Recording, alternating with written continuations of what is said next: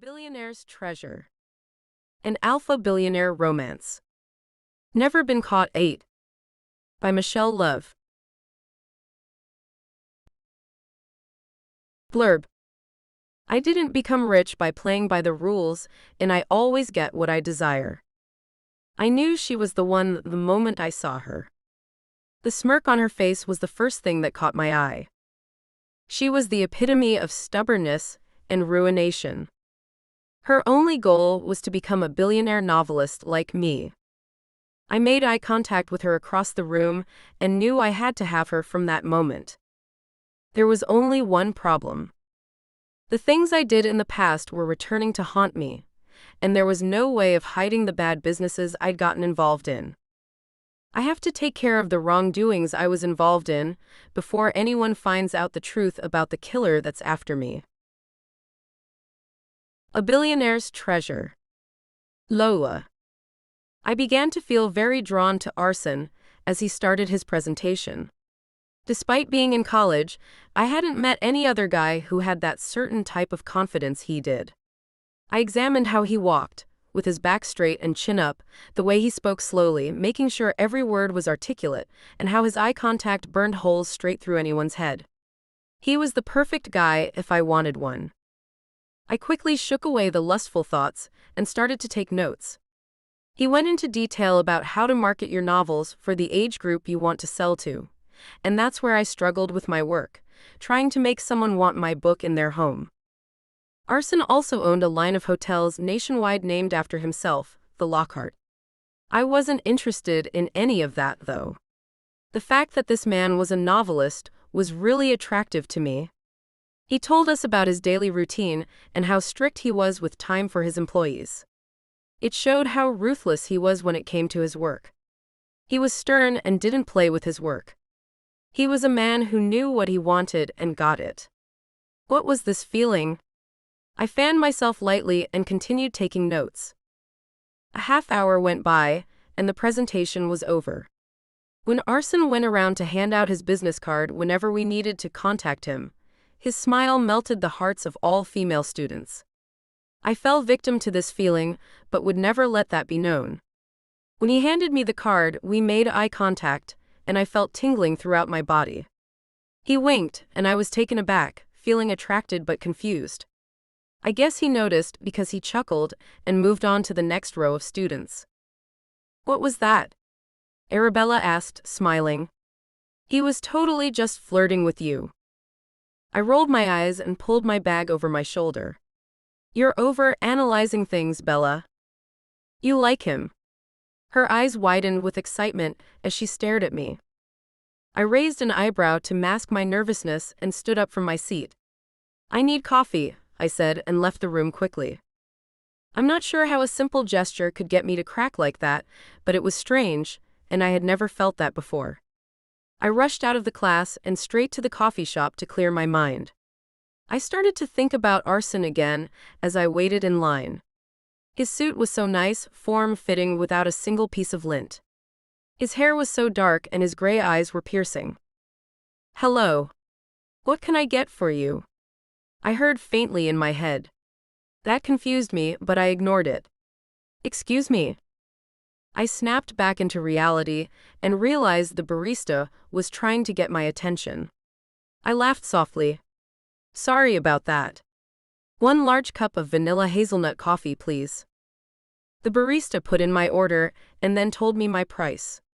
I heard a familiar voice as I looked through my bag for my wallet. "I've got it, and add another large coffee." "Black." I saw a man extend his arm, handing the barista a black card. Her eyes lit up at seeing him, and my body tensed up. All of my feelings from just 10 minutes ago came rushing back when I turned to see Arson standing next to me with a smirk on his face. "You didn't," I spoke lightly, then cleared my throat. "You didn't have to." "I wanted to, so I did." He chuckled and took his coffee from the barista, and I did the same. "Let's talk." My eyes widened, and he chuckled again and walked away to a table in the corner. Taking a deep breath, I followed him to the table and sat in front of him. "You're not afraid?" I asked. "Of?" He furrowed his eyebrows. Being out in public without some sort of bodyguard or protection. You know, being a billionaire and all. I took a sip of my coffee and almost moaned as the warm liquid rushed down through my chest. I have nothing to be scared of. He trailed off, not knowing my name. Lola, I stated simply and stuck my hand out to shake his. He grabbed my hand and placed a kiss on it. I heard a girl gasp from the table behind us, and I rolled my eyes. Too much? He asked, referring to the kiss. I shook my head in disagreement. Girls here are annoying sometimes, but why did you want to speak with me? He smiled and took a sip of his coffee. He licked his lips, and that made my stomach full of butterflies. I saw you taking notes, and I wanted to ask you what you thought about my seminar. Arson Lockhart cares what I think? I questioned and smiled lightly. I do. He smiled and drank more of his coffee. So tell me, Lola, what did you think? I really admire how hardworking and dedicated you are. I pushed my hair back behind my ear. Actually, can I interview you the next time you're available? Sure. What will this interview be about? He leaned back in his seat and crossed his hands. You, and what made you want to become a novelist? I stared into his eyes as he nodded. I should be free next Tuesday around 3. I'll tell my assistant. Don't be late, Lola. And with that, he stood from his seat and left. I just sat there, not knowing what to do really. I was confused about why he decided to leave so abruptly, but after a few minutes, I shook away the thought and went on about my day. I grabbed my coffee and returned to my suite, which I shared with Annabella. When I arrived, she was sitting on the couch, waiting for me with a smile. Why are you looking at me like that? I chuckled and took off my jacket, hanging it on the coat rack. I saw you and Mr. Lockhart at the coffee shop. You totally have a thing for him, Lola. I plopped down on the couch beside her and kicked off my shoes. Why do you think I have a thing for him? We only spoke for like 5 minutes. I pulled my feet up and looked over at her. That's the reason, Lola. You never give any guy, I cut her off. He's not a guy. He's a man. So what if I talk to him? That doesn't mean I like him. You never give any guy or man the attention to even have a 5-minute conversation. You're a high and by type of girl, Annabella smiled. It's good that you say you don't like him, because he's too old for you anyway. Too old? I thought to myself. I'm a grown woman. I can date anyone I want, however old. I mentally rolled my eyes and flashed Annabella a fake small smile. Yeah. I guess you're right. 3 days of normal activities went by, and it was finally Tuesday. For some reason, I wanted to wear something that would catch his eye, so I decided on a black button-down, a black skirt that hugged my waist and hips, and a pair of red heels. I did my makeup neutral with a bold, dark brown lips. I straightened my hair and smiled at myself in the mirror. If this look didn't grab his attention, I didn't know what would. When I walked out of the bathroom, Annabelle's mouth dropped. Where are you going? You look so hot. My interview with Arson is today. I smiled and grabbed my bag from the couch. See you later, babes. I could feel her watching me in disbelief as I left, but I shrugged it off. As I walked toward my car, many guys looked my way or tried to talk to me, but I only wanted Arson's attention. I hadn't been interested in a guy since I'd been in college, so developing feelings for someone was new to me, like learning how to walk again. I pulled up to his office. It was a place I had always seen but had never thought to research, since this wasn't where I was from. When I walked through the huge glass doors, my heels clicked against the marble floors. That sound made me feel bold for some reason and helped me stay focused. I was here for an interview, not to fall into the arms of Arson Lockhart. The walls had big, beautiful paintings on each wall. The Lockhart was written on the wall behind the front desk. Although it was a big building, I felt as if I belonged. Like this was the place I needed to be.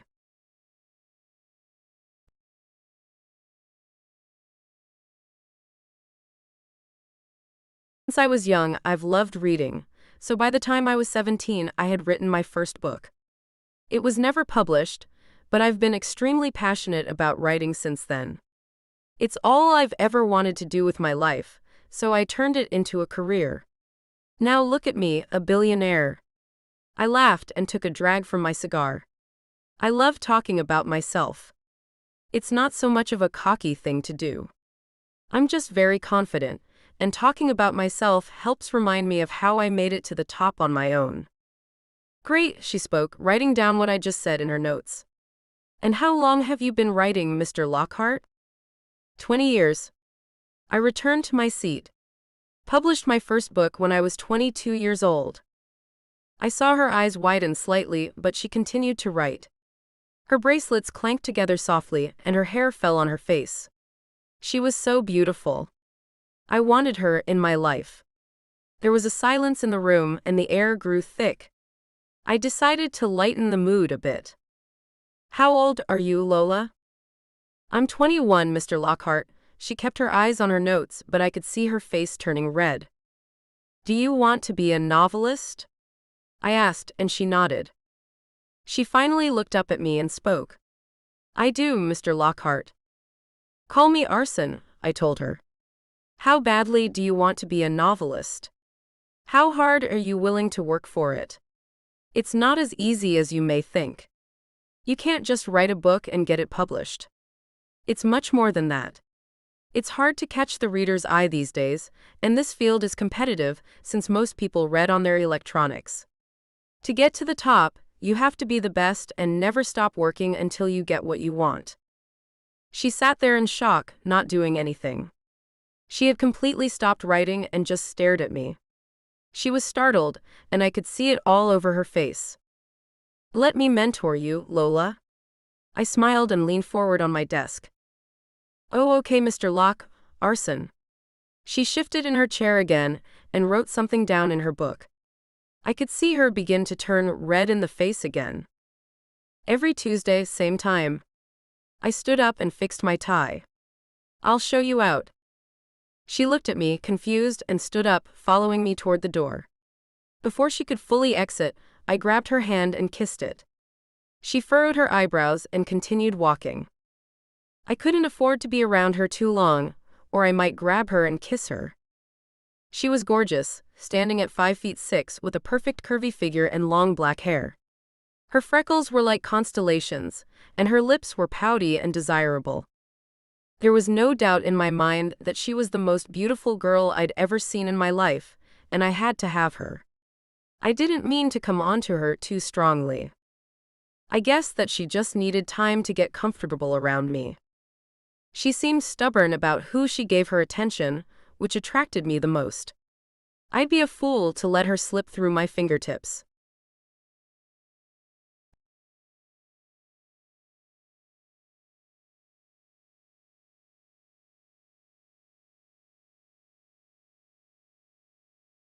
Lola. He did it again. Cutting our meetings off short, as if there wasn't work that needed to be done. I rolled my eyes at the thought of it and got in my car. I didn't understand him. The interview went well, until he just went on a rampage about what it was like being a novelist. I appreciated the advice, I really did, but I didn't expect all of that at that very moment. I didn't expect the kiss he left on my hand before leaving. Although that was a very interesting experience, I am happy that he asked to be my mentor. I needed someone like him to help me get where I needed to be. The only problem with that plan will be trying to focus on my work with him breathing down the side of my neck. I felt like I would melt right in his office, but showing extreme affection too early with a guy can turn him off or give him the leverage to use you. When I returned to my suite, I thought of ways to avoid Annabella, but luckily she wasn't there. All I could do was lie in bed and think of Arson. I hadn't felt the weight of a crush in years, and it made me feel like an irresponsible schoolgirl again. There was just something about the way he talked. His voice almost struck fear into my heart. Those bold eyes and pink lips. That slender body in that dark suit. I felt myself getting hot and breathing heavily, so I had to take my mind off the thought of him quickly. I rolled over on my side and pulled my laptop onto my bed. I opened it, and the last piece of writing I was working on appeared on the screen. It was titled Daisies and Apricot. It was a short story I had written about my past lover, who always brought me daisies and apricot-scented body scrubs. As I read over it, I thought that I would come across some similarities between my ex-boyfriend and Arson to give me a little hint as to why I was so attracted to him, but that wasn't the case. Arson was the exact opposite. He was challenging. All of my past boyfriends were very sweet and submissive. Their personalities fit so well with my dominant behavior. They all fell to my knees when they saw me, but Arson Lockhart was different. He saw me and felt attracted, but he didn't fall to my knees like the rest of them. He remained strong and determined. That's what attracted me the most about him. I was so used to being around childish little boys that I thought being over 18 made them real men, but Arson was a real man. Strong, hardworking, dedicated, and stern, all while being confident. He had everything he wanted in the palm of his hand, and he could control people however he pleased. Except for me, of course. I liked him too, but I wasn't that easy. I was a tough cookie who took a while to be cracked, so if he thought he could have me falling to my knees in a couple of days, he had another thing coming. I smiled, closing my laptop and putting it on my bedside table.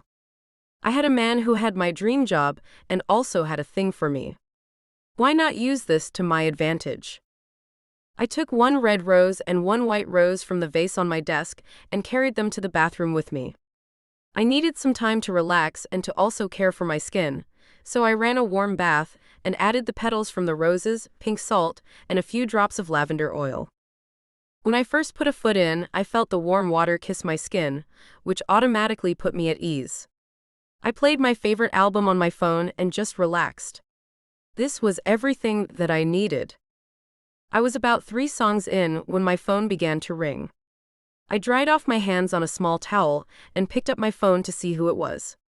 My eyes widened at the name on the screen. Arson Lockhart. What was he doing calling me after our meeting? Hopefully, it was to tell me why he ended our session so quickly. I hesitated a little, then answered. For some reason, hearing his deep voice on the other line felt really good. Hello, Lola, he spoke, not saying anything else. Hello, Arson. Is there anything I can help you with? I'm trying out this new restaurant tonight, and I want you to come with me. Well, Mr. Lockhart, He cut me off. I'll pay for everything, and you can ask me any other questions you were going to ask earlier today. I guess dinner wouldn't hurt. I trailed off and sat up in the tub. It wouldn't, so I'll pick you up at 7:30. I'm wearing a navy blue suit, so work around that. And before I could even get a word out, he hung up. I guessed I was going on a date. I sat there genuinely confused and turned on, but I quickly shook off the thought and began to wash off. When I returned to my room, I looked in my closet and thought, what do you wear on a date with a billionaire? I had to look like arm candy. Arson Lockhart wouldn't just go out with any girl. It was 6:30, so I just laid out my clothes and started on something else to pass the time. I decided on a simple black dress that hugged my curves, with a pair of heels. I straightened my hair and put on light makeup, but I wore bold red lips. Where are you going tonight? I heard Annabella speak from the door. Out, I replied simply. Yeah, sure, Lola. Have fun with Mr. Billionaire. She chuckled and walked away. I didn't know what upset her about my going out with an older man, but I was a grown woman. If I wanted to date someone much older, I had every right to. I rolled my eyes at her remark and walked to the bed to slip on my dress. I felt so beautiful with it on. I never wore it because my mind was too focused on my studies to go on dates. All my life consisted of was writing. I remember that when I was around 18 or 19, I knew how to balance being a party girl and still getting everything done that I needed to do. That, sadly, wasn't enough for me, though. I wasn't reaching as much success as I wanted, so I completely cut out partying and having fun at the age of 20, and here I am today. I was 21 years old and had butterflies before going on a date. There was nothing wrong with that. I just always thought life would turn out differently for me. That may be why I was so open with Arson. It might not seem like it on his end, but I didn't usually give guys the time of day, so he was lucky. I felt he could be that missing excitement I needed in my life. I was just so used to being by myself, without any distractions. I wasn't sure if a relationship was what I needed right now, but I was willing to try it out. My phone lit up, showing a text from Arson. It said he was outside, and his driver was waiting for me. I laughed a little and slid on my shoes. I didn't even know why I expected a billionaire to drive himself to a restaurant. I made it outside and saw the driver open the back door. I kindly thanked him and got inside. Arson sat, watching me get in the car with a smile on his face. His teeth were the whitest I'd ever seen. All of his teeth were so perfectly straight that it was mesmerizing. "You look stunning," he spoke. "Thank you. You look good as well, Arson." I blushed slightly. The ride there was lovely. I saw the view of downtown at night while music played softly in the background. The air was fresh while blowing through my hair. I felt like my 19-year-old self again. I heard a chuckle and turned to see Arson watching me. "Having fun there?" He smiled. And for the first time, I smiled back. "I am. I'm feeling a bit nostalgic." "I understand." He nodded. "Go out with me more often, and you could feel this all of the time." The smirk on his face made my stomach drop. As pleasing as that offer sounds, I'll have to see how the rest of the night goes before I make a decision. He shrugged with a smirk on his face and turned to face the window as we pulled up to the front of the restaurant. I waited for the driver to open my door and thanked him after. I looked up at the big, white letters. "The Crystal Room," Arson spoke, reading my mind. He grabbed my hand, causing me to tense up and pull my hand away. "It's okay, Lola. I don't bite." I nodded, and he grabbed my hand. "At least not too hard," I heard him mumble as we walked in.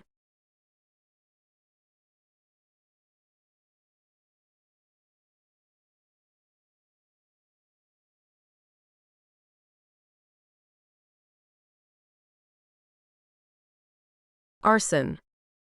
I watched as her body moved swiftly in that dress. She was the most gorgeous girl I'd ever laid eyes on. I liked a woman with curves, long hair, and an attitude.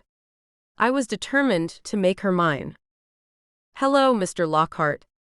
Your table is this way." We followed the waitress to our secluded table upstairs on the balcony and took our seats.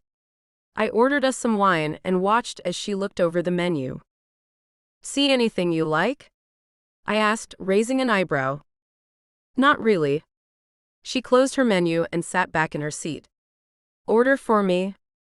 I smirked and looked at the waitress, who had begun pouring our wine into our glasses.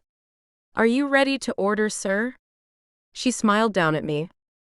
"We are," Lola stated loudly. The waitress jumped at Lola's stern voice, and I chuckled. She clearly wasn't expecting her to be that bold. Lola seemed a bit protective over me, but I liked it.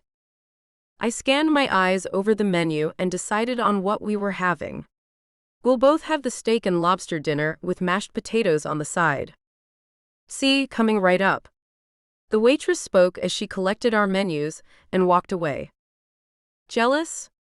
I asked Lola as I took a sip of my wine. "I could never be jealous, sweetheart. Look at me." She smiled and took a sip of her wine as well. "I just don't like being disrespected. I deserve just as much respect as you do." That turned me on, the way she thought so highly of herself. I just wanted to tear that little piece of fabric right off, but I had respect for her. A strong, beautiful woman like herself took time and patience, but I was sure I'd get her to crack soon. "I want to know more about you, Lola. Have you always wanted to be a novelist?" I folded both hands together and leaned back in my seat. Since I was about 7, I knew I wanted to write. Every other day, I'd try to write a new story or start reading a new book to get inspired. My life revolved around it. She took another sip of her wine and licked a drop off her bottom lip. There was never anything else you wanted to do. I raised an eyebrow. She nodded. There were, and I did them. I took ballet for a couple of years, I used to sketch, and I'm a pretty amazing cook. I also wanted to be a chef, but those just became hobbies over the years. I knew I wanted writing to be my career. Ballet, huh? I smiled. Explains why you have such strong and beautiful legs. I'd love you to taste your cooking one day, since you've bragged about your talents. You'd be amazed. She smiled and ran her finger around the brim of her glass. This wine is amazing. So smooth and opulent. You want a bottle to take home? I asked. I sure do. She smiled widely. Thank you. Just then, the waitress came back with our plates. The food looked delicious, almost as delicious as Lola. Usually, the girls I dated would light up at the expensive meal before them, but it was like she was completely used to this. Has she dated rich, older men before? I shook the thought and asked the waitress for another bottle to take back home. She politely told me she'd wrap it and put it in a bag for us. I nodded and turned my attention back to Lola, who was cutting into her steak. Seeing the fork slide between her lips after a bite made me hot. Is the night going well for you? I asked, staring into her eyes. Wonderful, she stated with a smile and continued to eat. Maybe we could do this again tomorrow night. Sounds lovely, Arson, but I'd like the next time we see each other to be at our next meeting. She poured herself another glass of wine. I have a lot of work to do, and I would love to be undistracted. Oh. I cleared my throat. I'd never been turned down. I was starting to wonder if she even liked me. I began eating my food. I would like to do this again, though. She smiled and continued eating. Then we shall. I wiped my mouth clean and smirked. Arson Lockhart, I am going to murder you, a woman screamed as she ran towards me. She began hitting me, yelling that I had killed her husband and ruined her family. Lola was shocked, but managed to pull the lady off, while workers rushed over to see what all the commotion was. I dialed my driver's number and told him to be out front of the restaurant immediately. I'm so sorry, Mr. Lockhart. A random woman said to me as she tried to clean off the food that the woman had spilled on my clothes while going crazy. I'm the manager, and I'm not sure why this would happen. You should work on your establishment if you're going to let crazy people like that inside a place like this. I looked at her, then over at Lola, who took the extra bottle of wine from the waitress. I quickly grabbed her free hand and dragged her out of there. We quickly got inside of the car, and the driver sped off. What was all of that about? Lola asked. I have no idea. I've never seen that woman a day in my life. I shrugged and turned to look out of the window. I knew exactly who that woman and her husband were, but that was none of her business. I heard her sigh deeply and adjust herself to face the window. She probably didn't want to go out with me again, but I would make sure that she did. Lola. That was one of the weirdest things I'd ever encountered, and the fact that Arson knew absolutely nothing about the situation seemed very fishy to me. I loved the feeling of being taken out and shown off, but not if things like that were going to be happening. I wondered if he was hiding something. Why do you think she'd do that? Throw an entire fit in front of everyone, claiming that she'd want to kill you in a public restaurant, and why would she accuse you of killing her husband? I unlocked my phone to text Annabella to tell her that I was coming home and didn't have my key. Simply because I am a billionaire, Lola. People will do anything to get their hands on my money, even if that means accusing me of false crimes. I don't even have the time to kill some random man. He scoffed. I guess you're right, I agreed and looked out the window the entire ride back. When we pulled up to my dorm, I called Annabella, but there was no reply. "Let me walk you to your door," Arson offered with a smile. "No, it's okay. I've got it." I laughed slightly and proceeded to step out of the car until I felt him pulling me back by my hand. "What? Do you think I'm going to murder you or something?" He smirked, staring me directly in the eyes, and I felt my body go entirely numb. His voice sounded so chilling, more serious than playful. No, you can walk me there," I said quickly, pulling my hand away and getting out of the car. I was in such a blank state of mind that I forgot to thank the driver. "Here's your wine," Arson said, walking around the car and handing me the bag. I nodded slightly, then led him to the building and my door. I knocked a few times, but there was no answer. I tried calling a few times, but there was still no answer. "You're always welcome to stay with me for the night," Arson offered. There was a solid 10 seconds of silence before I even replied. I had to think seriously.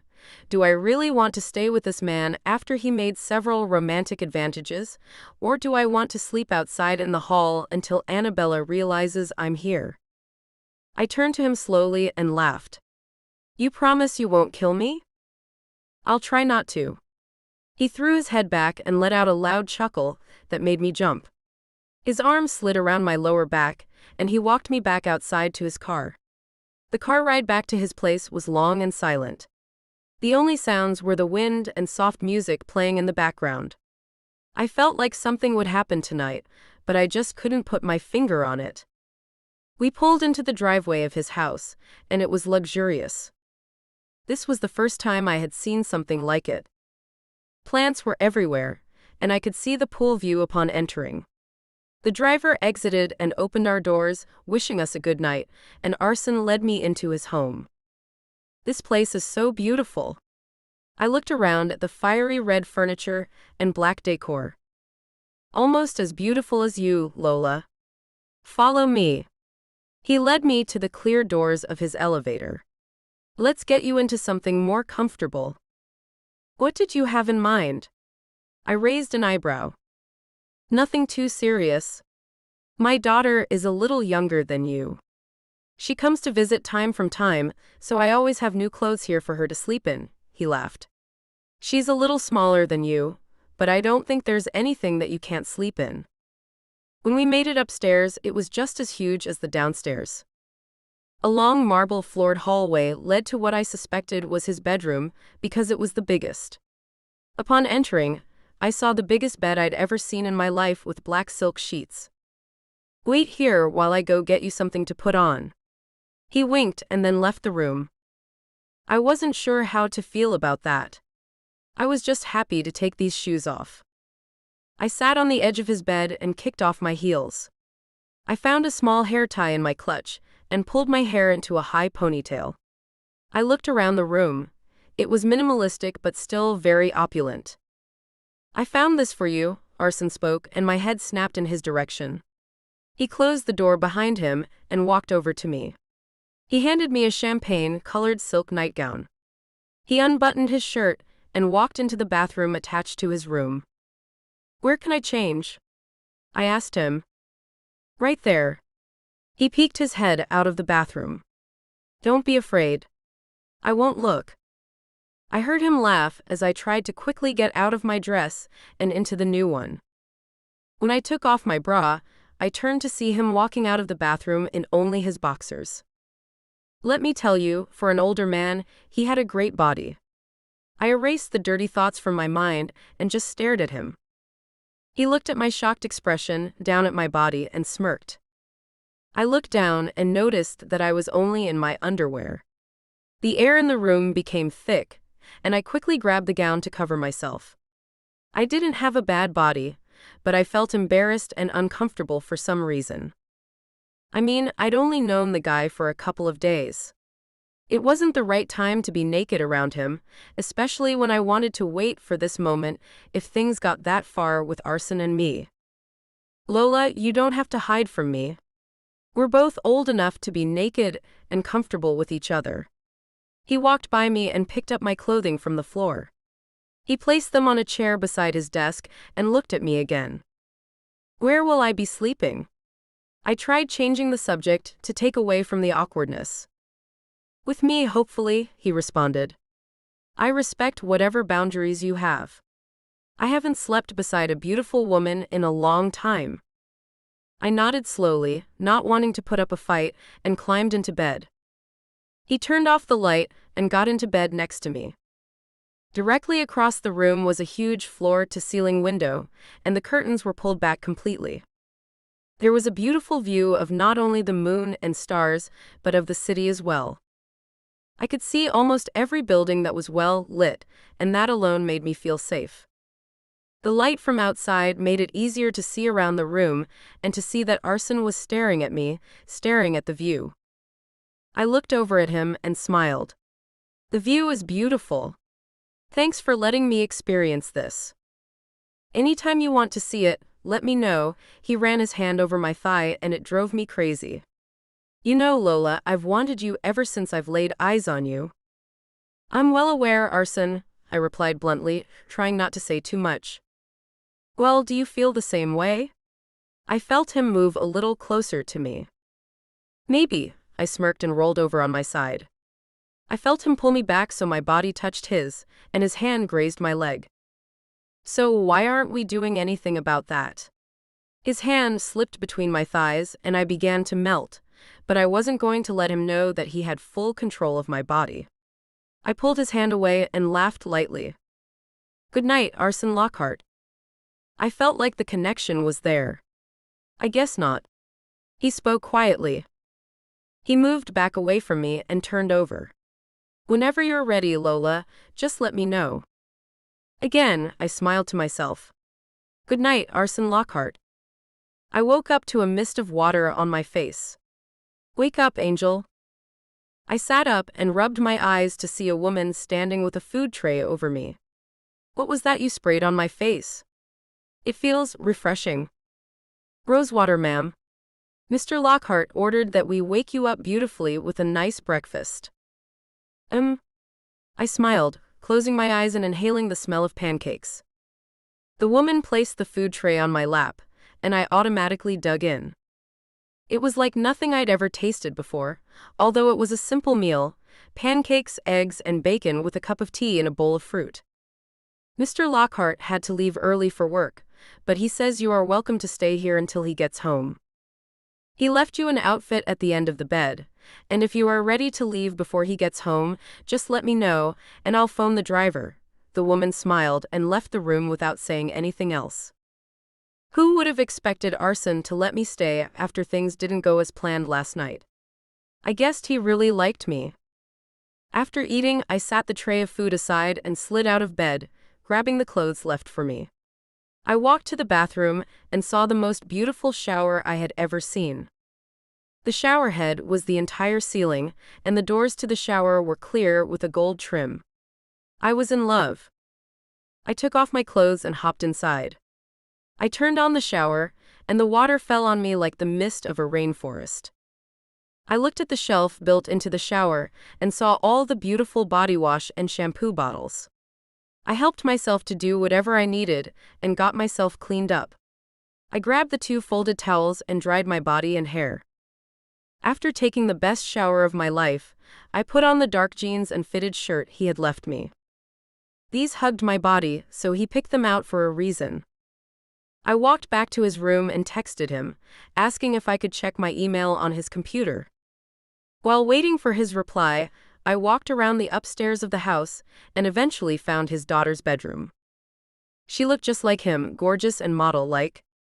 I saw why her clothes were too tight on me. She looked around 17 or 18.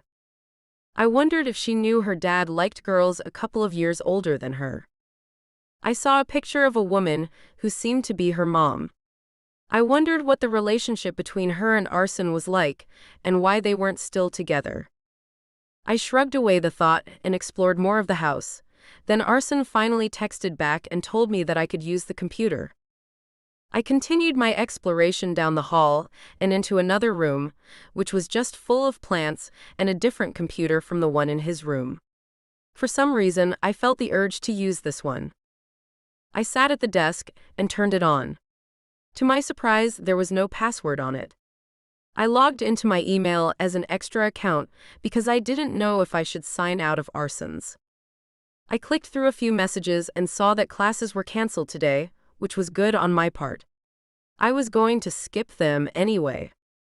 I felt tempted to switch over to Arson's account and see what an actual novelist's inbox consisted of. So I did it. I scrolled through several spam messages and emails for upcoming book events until I saw something interesting. A read message was titled, "I am going to kill you, Arson Lockhart." It reminded me of the crazy woman from the night before, so I opened it to see what it was about.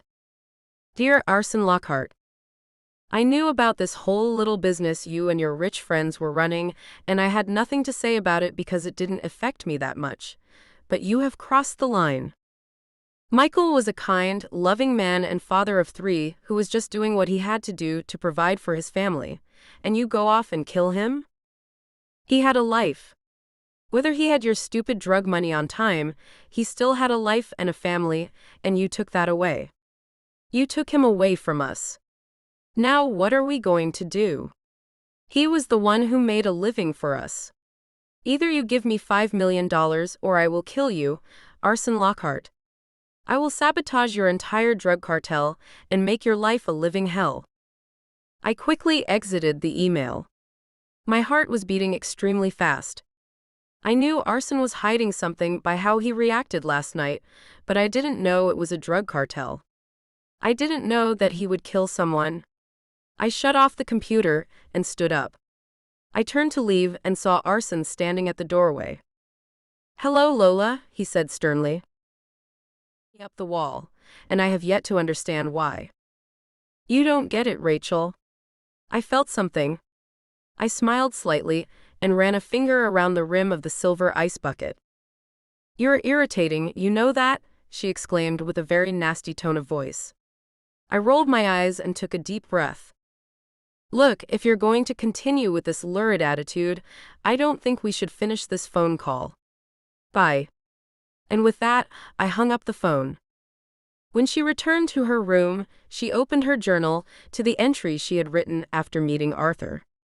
He was just a guy, and I was just a girl. No, wait, he was more than that. How could I devalue a soul with rich intellect and a consciousness that glows immensely to just a gender? Something so distant, something so man-made. I want to know your thoughts. I want to feel your vibrations.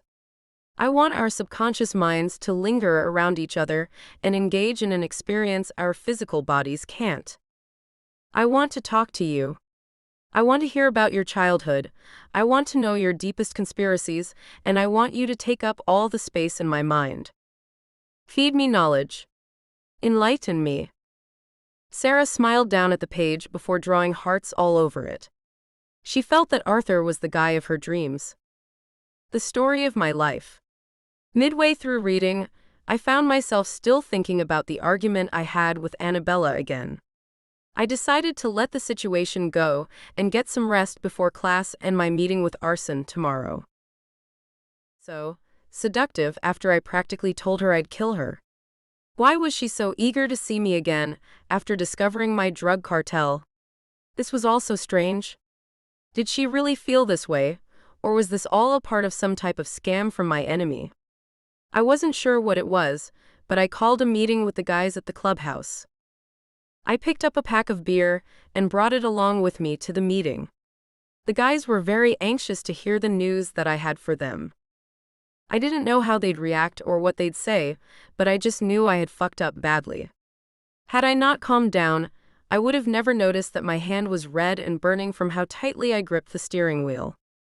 I can't believe that something like that even happened. How could I be so stupid to practically leave all my most important information out in the open? I just thought I'd be able to trust Lola enough not to do anything stupid like that, but my judgment was wrong. I started to think about how my entire empire could come crashing down if the world learned about this, and I became so angry that I just had to hurry inside before I lost my temper. In the clubhouse, the guys and I gathered around the table. They all took seats while I stood before them. I put my hands behind my back and cleared my throat. I was afraid to tell them the news, but I knew I had to be strong before them. My team would never do anything to me. I had never told them news like this before, so it was a new experience for me. This could also spark a new emotion I had never seen in them. How easy could it really be to break news like this to them? How could I tell them our future lives were in danger? Alright guys, here's the bad news. They all sighed and threw up their arms in anger. I know. Bad news is a rare thing around here, but we are in serious trouble now. What kind of trouble, boss? Pete, one of the members, asked. So, there's this girl I met after doing a seminar at her school a couple of days ago, and she's gorgeous. I mean, the most beautiful girl I have ever seen. I took a deep breath and continued. To make a long story short, we went on a date, and she came home with me. I let her stay in my home while I was at work today. Well, why would you do that, boss? David, another member, said. Don't ask. Anyway, I caught her going through my email, and she found out about this drug cartel. I shook my head and took a deep breath, waiting for their response. All of the men gasped and looked around at each other. I could see the anger in their faces, but also the worry. A couple of men started discussing what could go wrong if anyone else found out, and it felt like the world's weight came crashing down on my shoulders. I knew that I had really messed up. What are we going to do about this? What are we going to do to the girl? No one can find out about this. Pete sounded confused, looking around at all of us. I say we kill the girl. If she isn't that popular around the school, or a nobody in general, there should be no problem if she dies. Right? One of the other members spoke. The group waited in silence for my response. Kill her? I think we've killed enough people already, I said, covering that I wanted to save her life because of my feelings towards her. Plus, there's something really special about this girl. You like her or something? Pete asked. That's beside the point here, Pete. I say you kidnap the girl. There's like a week left in school, right? Kidnap the girl and no one at the school will come looking for her because it's the summertime, David said. There's no point in killing the girl when you can use her to work for you. I ran my index finger and thumb over my chin. Sounds like a pretty cool idea. All the guys simultaneously agreed that that would be the best option, and we began planning it out.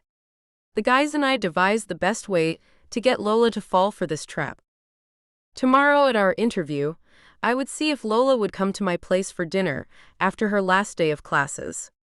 Then I would explain to her that she would stay and work for me until everything was settled between us. Hopefully, some other things would happen between us, but I'd save that for later. Lola.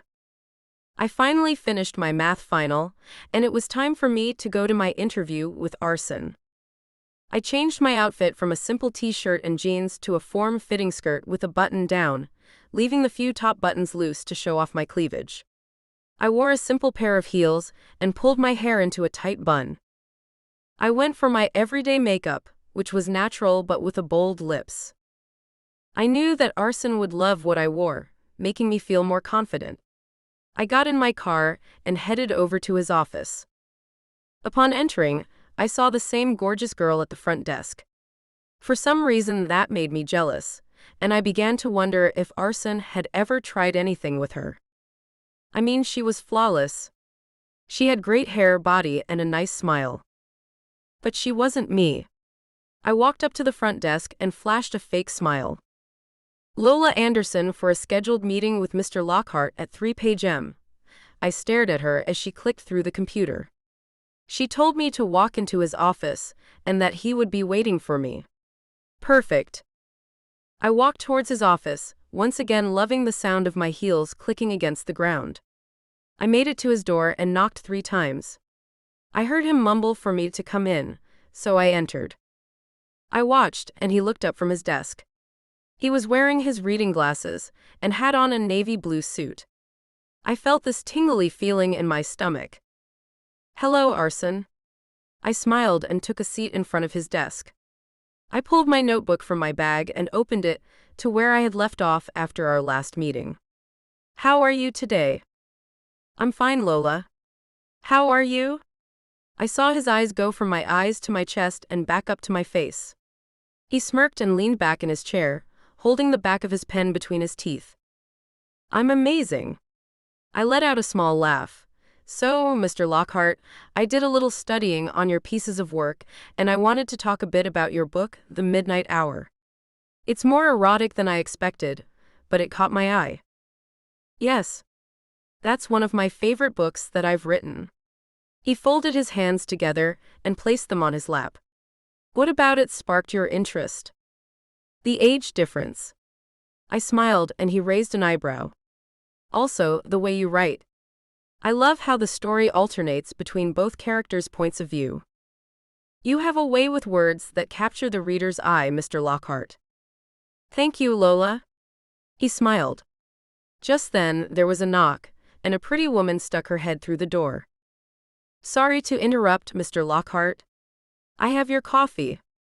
She walked in wearing an outfit similar to mine. She placed his coffee on the desk and flashed a sly smile. Have a nice day, Mr. Lockhart. Arson smirked and watched her as she left. I raised an eyebrow in slight jealousy and cleared my throat. I should make myself a bit more comfortable. I pulled my hair from its bun and let it fall over my shoulders. Arson's eyes widened at the sight, and I knew I had him back in the position I wanted him. Now. I smiled. What inspired you to write The Midnight Hour? My attraction to women like you inspired me, Lola. He chuckled. My dominant traits inspired that book as well. My attraction to men like you makes me want to read your story 1,000,000 times. I laughed and began writing in my notes. Tell me about your favorite book, Arson. Well, for starters, I'll tell you the book's name. It's Can't Buy Love by Nicholas Hunter. He spoke, and I jotted this down as fast as I could before he could continue to explain what it was about. It was the very first book I bought from the college's school store. I'd heard a slight buzz about it around town and decided to check it out. I smiled softly and sat back in my seat, waiting for him to go further in detail. It was about a boy who had always dreamed of having as much money as he needed to buy whatever he wanted, and he achieved that goal. But here's the twist. By having so much money, he attracted all the wrong types of people to have friendships or relationships with. He learned that money can't buy love, and though it can buy you materialistic things, it can't bring you deep, rooted and eternal happiness. He smiled and watched as I copied that down into my notes. That's really beautiful. I'll definitely have to check that out. I have a copy I could lend you one day, he offered. Wow, that'd be amazing. Thanks, Arson. I blushed slightly. He checked his watch and looked at me. Well, Lola, I'm sorry to cut this short, but I have a meeting to attend. He sat up and took a sip of his coffee. Oh, all right, I said, making the disappointment in my voice clear. I began putting my notebook in my bag and rolled my eyes at how awkwardly short that was. Arson stood from his seat and grabbed my hand as he walked from around his desk to walk me to the door. Now listen. He backed me into the door. I began breathing heavily from how close he was. I stared into his eyes and he smiled. I have a very busy schedule this week, so I don't need you popping up with any interviews anytime soon.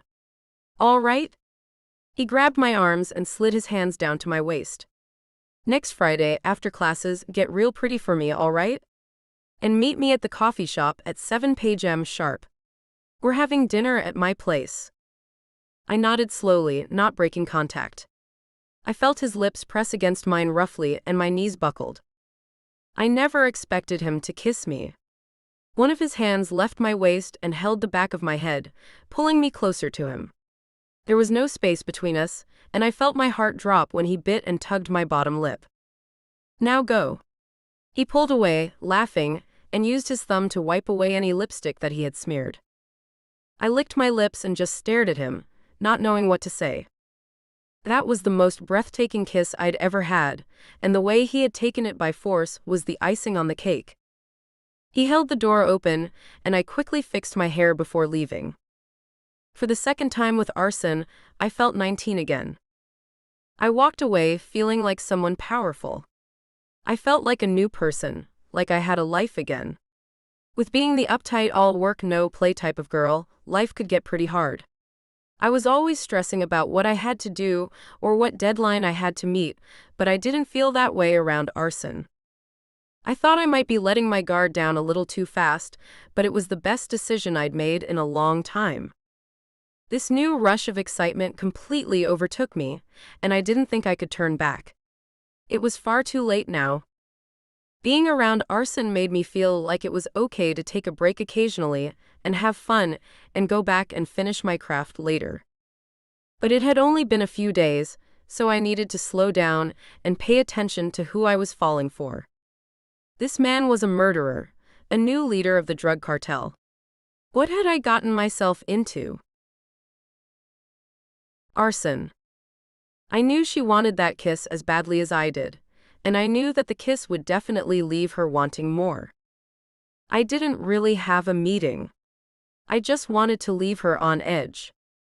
I knew that even the strongest, most independent girl couldn't hold herself back. I knew my magic, and it only took a couple of days. I chuckled and walked back to my desk, taking a sip of my coffee while looking out the window's view. I had everything I wanted in the palm of my hand. Lola made me feel young again. Being around her took me back to when I was around her age and just starting to discover what love was all about. That was a time when I was wild and adventurous. I had a lot of downtime and could really be myself without any consequences. That's why being with her was such a valuable time for me. I felt she was really the one for me, which hurt me so much that she would betray me. I thought that if her feelings were almost the same as mine, she would at least respect my privacy. Whether my email was left open or not, it wasn't her place to look inside. That whole situation angered me so much, but I couldn't force myself to be over the top upset with her. I knew that showing extreme anger toward her would make me uncomfortable, and I couldn't bring myself to hurt her that much. My phone began to ring, disrupting my thoughts and making me slightly irritated. It was a call from David. I answered quickly because it was rare for David to call me in the middle of the day. "Boss, you're not going to like this." His voice sounded frantic, and I almost didn't want to hear what he was going to say. "What is it?" I kept my calm, panicking just as much as he was going to help nothing at that moment. "That lady who has been chasing you down for years says she's coming after the girl, and it's not going to be pretty." "The girl? What girl?" I asked in confusion. "The one you went out with the other night, you know? The one who found out about us," he said. There was silence on the phone after that, as I took a minute to think. "How'd you figure that out?" I asked. "She sent me an email from her husband's account that he had with us and said these words exactly. 'Dear David and crew.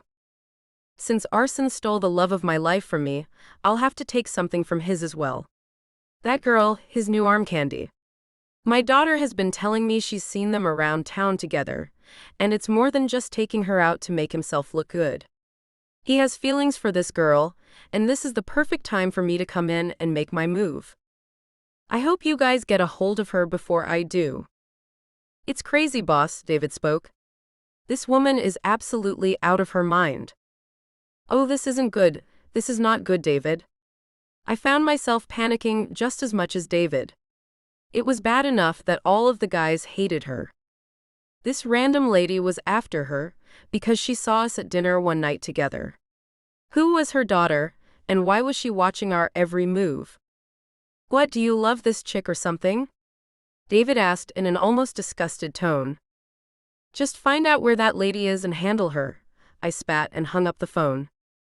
Love? PSSH, whatever. I was fond of her, but I was most certain I didn't love someone I barely knew. My jaw clenched and I stormed out of my office. Maybe I did love her, but how? I've barely known her for that long. How could these feelings for her be so strong? I decided I was going to go home early. After taking my keys from the assistant, I made my way out to my car. Hopefully, the ride back to my place would calm me down. I turned on some soothing music and took in the city's beauty. I inhaled the fresh air that blew through the window as I drove up the driveway of my home. When I made it inside, I completely ignored the workers there for the weekly cleaning and went straight to my bedroom. I took off my shirt and tossed myself back onto the bed, feeling more comfortable than I expected. I began to think about Lola and how much her personality reminded me of my ex-wife. Yes, the shy and innocent girls were fun to toy around with now and then, but the open and hardworking ones were the type of girls I'd considered being with. My ex-wife was a lawyer and very loud and opinionated. We met at a convention for young innovators in our early 20s and fell in love. We had an unbreakable bond until our first daughter was born 2 years later. She became a different person, and I knew that being a mother and raising a child could change you somehow, but she didn't even try to do anything the same anymore. She completely shut me out when we were supposed to be a family. Where she crossed the line was when she cheated on me. It would have made sense for me to be the one who cheated, since women had been throwing themselves at me since my ex-wife and I met, but no. She fell in love with someone new, and I always beat myself up about that in the back of my mind. I wondered what he did for her that I hadn't, or what I had done wrong in general. Everyone told me it was all her, but I felt I had some responsibility for that. Being around Lola brought back those feelings that I had with my ex-wife, and that's another reason why I couldn't bear to be around her for so long. I didn't want to fall for the wrong person, thinking I could get back what I used to have. I guess that kidnapping her next Friday would help me find out if she was the one. "Hey boss. I just got a call, and you're not going to like this," one of the members in the back spoke up. "What's up?" I asked, not ready to hear what other bad news had to be stacked on top of the situation. "Ronnie, down at the harbor, says the new guy got away with a couple of boxes of the drugs. He says he didn't notice a few boxes missing until the car was speeding off, and he saw them in the back seat." "What fucking new guy? I didn't hire anyone new. It should only be the 5 men I originally sent down there." I slammed my hands on the desk. We let some random get away with a few boxes of our product? I couldn't believe this was happening. First, my life's in danger because an outsider knows my illegal source of income, and now a large amount of my product has been stolen. I picked up a bottle of beer and launched it across the room. It shattered as it hit the wall, and beer went everywhere. "Clean this fucking mess up," I spat. "And come up with how we'll find this son of a bitch by morning, or things aren't going to be pretty." Lola. Great. I spent an entire week without arson after he kissed me like that. I laid in my bed, staring up at the ceiling. I had no classes or finals to take that day, so I had nothing better to do. I sat up, grabbed my laptop from my bedside table, and opened it quickly. I thought, what better to do right than continue to read where I left off from Arson's book, The Midnight Hour. I began reading from page 36. The main character, Arthur, had just awakened from a long, steamy night with his lover. It was like Arson described his character's feelings almost as if they were his own. Have you ever looked at someone? Like really looked at them? Did you take a minute to admire the beauty that lies upon them? I have. I do it every day. Looking at Sarah is a pleasant moment I experience every day. Taking even the slightest second of the day to admire her inspires me so much. She's so deep, rooted into my poetry, that I could write about my love for anything in the world and still find a way to reference my feelings for her. She and I are meant for each other. I know this because our souls vibrate on a higher level together. Without her, I would probably be an old man down in the dumps every day because I haven't found my true love. My favorite part of the day is watching her. She's my favorite movie. I like how she lotions her legs, mimicking rich and fancy women. I love the way she laughs at the littlest things I do. I love the crinkle in her nose when she giggles, and most of all, I love how she loves me. Despite the age difference, she and I truly love each other. And no, we aren't accepted in society, but we will continue to let our love grow strong. We're both grown and consenting adults, and we should be able to love each other without any judgment. Sadly, this isn't how the world works. Fuck what the world thinks. I am in love with Sarah Hughes, and nothing will change that. The way she moves when she dances, the look on her face when I tell her she's beautiful, and how she's so carefree with whatever she's doing. And that's why I'm writing this right now, because my feelings for her are too strong for just a short, simple poem. She changed my life so much that there must be another way to show that I care for her. I love her, and I'll love her until I die. I sighed and smiled to myself. What if Arson thinks of me the same way Arthur thinks of Sarah? I must have said that aloud, because Annabella laughed loudly as I walked past my room. Yeah, right. She snickered as she walked down the hall. I quickly stood from my bed, tired of her attitude, and walked down the hall into her room where she'd just entered. And what exactly is your problem, Anna? You've had an attitude since I met Arson. Why can't you just be happy that I actually like someone? She turned her back to me and sat on her bed. You dumb, silly little girl. You're sleeping with the enemy. The enemy? What are you even talking about, Annabella? I asked, genuinely confused about what exactly she meant by Arson being the enemy. And I'm not sleeping with Arson. Let's make that clear. Wow, she scoffed. Some best friend you are. What, are you jealous? Of what? She laughed harshly. The fact that I'm out having fun without you? Or maybe even the fact that you can't hold on to a man, but now that I have one, it's rubbing you the wrong way. Is that it? You're trash, Lola. How could you say that to me? Are you really going to let some random man come between us? She screamed. We were now standing face to face, and she was on the verge of tears. I should ask you the same thing, since you've been acting as if I'm nothing to you since Arson and I met. If you don't remember one of the biggest things I've ever told you, things would be better off if we didn't talk anymore. But Anna, I'm so confused. What are you talking? Just go, Lola. She cut me off and I threw my hands up in defeat. Whatever, Annabella. I guess I'll see you around. I had no choice but to go back to my room, disappointed and confused. There I was, trying to resolve the issues between us, and she couldn't even tell me what was going on so I could fix it. Why did she believe Arson was the enemy? And what was the big thing she mentioned? A couple of days passed slowly but surely. Class after class, final after final, and I had to do it all on my own, without Annabella telling me that I'd do fine, or letting me know she'd be there for me. I felt empty. I tried making small talk with the other students and even the professors, but it just didn't feel right. I hadn't been alone like that in a long time. On the bright side, I had been working on my novel. It's based on a teenage girl without a care in the world. She goes by herself on an adventure through different states and learns many life lessons along the way.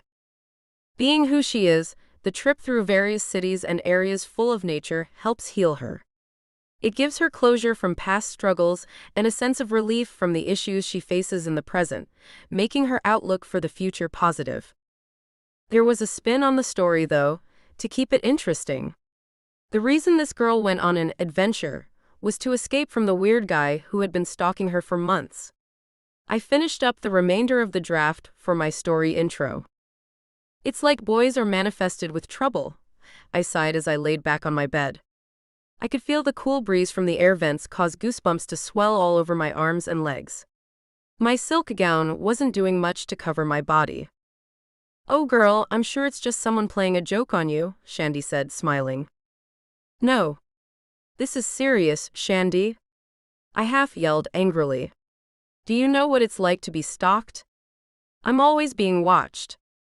It's scary, and it's getting in the way of my job, new relationships, and just everything in general. Shandy bit the inside of her cheek gently, and her eyes widened slightly. What are we going to do about this? I don't know. I closed my eyes tightly and took a deep breath. I really don't know. I just need to get away. It's all a big representation of who I am, who I used to be, and who I'm becoming. It's my life experience dramatized through a life I wish I lived, a life that I will live after my dreams of becoming a best-selling author come true. The way that Arsen's favorite book made him feel was exactly how my own novel made me feel. As though even if the character was fictional, there was still someone out there who I could connect to. I was often guilty of getting lost in my own writings. I would usually have had Annabella critique my writing, but after the situation between us, it was like living with a stranger. We didn't acknowledge each other anymore. The worst part about it all was that I was starting to see her hang out with a new group of friends. I just wanted to know where we went wrong. I let my English professor look over my work instead. She gave me a couple of pointers on how to go about writing certain things and just scanned through a few of the pages that I had already written. But overall, she said it was a pretty cool story. The words pretty cool made me uncomfortable. I didn't want my story to be seen as pretty cool, but rather spontaneous, refreshing, or life-changing. Random thoughts of how my work could possibly not make it far in the writing business flooded my head. I knew that I was a great writer, but the weight of everything happening, plus the compliment I had just received from my teacher, made me think otherwise. I knew there had to be a way to get myself back on track. I shook the negative thoughts from my head and started to walk back to my room from class. As I approached the building, I spotted the lady who had attacked Arsen at the restaurant. She was leaving the building that I lived in, and seeing her in broad daylight, she looked strangely familiar. I walked with my head down until she was out of sight so she wouldn't see me, and assumed it had something to do with Arsen murdering her husband. I started thinking about how messed up that situation was, and felt horrible. I couldn't imagine that happening to me or my family if I had one. I finally passed her without noticing and caught the elevator to my room. When I made it inside my suite, there were about 4 or 5 other people sitting on the couch watching TV. Anna was sitting in the middle of them. Seeing her doing something that we always did together with some random people made me feel less important, like this entire relationship actually ended over something that I wasn't completely aware of. I stormed into my room and lay out on my bed, burying my face into the pillow. I let out a muffled scream of frustration, then sat up straight. I just wanted everything to be back to normal. It had officially been an entire week since the kiss with Arsen and the argument with Annabella, and I hadn't talked to either of them since. I didn't talk to many other people on campus, so when it came time for me to rant about anything, I could only talk to myself. It felt like I was going crazy. It was definitely not fun being the only person I could talk to. I had just finished my last final of the school year and decided to get a cup of coffee to wake myself up. Everyone must have really been in a hurry to get home because the line for coffee wasn't as long or as slow as usual. The campus was almost empty. It was finally summer. I got a cup of coffee and a Danish. This was the only thing that had been able to put a real smile on my face for the last couple of days. The walk to and from the coffee shop, and the actual coffee itself, was what I needed to clear my mind from everything that had been going on lately. Though I felt pretty bored and alone, these were the moments that I needed to keep myself sane. It was always good to take the time to reassure yourself that everything would be all right and that you could always move forward in any problem as long as you worked hard enough. I took a seat on a bench next to a girl with sandy brown hair. I wanted to see if my attempt to make small talk would work because, quite frankly, I was tired of talking to myself. Hi. I looked over at her. I'm Lola. What's your name? Daisy. She smiled and looked over at me. I know who you are, Lola. I've always wanted to hang out with you. She laughed nervously. Why didn't you say anything? She just looked at me and I caught on. Let me guess. The email I sent to the entire school claiming I didn't need distractions from my work? You're right, she laughed. What made you want to talk to me? Just decided to be social for once. I smiled slightly. I thought it'd be cool actually to have fun once in a while. I understand, she spoke. So, do you have any plans for the summer? I asked. Well, yeah. There are tons of flyers going around for some upcoming parties and bonfires. She began pulling out pieces of folded paper from her bag. You can have these. I already have the information on my phone. Thanks, Daisy. I smiled big and put the flyers inside of my bag. A couple of friends and I are hosting a big end of the semester party event tomorrow. You should come out. She mimicked my smile. I'll definitely keep that in mind. I stood up and waved. See you around. Did I just make a friend? The end of my junior year of college, and I was finally making a friend other than Annabella. Why did this feel so great? Was it because I had found someone who could fill this empty part of me, or because I just missed the feeling of having multiple friends when I was younger? Who knows? I was just glad that I didn't have to be alone anymore. As soon as I got back into my room, my phone rang. It was Arson. After this long period of not speaking, I decided to call first. I answered and put the phone up to my ear slowly. Come over tonight. Those were the only words that he spoke. His voice was deeper and darker than usual. It sent chills up my spine. What time? I thought I was meeting you at the coffee shop. You know what, just come over now. Is there anything you need in particular, Arson? Stop talking and come over now, he demanded. I'd never been more attracted to him than I was at that very moment. He hung up the phone and I sat there speechless. I decided to slip into something more appealing. I took a quick shower and threw on a dress similar to the one I wore when we first went out, with fishnets and a pair of nude heels. Little did anyone know, I was hiding a beautiful set of red lace lingerie underneath. I put loose curls in my hair and wore no makeup, except for my favorite burgundy lipstick and a little mascara. I was sure I knew what he wanted, but I wasn't sure how I'd feel if things went a different way. The drive to his house felt like I was on top of the world. I was in my own car, blasting my favorite music, with the wind blowing in my hair. Once again, I was feeling like the 19-year-old me. I had a feeling that my life was about to take a turn that I never expected. This could be the start of something new. I pulled up to his house and parked off to the side.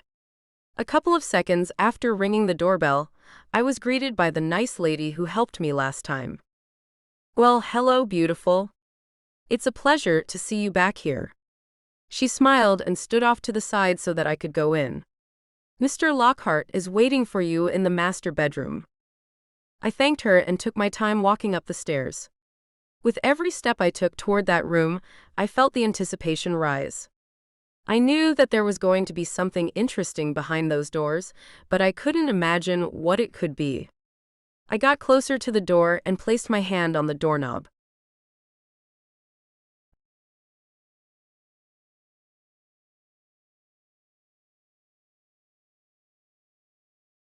Arson.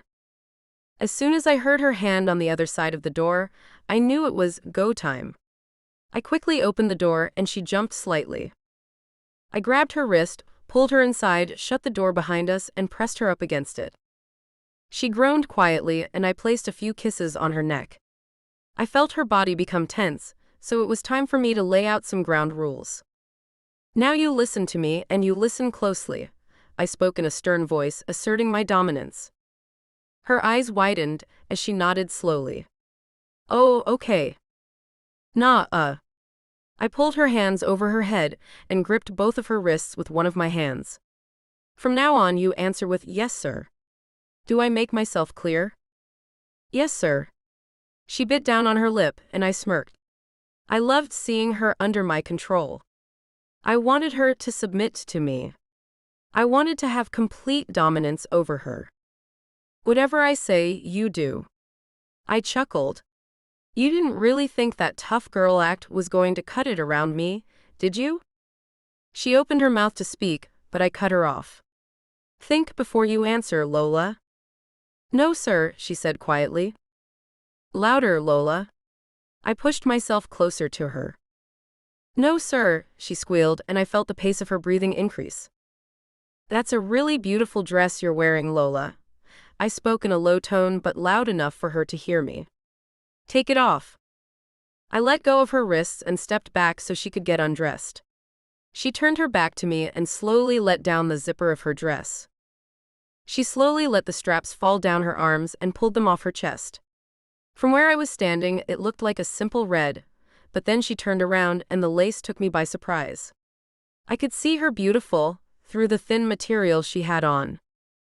She slid the rest of her dress down to her ankles and kicked it across the room. She had on a matching pair of lace panties underneath her fishnet stockings. They looked so beautiful and lay across her long legs. I sat on the bed and just admired her beauty. Everything was happening in my favor, and I couldn't be happier. Take off the stockings and bring them to me. When you make it over here, lay across my lap and do not make a sound. And that's just what she did. Without hesitation, she complied with each demand, and I loved every moment of it. When she made it over to the bed, she stood before me. She placed the stockings in my hand and laid across my lap. Laughing slightly under my breath, I pulled both of her hands behind her back and tied them together. Good girl, I said, and she moaned slightly under her breath. I thought I told you not to make a sound, Lola. Don't make me punish you. Yes, sir, she whined, and I gave her another spank. Don't say another word, I instructed. I lifted her body and tossed her on the bed. I brushed her hair back out of her face to admire her beauty. Her skin was perfect, and the color of the lipstick she had chosen made her eyes glow. I looked at her directly and said, You're never going home. Her face went from seductive to panicked. It made me chuckle to see how frightened she'd gotten. She was about to open her mouth, but I warned her that if she screamed, although no one would hear her, she'd be in serious trouble.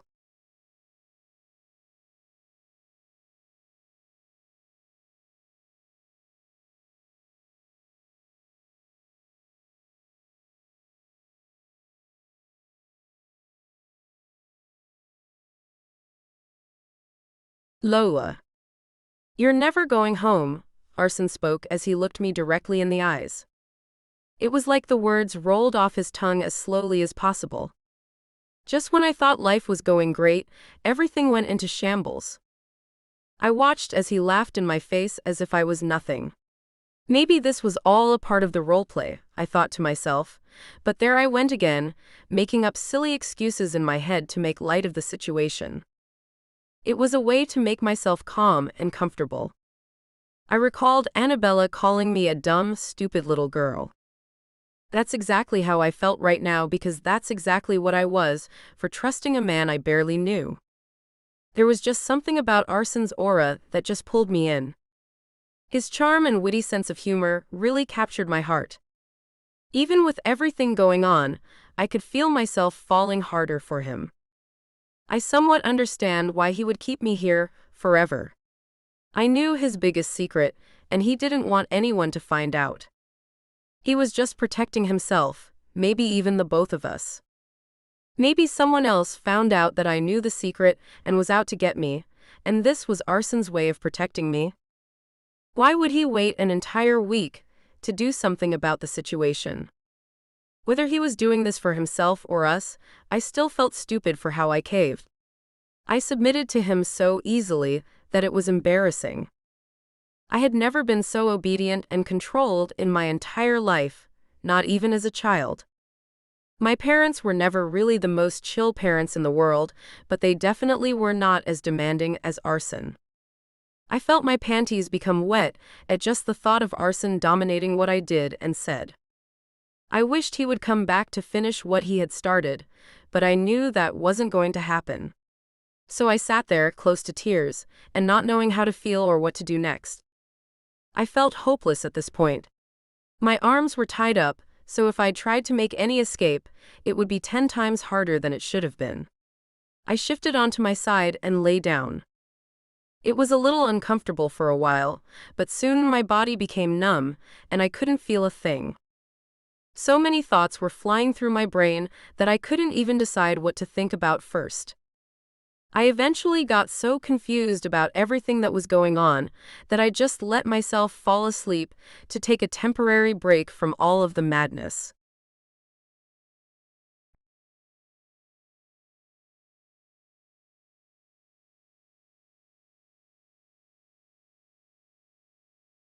Arson. I left her sitting on the bed and went to my office to check a few emails and see if there was any new information from the guys.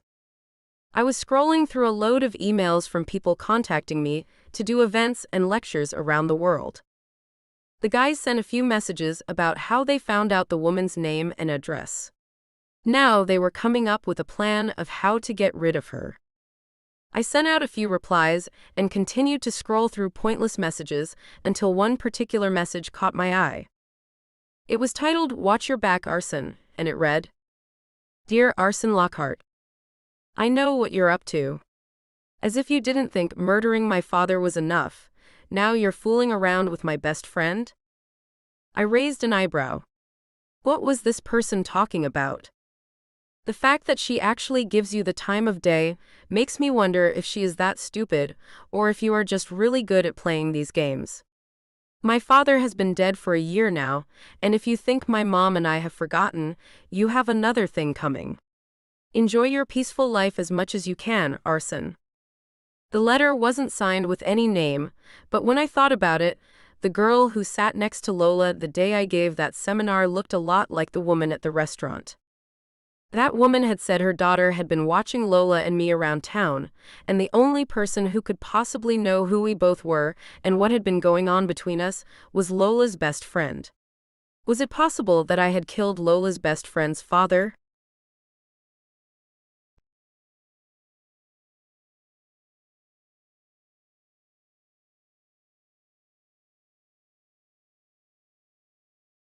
A billionaire's troubles. Lola. I woke up in a room I'd never seen before.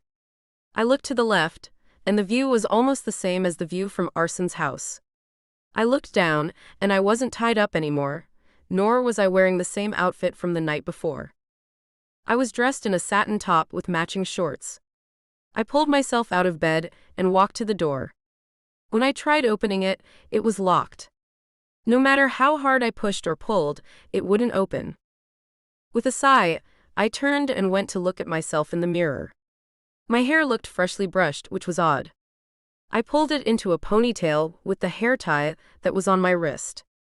I looked down and saw a note lying on the dresser. It had my name on it. I was a bit hesitant about picking it up, but maybe it would explain why the door was locked. After a couple of seconds of deciding, I finally opened the letter.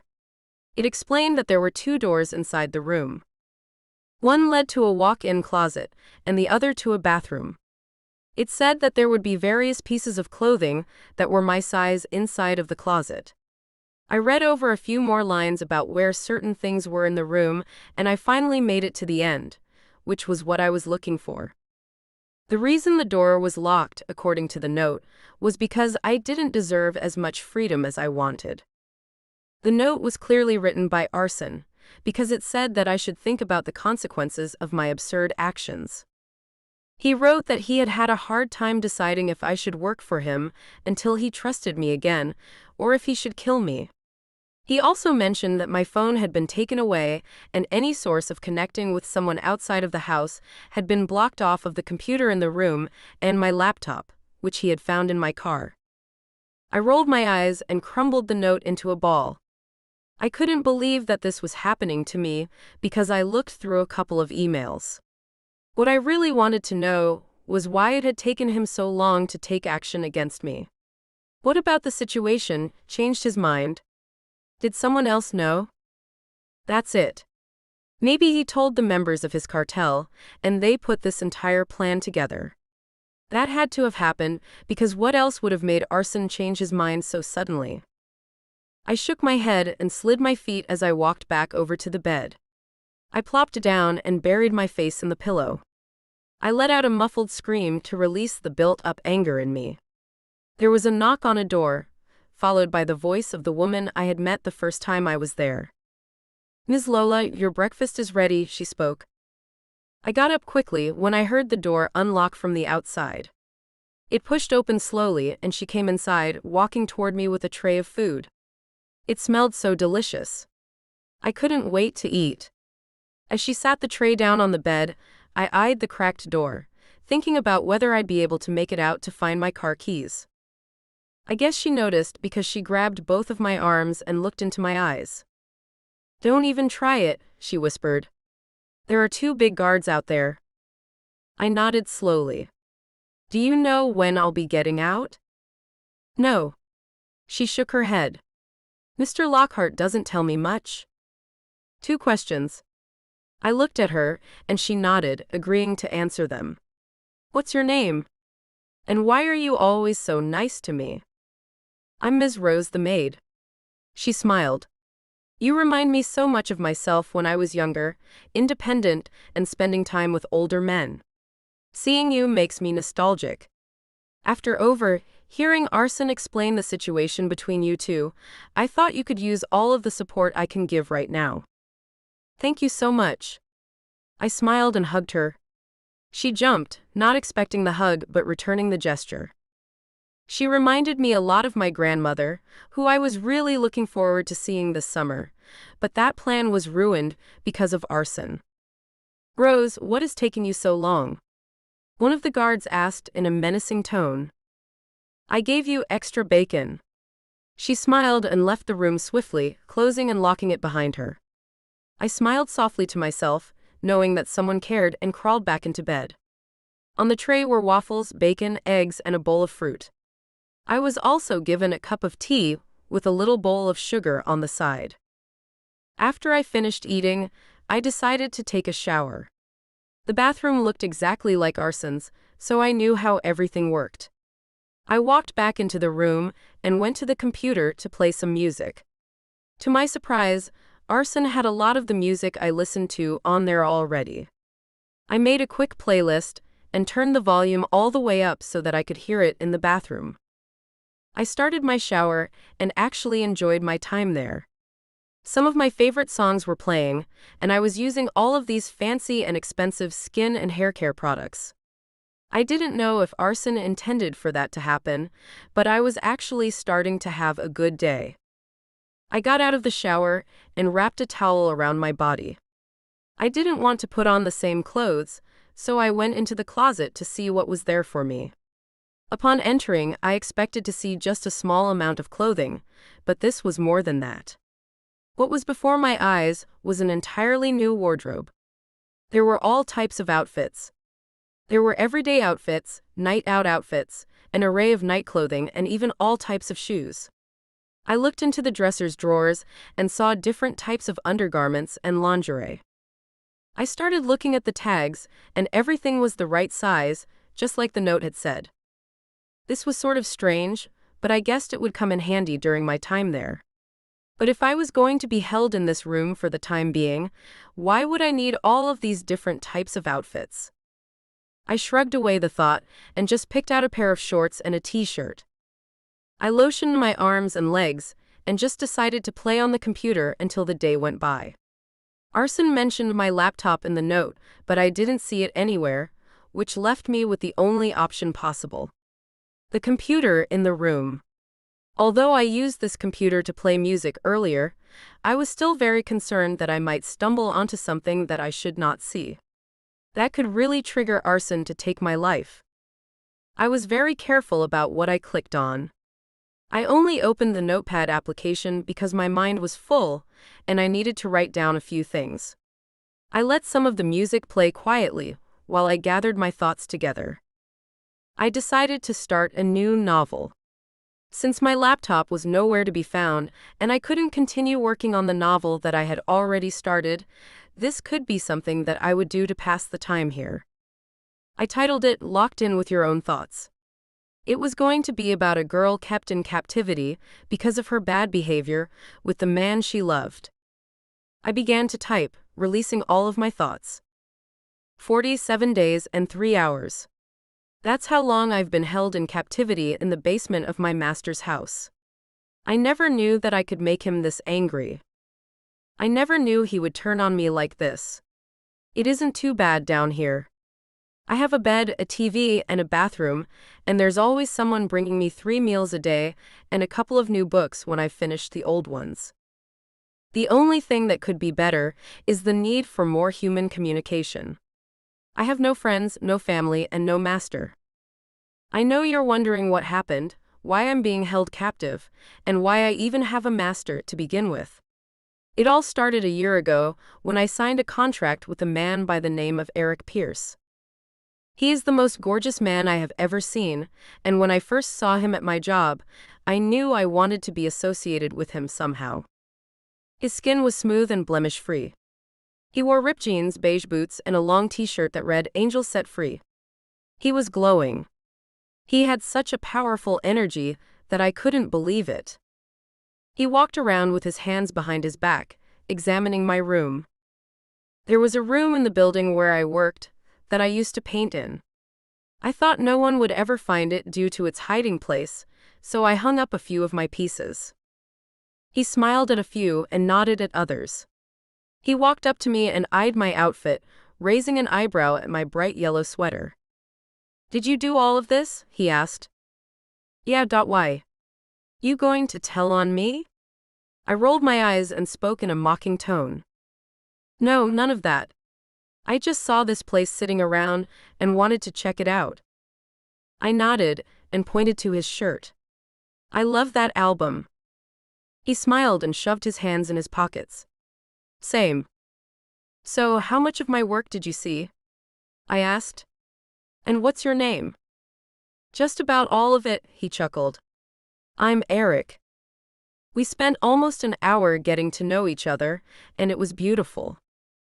One day after work, he stopped me at my car and told me he'd been checking me out since he saw me. He then asked me if I had ever participated in a dom-sub relationship. I'd already had experience with this, so I told him yes, and then let him know that if he was trying to pursue this type of relationship with me, I was very interested. He smirked and told me he'd have a contract typed up by the next day. The next day came, and we went over the rules during lunch. One of the main rules was that I would address him and only him as master.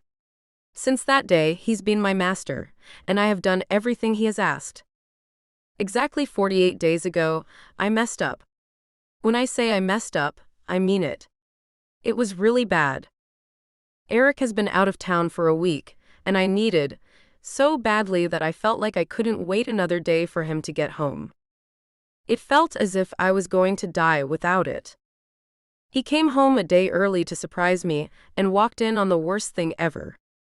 He caught me in the act, and what made it worse was that I was so caught up in the moment that I called the other man master. The look on his face was terrifying. I had never seen him that angry or aggressive before, not even during one of our moments. Before I knew it, I was being thrown into this basement. "Lola." I heard Arson's voice and jumped. I hadn't even heard the door being unlocked and opened. I had been too caught up in writing. "Yes?" I turned to him and spoke with a slight attitude. "What have you got there?" He raised an eyebrow and tried to look at the computer screen behind me. "Nothing of yours, don't worry," I scoffed, crossing my arms over my chest. "Fix your tone of voice, Lola. You're lucky I didn't kill you." Yet, he smirked and walked towards me. He handed me 2 spiral notebooks and a box of pens. One book has all of the jobs you will be doing for me while you're here, and the other you can use as a journal when you get bored. I began to read through the book and saw that there was a list of groceries that I needed to pick up tomorrow. It also mentioned that I'd get the money tomorrow and the driver would be there at 10 to pick me up. Something told me that he didn't really want to punish me. It was just something about the tasks that I had to do. I mean, was grocery shopping really a task you would give to someone you were holding hostage? I didn't know. His intentions were beyond me. Before I go, come here. He spoke in a very demanding voice. I got up and walked over to him.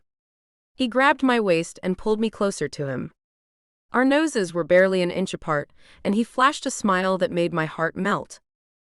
It felt like everything around us stopped.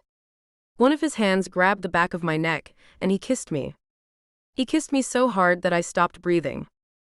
He pulled away and chuckled, licking his lips and walking out of the room in one swift movement.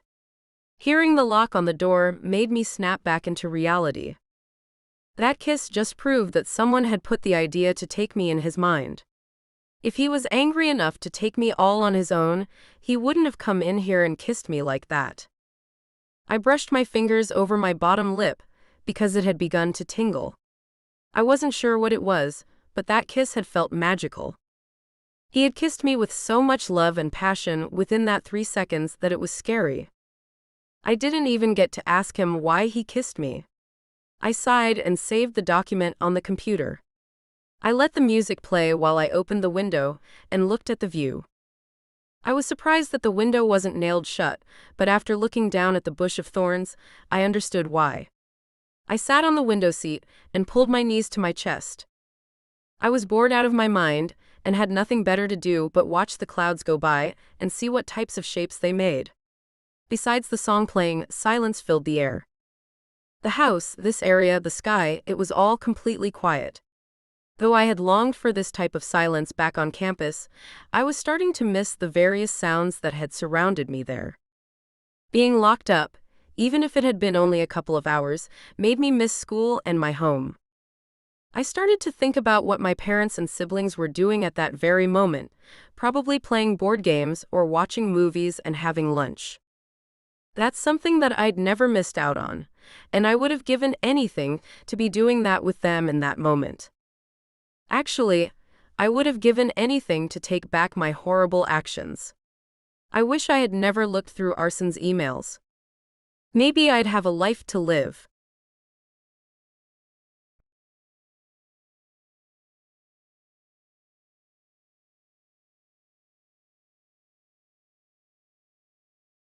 Arson. During the entire process of abducting Lola and holding her hostage, I could do nothing but keep her comfort first in my mind.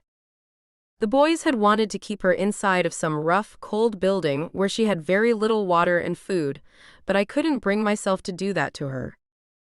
I couldn't have lived with myself if I had done that to her. With anyone else, I would have done it in a heartbeat and maybe even have taken their life without any thought put into it. With Lola, things were just different. They had to be different, because something about her led me to believe that she was the one I'd been searching for years after my divorce. I wanted to deny my strong attraction to her, but every time I did, my feelings just became stronger. I even had to take a deep breath before walking into her room. She doesn't know that she's my weakness. She's not even a little aware of how hard I've tried to remain calm around her. I went into her room, admiring her beauty from behind. I called her name and watched her jump. I hope I sent shivers down her spine. I had to brace myself for when she turned around. When I saw her face, I had to hold back a smile. She looked very well, rested and sort of happy, but when her eyes met mine, her face cringed into a look of disgust. She was definitely upset with me. I gave her the 2 spiral notebooks and pens I had for her. One of the books I gave her to write in when she was bored, and the other was a list of things I needed her to do for me. I didn't know if she noticed when she flipped through a couple of pages, but a couple of those tasks involved spending time with me for a couple of days, dinner dates, some trips to the mall, and outings to a couple of other places. Hopefully, those outings could lead to us having mutual feelings for each other, because, at this moment, it seemed like I had more feelings for her than she had for me. Kissing her was a part of my plan. I wanted her to feel the feelings I had for her because clearly, being nice after kidnapping her wouldn't work. As much as I wanted to take her right there on that bed, I couldn't. I had to resist as much as possible. I'd be lying if I said the thought of her curvy body wasn't always in the back of my mind. It was. Each and every day, I imagined my hands moving up and down her smooth waist and pulling her body close to mine. I longed for her touch. It killed me inside that I couldn't have her the way I wanted. Why did she have to fuck up? I shook my head angrily at the thought and continued on with my day. There was a meeting today with the guys and me. We were getting together to talk about what was new with the whole kidnapping situation and what was new with the cartel in general. David and I first put together this cartel when we became very money hungry. We were looking for ways to make more money, and David, being my best friend since childhood, was doing nothing but looking out for me when he suggested this idea. A drug cartel full of millionaires. Yes, I said it. A drug cartel full of millionaires. Each of us had worked our way up to an outstanding amount of money coming in daily because of our jobs and this cartel. If anyone found out about this, we wouldn't lose much money because we already had a lot saved up, but we could ruin our reputations within our careers. Not to mention, we could do a lot of time in jail. That was why the boys were so anxious to get rid of Lola. But I really didn't think that she would be the one to take down our entire cartel. If she really wanted to sabotage us, she would have acted quickly. There were no messages or emails on her phone or laptop about the situation, so I doubt that she even had a plan to expose us in the first place. The guys made it seem as if she was working with the enemy, and they knew the easiest way to get inside of my house was by using a young, pretty girl. That logic didn't make sense simply because Lola played extremely hard to get. If the enemy sent her over to get any information from me, then I would have had sex with her the first day we met. She wouldn't have hesitated to spend the night at my place either. The guys really kept coming up with these outrageous theories about her, but she was just a normal girl who got caught being very nosy. Hey, what's up, guys? I greeted the guys as I walked into our clubhouse. Similarly to the meeting from last week, the guys sat in a group behind the table, and I stood in front of it. They greeted me back with various heys and what's ups. So, what's up with the chick, boss? David sat up in his chair. Yeah, boss. Did you get the job done? Pete spoke. What do you mean, did I get the job done? I cocked an eyebrow and crossed my arms over my chest, waiting for a response. There was never a job to begin with. Did you kill the girl? One of the other members yelled. No, I didn't kill her, I spoke. She knows too much, boss, Pete added. Look. I told you idiots that she only knows that the drug cartel exists, and that I killed that woman's husband. That's it. She knows nothing else, I spat angrily. How dare they question me about killing her when that was never the plan in the first place? Silence filled the void air between us as the guys looked at me, taken aback by my reaction. I paced back and forth for a few seconds to blow off some steam. I couldn't handle the thought of Lola actually being dead, especially because of me. What's the update on the missing packages? I sighed and took a seat. Someone handed me a beer, and I took a quick swig. We have the names and locations. We were going to send a few of our best men out to get them tonight. Pete took a swig of his beer and looked directly at me. I nodded. Let's get their things ready. Yes, sir, they all said in unison, with the exception of David. I could tell by the look on his face that he was thinking really hard about something. He wasn't paying much attention to anything that was going on around him. You too, I pointed to the two guys in the back. Get the bags, and the rest of you get the guns ready. I sat back in my chair and watched as everyone left the room. Again, all but David. I grabbed a cigar from the box on the table and lit it. You really like this girl, huh? David chuckled, looking up at me. I do. I took a drag from the cigar and blew out the smoke in his direction. I kept a straight face. Why are you asking me this? Why else would you spare her life, Arson? She's the one, David. I'm so serious when I say this. I took a deep breath and brushed my hair back with my free hand. How are you so sure? His eyebrows knitted together in confusion. She's a little college girl. No, David. She's a grown woman, and I know she's the one because Lola makes me feel the same way she did. Maybe even a little better. Damn, he laughed slightly. You really are feeling this girl. Now I know why you lashed out. I'm surprised that you even went through with the kidnapping plan if your feelings for her are that strong. That's the thing, man. I'm torn between loving her and killing her. I shook my head. I don't think I could bring myself to do it, but the thought seems tempting. I couldn't live with her being dead, but I could definitely live without the fear of falling madly in love again. You get what I'm saying? I understand, man. He sighed. It's just going to take time, all right? Don't stress yourself out. I flashed a slight smile and put out my cigar. What I really needed right now was some rest. I hadn't slept much for the past few days, so I was just running off of multiple cups of coffee. I said my goodbyes to David, telling him to pass the message along to the rest of the team, and left. The drive back home was shorter than I expected, and I was thankful for that. Immediately after making it inside the house, I quickly walked to my room. I wasted no time taking off my clothes and hopping into the shower. The warm water kissed my skin, and I swear it felt like heaven on earth. I found myself humming along to the song that was playing softly when I entered Lola's room earlier. It made me think of how beautiful the shower would have been if I shared it with her. My mind started to fill up with the thought of her. Whenever I tried to think of something different, it just brought me back to her. She reminded me of the sunset. How it's so warm but so vibrant, and it could make your whole day better just by looking at it. She was like caffeine in the morning. As much as you had been warned to stay away from it, it was addicting, and you needed it to get through the day.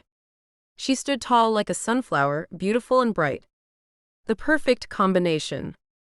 Who would have suspected that I, Arson Lockhart, would ever find love again? Now, I just had to figure out if she loved me back.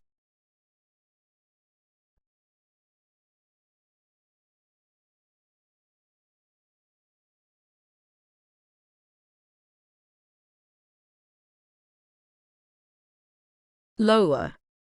I woke up yet again, but this time to a purple and orange sunset. I didn't even know that I had fallen asleep. It was like they were waiting for me to wake up, because the moment I sat up in bed, there was a knock on the door. Dinner.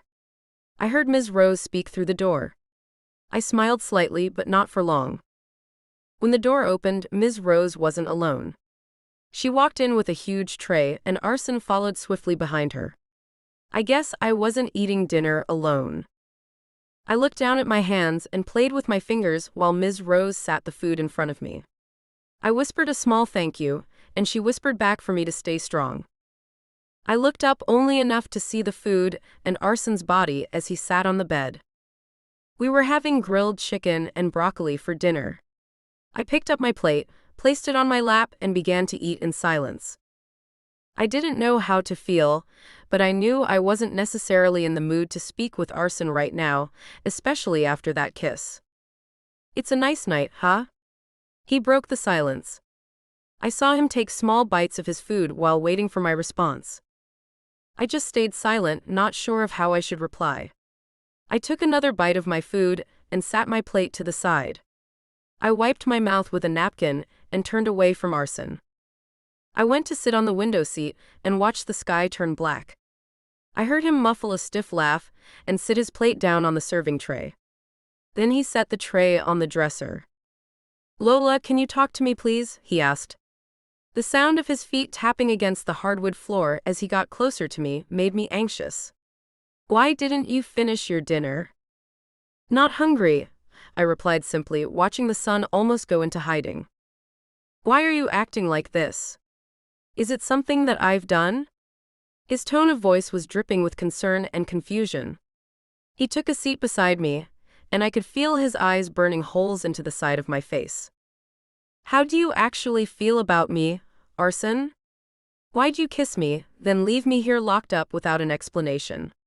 Am I part of some type of sick game you're playing? Tears began burning my eyes, waiting to fall out, but I forced them back. Why are you doing all of this? I'm not sure why I'm doing this, but I don't want you to ever think that I'm playing you or whatever. I actually care about you. He tried to take my hand, but I quickly pulled it away. I didn't want to touch him right now. How do you feel about me, Arson? I asked again. I finally turned to face him and looked him directly in the eyes. I can't put it into words, but I know that I can show you. Great. I forced out a laugh. And how do you plan on doing that? He kissed me. Just leaned in and kissed me, but this time I didn't kiss back. I stood up and walked away from him, shaking my head. No, Arson. You don't get to just kiss me and leave again. But Lola, he started, but I quickly interrupted. If you don't mind, I would really like to be alone right now. He sighed and left the room. I heard the lock click, and for some reason it was annoyingly loud. I wasn't quite sure how to feel at the moment. I'd had the opportunity to express my feelings for him. Better yet, he'd had the opportunity to express his feelings to me, but he wasn't ready yet. What was crazy about the whole thing was the fact that he was a writer. It really shouldn't be that hard for him to put his feelings into words. Me being a writer as well, it was very easy for me to explain myself. I guessed it was just different for everyone. I really needed to separate myself from him. I couldn't pinpoint this exact feeling, but it was very overwhelming. I felt like I was drowning in a sea of my own emotions, and I was too far away to swim back to shore. This was what I called the visionary aspect of a writer's mind. I had these moments where I actually envisioned my thoughts, and my imagination became so vivid that it felt real. The color blue surrounded me, but it surrounded me in various shades. Both warm and cool tones captured my soul in a way they hadn't before. Blue sky, blue clouds, and blue waves. There was fog everywhere, and the air was clammy. My hair stuck to my arms like feeding leeches. It was not salty ocean water that I was floating in. I was washing away in my own tears. I took a look up, and the clouds looked like question marks. They had this gold glow that rested around the edges of their shape, like they were hiding the answer to all this confusion from me. The sky turned a peachy orange color as my body washed up onto a black sand beach. After seconds of coughing up water, I started to catch my breath. The sun peeked through the clouds, letting me know that even though things may have seemed solely negative at the moment, things were going to be okay. Left in the sand were the footprints of another human being who was now vacant. I wondered if they were on the same trail of vivid emotions. I was just trying to find my way through this warped reality, but I knew that it would take a while. It was already taking me a while to process the thought of Arson not feeling the same as I did, but what if he didn't feel anything for me at all? What if this was just a simple scam for him to have his way with me and still end up killing me? I didn't know. I didn't think he wanted to kill me, but with him, I never knew his true intentions until he acted upon them. Why did I feel like the only one who didn't have the answers? Why must I be the one lost at sea? My questions almost never had answers to them, and I wished I knew why. It almost always seemed like the answers to my questions would only come in the form of a conclusion to my overall problem, which was very annoying because the situation could last for years, and I would be confused all the way up until the very end when things were solved. I threw myself onto the bed and pulled the blanket over me. It felt like I was a child again. When I was younger, I would always crawl into bed and lay under my blankets to solve my problems. It was the place that made me feel safe, and that was why, for the longest period of time, my room was my sacred place. Being alone in there made it so easy to be one with my thoughts. It had been only a few seconds, but within that short amount of time, I felt like I was in my sacred place again. But this wasn't my home, and I didn't think it ever would be. I knew that my feelings for Arson were very strong, but I just didn't know if he felt the same. I didn't even know if his kisses were genuine. I needed him to show me that he actually cared for me in more ways than just physical. There were a million and one ways that he could express his love for me if he had any, but he'd just have to find out how to show me on his own. If he felt the same way, this wouldn't be a problem. Although I had just taken a nap, I decided to just go back to sleep and get ready for whatever Arson had planned for me to do tomorrow. I woke up to the loud ringing of the alarm clock, which was crazy because I didn't even set it. I pushed myself out of bed and into the bathroom to take care of my hygiene. My schedule said that this morning I would be grocery shopping, and that I should be ready to leave by 9:45 so that I could make it to the store by opening time. It was just grocery shopping, so I decided to wear a t-shirt, a pair of yoga pants, and a pair of running shoes. At 9:45 sharp, the door unlocked and opened. In front of me stood Ms. Rose and Arson's driver. "Are you ready, Lola?" Ms. Rose asked. "Yes," I said with a smile, then she handed me the grocery list and the credit card. "You can follow me to the car, Ms. Lola," the driver spoke. His smile never left his face the entire time. I followed him out to the car, got inside, and he opened the door for me. After being locked up in the house for a day and a half, I was happy to be out in the fresh air. As we drove off, I rolled down my window and let the wind blow through my hair. I tucked the grocery list and card into my back pocket, trying to clear my mind off the task that needed to be done until it was actually time to do it. We drove through part of town that I had never seen before.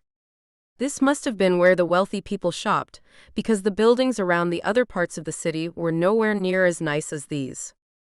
The driver found a perfect parking space right in front of the grocery store and told me that he would be waiting for me right in this spot when I was finished. I thanked him and got out. The store was named Organic Everything. It was set up really nicely and organized throughout the entire store. I grabbed a cart and pulled out the list of items that I needed to pick up. Finding things in the store was very easy because they labeled everything from the aisles to the prices. Strangely, this brought me peace. The soft music playing from the ceiling speakers and the subtle chill that surrounded me put me at ease. I wouldn't mind doing this all of the time. This felt like meditation. I had gotten all of the items that were on the list within 15 minutes. Just when I was about to close the note and put it away, I saw something written at the bottom. It told me also to pick up a few of my favorite snacks because by the time I got back, I would have a mini fridge and a small cabinet for my items. I smiled at the list and put it away before quickly doing another run of the store and picking up a few things that I wouldn't mind snacking on from time to time. I went to the cashier and paid for all of the items. Maybe this day would be better than yesterday. The driver helped me pack the groceries into the trunk, and we both got back inside the car. I kept my snacks in the back seat with me. The music on the radio was playing a little louder than it had been earlier, and it was on another station too. It was on the alternative station, and I knew every song that came on back to back. This was just another good thing to add on to this good day. When we got back to the house, the driver told me to just take my personal bags up to my room and that he would take care of the rest. I thanked him and went inside of the house. There was a guard waiting for me at the bottom of the stairs, and as much as I should be upset that I was going to be locked inside his room for the rest of the day, I wasn't. I was happy, and I didn't think anything could ruin my happiness right then. The guard let me into the room and locked the door behind me. Just like the note said, there were a mini cabinet and a mini fridge. There was also a slender bookshelf full of books in the corner. The smile on my face got bigger, and I felt the happiest I'd been in a few weeks. Who would have thought pure happiness could come from being locked in captivity? I thought it was really nice that Arson took the time out of his day to do those things for me. I guess this was him showing that he appreciated me. That gave me a little reassurance. I smiled to myself and put the snacks away. When I turned around, I jumped a little at what randomly appeared. There was a TV mounted on the wall, and I'm not sure how I missed it upon entering. There was a sticky note attached to it. I walked closer to the TV and the note read, "I'm sorry about last night. I hope you can forgive me." I shook my head and took the note off of the TV screen. I tossed it into the small trash bin and walked back over to the bed to sit down. He didn't have to buy me gifts to apologize, but I did appreciate the things he gave me. They could entertain me while I was locked up in here, however long that would be. Luckily for me, I saw a couple of books that I'd been meaning to read on the bookshelf. So that was another great thing to look forward to. I got up and sat in front of the computer. I was going to write a little more of my story. I know you're wondering what my name is, and I'll tell you. My name is Hazel, and I fell in love with my dominant. He fell in love with me too, but his feelings aren't there anymore.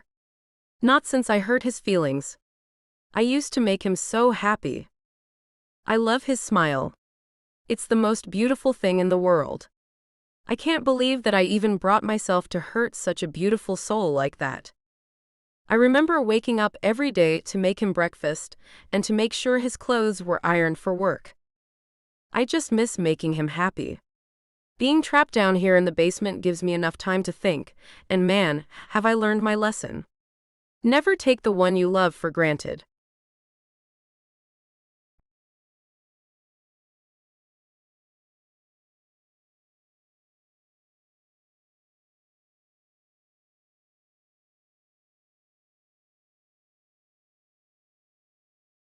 Arson. Seeing Lola close to tears like that made me feel horrible. I couldn't believe that I'd had the chance to actually reveal my feelings for her, and instead of telling her, I kissed her. That old trick had worked on girls in the past, but I should have realized that Lola wasn't like most girls. She wasn't like the ones before. She is the one. I tried to think quickly about how I could make her see that she was actually important to me without physically making a move on her. I started to think about how her room was lacking and that I could actually help her enjoy herself while she was here. I noticed her room had minimal entertainment in it. All that she could enjoy herself with was the computer. So I called up the interior designer. I told them I needed them to do some work for me the next morning. Lola was a novelist, so clearly she liked to read. I decided to get her a little bookshelf with a couple of books from my library. Just in case she got hungry between meals, I told the designer that I wanted a mini fridge to be put inside the room as well. I also thought that adding a flat-screen TV to the wall wouldn't hurt. I figured she liked watching shows and movies just as much as reading books. I was really excited about this. I hoped that this would put a smile on her face while I figured out something bigger and better to do to show her that I really cared. I didn't want her to think that she was just another girl that I was playing games with. I wanted her to see truly how important she was to me. Although I had to keep her hostage, I wanted to see her nothing but happy. Her happiness brought me joy, and her smile brought me comfort. She made me feel young again, and Lord knew I'd been longing for that feeling since my divorce. That was why I scheduled us to go to dinner tomorrow. I wanted to take her to a semi-normal restaurant to eat, so that we could be around people of both of our age groups. I wanted her to feel safe and secure around me. I wanted her to feel beautiful, and like she was the most important girl in the world. And I knew that money could not buy her love, so I was really putting thought into this. I wanted to live the rest of my life with her. I suspected tomorrow night would be the night that I expressed my true feelings for her. I just hoped things went as planned. Lola reminded me of the second book I had ever written.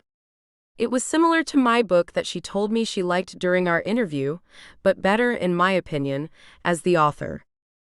This particular story didn't have an age gap between the two lovers because it was based on my ex-wife.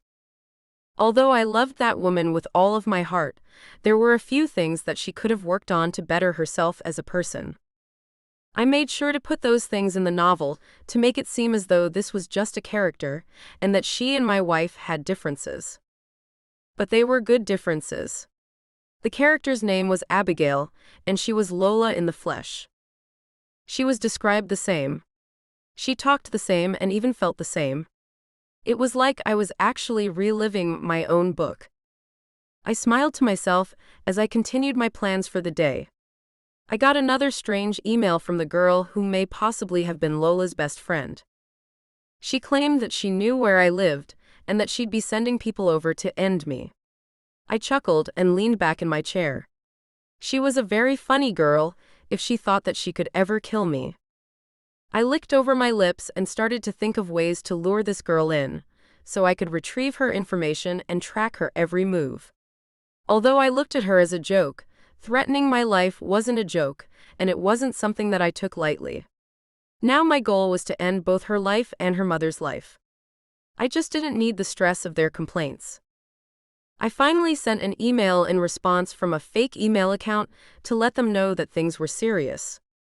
Subject: to the mother and daughter of the man who couldn't do his job. Let's get a few things clear. First, your threats don't scare me. As a man of wealth and people, I have nothing to fear, and if I were afraid of anything, it'd be neither of you two. I am a very hard-working man, but your loved one couldn't deliver me what I asked for. I paid him exceptionally well for minor jobs, but he still couldn't deliver what I asked for. Why? Because he was a greedy son of a bitch. He stole money from me. It just so happens that he was the only one to come back later than the others, and he came back with less money than I requested. I was killing random people in the market because he claimed that the amount he had given me was the amount they gave him. He played with my money, so he needed to lose his life. So I'm warning you now, if you don't stop these childish acts of trying to scare me or trying to kill me, you'll end up 6 feet under, just like him. You rats are a disgrace. P.S. If you or anyone else you are associated with even puts a hand on the girl, I'll tear you to fucking pieces. I smirked as I hit send. I felt full of energy and on edge at the moment, and it was kind of crazy. I pulled out my phone and made a call to Pete to check in on everything with the group. Hello. He answered. What's up, boss man? Not much, I chuckled. How's everything looking? As far as I can tell, everything is right on track. We've located the residence of the lady, and we're going to handle the situation tomorrow night. Make sure you're out of the house and busy with witnesses so nothing leads back to you. Perfect. I replied.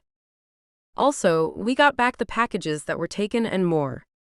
We now dominate their shipping and get half of all of their income and profit. This is great. I smiled widely. Today had been the best I'd had in a while. Where would I be without you guys? We could ask the same about you, boss. I heard him laugh. Everything will be back to normal soon. All right. Talk to you soon. With that, I hung up. Seemed like my life would be going smoothly again. I was going to spend the rest of my day putting everything together for Lola and me tomorrow.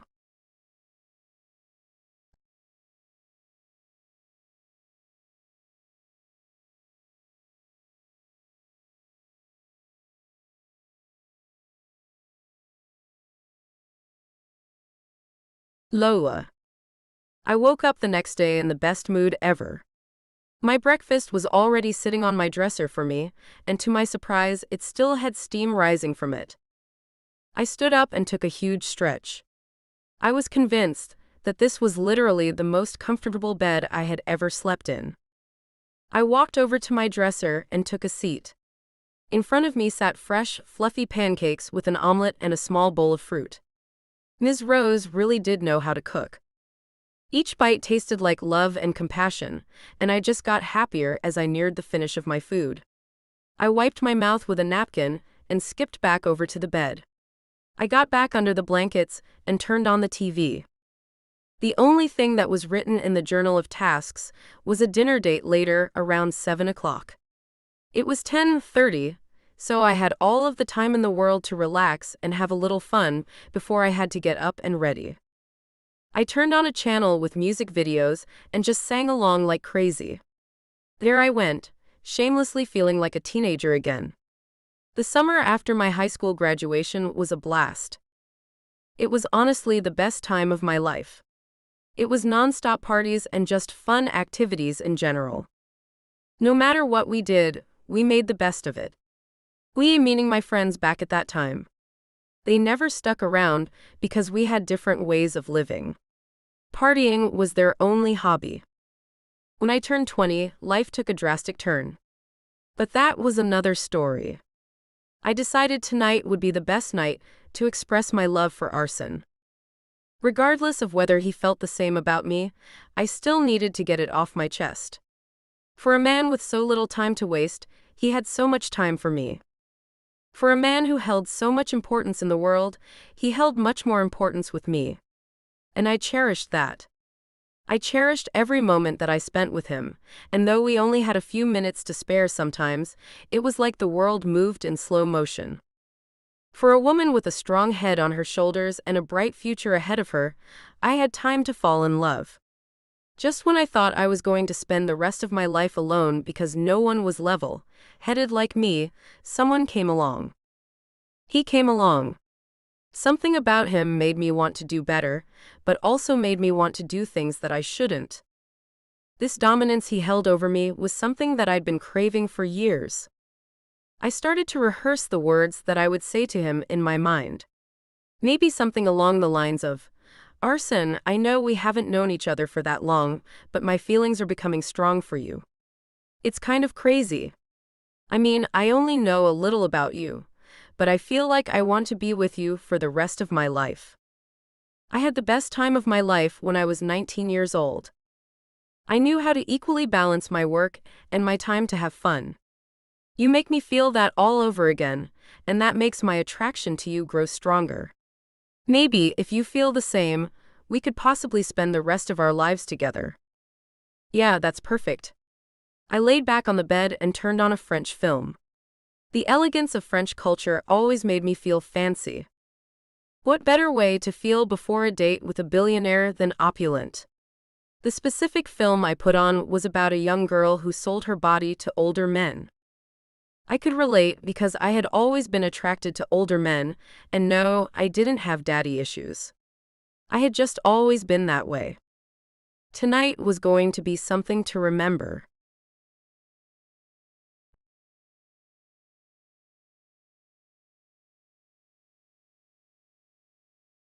Arson. It was finally time for us to go out, and I was nothing but happy. I pulled out one of my best suits and put extra effort into doing my hair. I knocked on her door and waited for her response. After a few moments, I didn't hear anything, so I just unlocked the door and let myself in. Her music was playing faintly in the corner of the room, and I heard things moving around in the bathroom. "Lola?" I called, tapping my knuckles against the bathroom door slightly. "Almost ready," she called out. "All right. Meet me downstairs when you're done, love." "Okay." I heard her giggle, and it touched my heart. I smiled and let out a small chuckle. I left her door unlocked and went downstairs at the end of the stairs to wait for her. I knew she was just going to be beautiful beyond words. My heart raced as I waited for her to be in my presence. She headed downstairs, and her breathtaking beauty took me aback. I smiled and took her hand, helping her down the last few stairs. My eyes traced her body as I admired her outfit. She wore an all-white long-sleeve dress with rose gold jewelry and matching rose gold heels. Her makeup looked amazing, and her hair was pulled up into a bun. "You look stunning, Lola." I smiled and pulled her closer to me. She draped her arms around my neck and pulled me into a hug. I smelled her natural scent, but it had been enhanced. Her aura opened my senses a little more. She pulled away slowly and smiled at me. "Ready to go?" I asked, and she nodded, sliding her hand back into mine. I led her out to the car and opened the door for her. We both got in, and I closed the door behind us. The driver pulled off, and he began taking the long way. I wanted Lola to see the entire city in one night. Instead of cutting through town, we took the highway surrounding the city.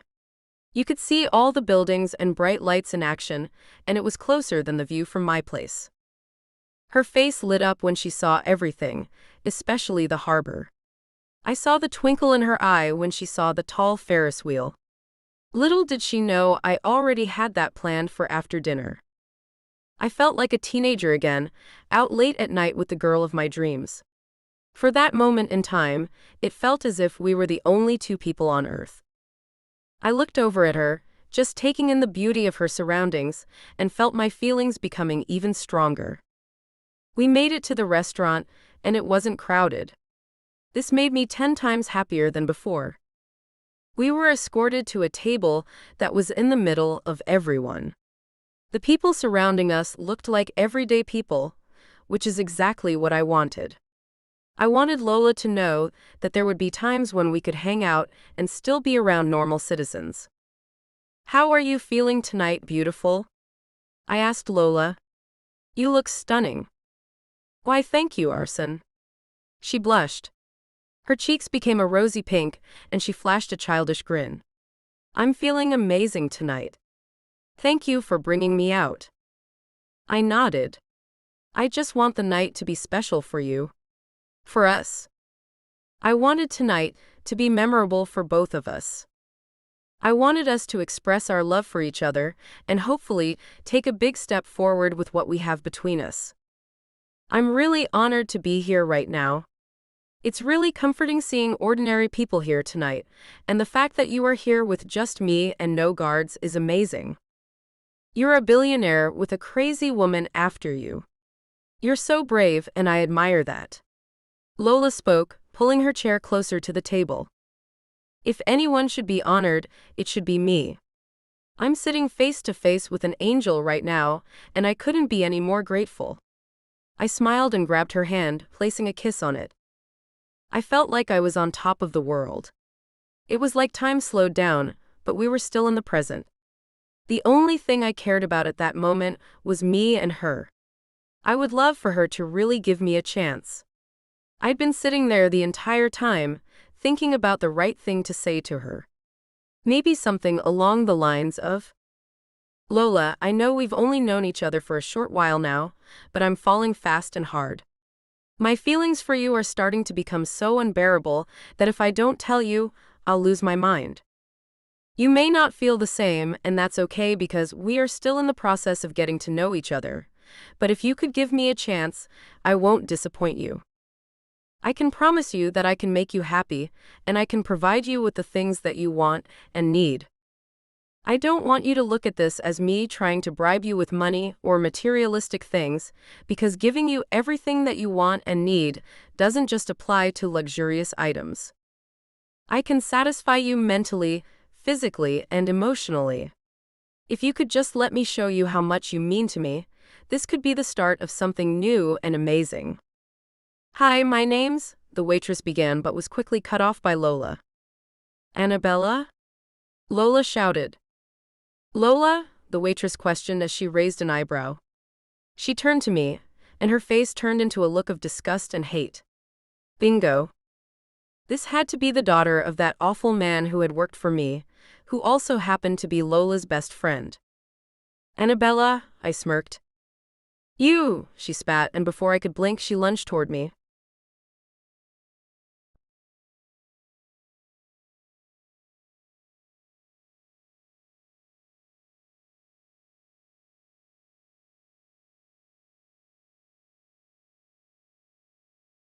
A billionaire's strength. Lola. "Annabella," Arson smirked. He looked as if he was reaching out to introduce himself. I smiled at how nice he was being. "You," Annabella spat. She began to lunge toward Arson, and thankfully, a worker was nearby watching the entire situation. Before she touched Arson, the other waiter hooked an arm around her body and snatched her back. "I'm so sorry about that, Mr. Lockhart." The waiter apologized to Arson and pulled Annabella away, leaving me shocked and Arson very confused. What was that all about? My eyes widened in disbelief. Why would she even do a thing like that? I have no idea. Arson sat up straight in his seat and shrugged his shoulders. Did I do something? No. I shook my head. She's just been acting strangely since I met you. I think the fact that I may be paying more attention to you than her may have gotten into her head a little too much. That's unfortunate, Arson spoke with a saddened tone. He sounded really genuine, and I couldn't believe Annabella would even be that upset about what was going on between us. Yeah. I sighed and looked down at the menu. You probably want to leave, don't you? I can't believe she just ruined everything. No. Not at all. My head shot up, and I saw a smile on his face. I felt my heart melt. Really? Yeah. I'm not going to let a little incident like that ruin our night. I planned this night specifically for us, and no one's going to come between that. His smile got bigger. Well then. I smiled back at him, picking up my menu and nodding. What do you plan on eating? Let's find out. He let out a small chuckle and picked up his menu, scanning it with his eyes. I couldn't do much but blush. I couldn't believe that something extreme had just happened, but we were still here enjoying ourselves. The waiter came back to our tables and introduced himself, apologizing once more for what had happened with Annabella. I nodded along with Arson, and we proceeded to order our meals. So, I have an interview with this magazine for novelists, and they want me to bring someone along with me who's a great writer. He smiled. That's so cool, I exclaimed. Who are you going to take? You. My mouth dropped. And me. Out of all writers, why me? I mean, I completely agreed that I deserved the opportunity, but how did he even know if I were a good writer or not? Why me? I raised an eyebrow. The waiter returned with 2 glasses of water and a plate of lemons. I dropped 2 slices of lemon into my water and swirled them around with my straw. I forgot to mention that whatever is saved on the computer in your room automatically syncs to every other computer in the house. He chuckled. My mouth dropped again, opening wider than before. That meant he had read the story that I had begun to write about the girl betraying her master and being thrown into a basement under lock and key. I wondered if he noticed that the story was slightly related to the situation between us.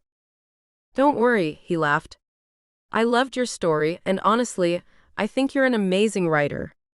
The way you write is similar to how I write, and I think you'd be perfect for the interview. Wow. Thank you so much, Arson. I smiled and took a sip from my water.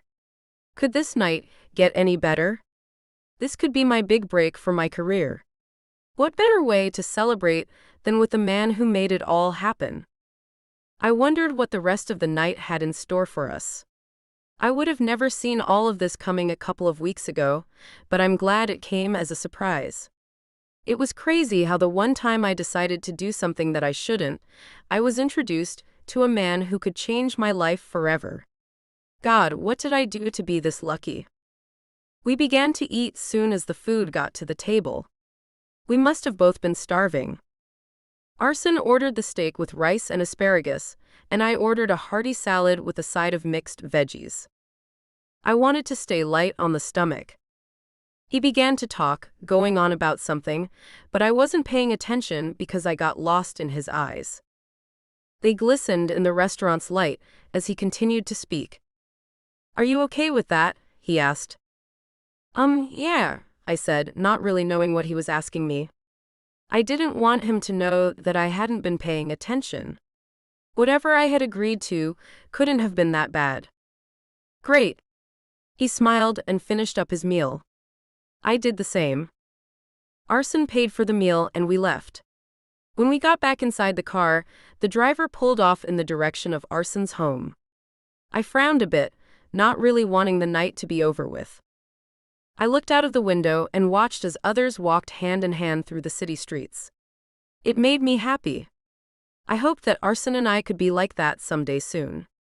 I looked over at him, and he was staring directly at me. What? I laughed. Is there something on my face? No, he stated bluntly with a mild expression. You're just really beautiful, Lola. Thanks. I blushed, brushing a piece of flyaway hair behind my ear. You're beautiful too, Arson. I know. We both looked at each other and laughed. He was doing a good job of keeping me amused tonight. Other times he had been very pushy, but tonight he'd been really laid back, and I appreciated that. We took the highway back toward Arson's house, but I noticed the driver took an unexpected turn. I turned to Arson to see if he had noticed, but he didn't seem to care. We soon pulled up to the harbor, and my eyes lit up. I'd always wanted to go, but never did. I felt myself become very excited, like a child in a toy store. The lights were bright and lit up everything around us. What made everything better was that it was right on the beach. The waves were crashing, and couples were making their way toward the water as the sun began to go down. When the driver came to a stop, Arson got out and jogged around the car to open the door for me. I stepped out and grabbed Arson's hand, pulling myself closer to him. I looked over the harbor in amazement. He led me down a path over to a stand. We walked hand in hand under the trees. He bought me 2 roses from the florist at the stand, one red and one white. Thank you for all of this, Arson. I smiled. Anything for you, princess, he mumbled in a low but audible tone. I felt my cheeks burn red. I didn't know why I got so shy and childlike around him. We walked down to another stand, where he bought me cotton candy. I didn't know exactly where we were heading, but I hoped it was somewhere great. He led me to another stand, but that time bought me a teddy bear. It was red and white, just like the roses. We continued walking down the same path, and Arson told me to close my eyes. I closed my eyes and walked with him slowly to our destination. I felt a gush of wind blow across my face as I felt him guide me onto some type of seat. I sat there with my eyes closed and I felt him sit beside me. He was rather close too. I heard what sounded like metal clamping together, and that completely erased my thoughts of us being inside the building. You can open your eyes now, Lola, Arson said softly, and I felt us begin to move. I opened my eyes and saw that I was on a Ferris wheel. I clapped my hands together in excitement and flashed a big smile at Arson.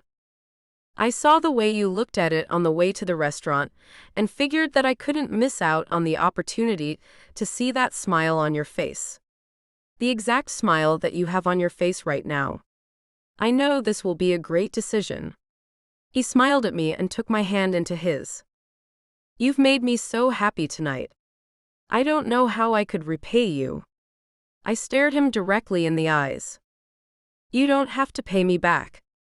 This night is about you, he said while taking a piece of my cotton candy.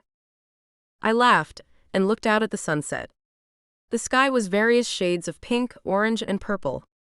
As the sky was going dark slowly and the Ferris wheel was heading up toward the sky, I started to drift off into deep thought. Was I getting in way over my head, or was I actually falling for this guy? It was just a simple date, but it was just the way that he went about things that made this more than ordinary. Everything about him, besides him being a murderer, was perfect. It was sort of scary. He could kill me at any time and get away with it, but for some reason that was completely okay with me. I felt wild, carefree, and reckless when I was with Arson. I wanted this feeling to last forever, but I'd have to wait a little to see if the feelings were real or just lust. Lola. Huh. I came back to reality and looked over at him. We're back on the ground. He chuckled and opened the metal door for us to get out. We got out and started to walk toward the beach. The walk gave me just enough time to eat my cotton candy. I shared most of it with Arson because I wasn't that big into sweets. I held the stuffed bear and roses close to my body as we neared the water. Beautiful, isn't it? Arson asked, referring to the now dark sky and sparkling stars. I nodded in agreement and took off my heels. I sat the bear and roses next to them and walked toward the ocean, letting the water come up to my calves. I pulled my bun down and loosened my hair, letting the soft wind blow through it. Serenity. I felt pure serenity. You are absolutely stunning. Arson took me by the hand and spun me around. Was this a fairy tale? It felt like it. I felt Arson's hand slide around my waist and pull me close. He rested his chin on my shoulder and took a deep breath. All I could do was smile. I couldn't find the words to say. I didn't have any words to say. I just wanted to take in everything at the moment. Who knew the next time this would happen again? I laid my hands on top of his and looked out at the stars once more. I felt him place small kisses on my neck, and I tensed up. Let's go, beautiful. He spoke under his breath, but clearly enough for me to hear. He walked away to get my things. I slid on my heels and followed behind Arson like a lost child. Funny how he made me feel like a child and a grown woman simultaneously. When we returned to the entrance, the driver was waiting for us. It was odd. I never knew if he waited outside of places for us the entire time, or if Arson texted or called him. I laughed a little and got inside of the car. The driver has classical music playing softly, and it actually put me at ease. I laid my back against the seat and felt myself begin to doze off.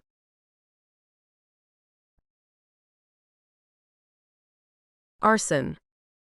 We made it back to the house, and Lola was fast asleep. She looked so beautiful, but she was so unaware of it. She looked like a fallen angel.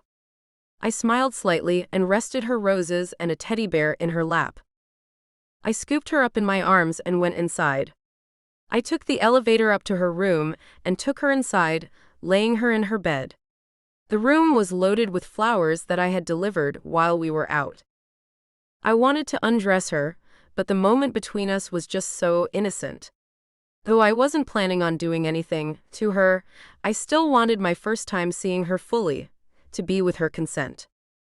I jogged to the bathroom and got a washcloth. I brought it back and gently wiped off her makeup. I smiled at the view of her bare face and threw the now dirty cloth in the hamper. I called Ms. Rose upstairs to change her out of her clothes and into a gown so that she could sleep comfortably. When she made it to the room, I left and went to my room. I sat on the bed and sighed, rubbing my hands over my face. What was I feeling? I asked myself that every day, but I really needed answers. Even with women, I found myself really liking. I had with them the first night and maybe even before we got the chance to go on a date. But with Lola, everything was different. Of course, I lusted after her, but I just wanted to wait until she was ready. I wanted to wait for the right time for the both of us in general. She was special, and I didn't want to lose her. I took a quick shower and slid on a fresh pair of sweats. With only the light of the moon and stars shining in my room, I went to sleep. I woke up the next day without a care in the world. It was my day off from everything, the cartel, the office, etc. I didn't really know what to do, so I just sat in bed thinking about the night before. Her skin was flawless, and so was her smile. I didn't think she had any imperfections, other than being nosy and looking through my emails. I shook my head, thinking back to why I'd had to lock her back in her room. I didn't quite know if I was ready to let her free just yet. When I told her at dinner, she seemed completely okay with it. I grabbed my phone and texted David, giving him all the details about what happened with Annabella. I told him that we now knew that worker's daughter's name and that we could use his last name to track her and her mother down. Just thinking about how she had lunged at me like that pissed me off. Who did she think she was? What did she think she was going to do to me? Choke me to death? Ha! Did she know who she was fucking with? I got angry just thinking about it. I decided to go to the gym I had built in my basement to blow off some steam.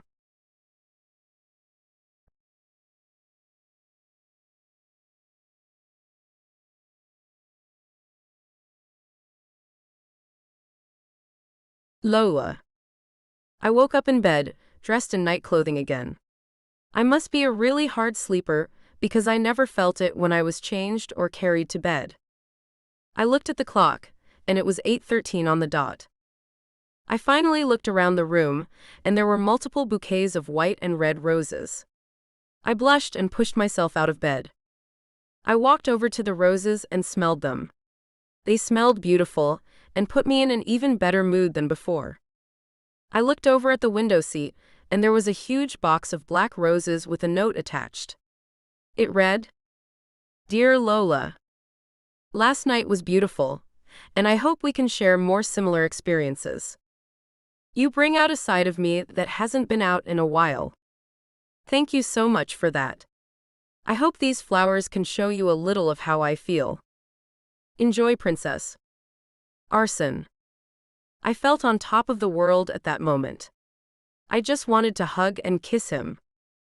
I skipped over to the door and turned the knob, but it barely moved because it was locked. My eyebrows knitted together in confusion. We'd had such a good night together. I didn't see why he kept me locked in the room. I rolled my eyes and went into the bathroom to take a shower.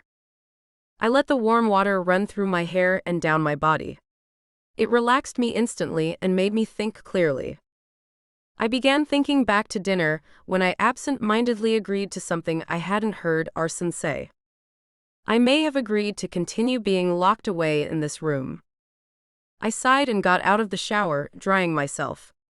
I went to the closet and threw on some sweats and a sports bra. I opened the journal I was given, with all my tasks inside, and saw that I had nothing to do that day. I shrugged and decided to work on more of my story, since I had that interview with Arson soon. He has the most beautiful mind I have ever come across. I know that after just a couple of months, he is becoming much more than just a dominant to me. I am falling for him. And he is falling for me too. It was cool because it was just strictly BDSM and a contract at first, but then it stemmed into a strong relationship because of the bond we have. I remember when it happened. We had just finished a session, and while we were getting dressed, he offered to take me out to dinner the next night. Of course, I agreed. With a gorgeous man like that, I couldn't pass up the offer. His personality was amazing and so charming that I developed a huge crush on him. Before that night, it was just lust, but after I got to know him better, we connected, and it turned into the best relationship I've ever been in. I had just described my feelings for Arson. I wondered if we would read it later on. I hoped he would read through the lines and see what I said about him. I shut off the computer and went to my bed to watch TV. I appreciated what I had done the previous night with Arson and loved the roses. It was a brand new day, and I wished I had something to do other than lying around. If this had been the weekend back in school, I would have been okay with watching movies, reading a book, or writing. But it was the summer, and I wanted to have fun. I needed to find a way to be closer to him, but also to have a life of my own. After a few minutes of thinking, I knew exactly what I was going to do. Arson. About 3 days passed, and I hadn't spoken to Lola. I knew her schedule had been empty, but I would change that. I was going to do a little shopping, and wanted to take her with me. I went to her bedroom, and I knocked on the door. Yes? I'm not exactly able to open the door, but who is it? I heard her voice through the door. It's Arson. I'm coming in. I unlocked her door and went in. She was tucked under the blanket, reading a book. She looked so adorable. I'm going to the mall, and I want you to come with me. Okay. How should I dress? She asked, lifting her head from the book and turning to look at me. Just something simple and comfortable, I replied. I'm leaving your door unlocked. Come get me from my room when you're ready. She nodded and got out of bed, walking into the closet.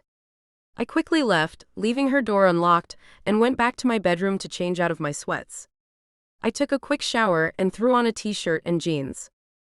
I also decided to wear a pair of shades and a hat. Believe it or not, people failed to realize who I was in that simple disguise. As I sprayed on cologne, I heard a knock on the bedroom door. When I answered it, it was Lola. She was wearing a nice flowy blouse with jeans and flats. I already knew that people would view me as some sugar daddy, although I looked great for my age. The ponytail and soft makeup made Lola look younger than she was. Maybe it was because she wasn't wearing her signature bold red lipstick. But at that moment, I couldn't care less what anyone had to say about us. All I knew was that I was having fun and spending time with a girl, no, a woman, that I really liked.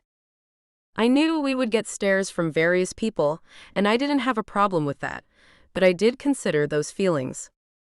She was tough enough to handle it, but that didn't mean she was comfortable with it.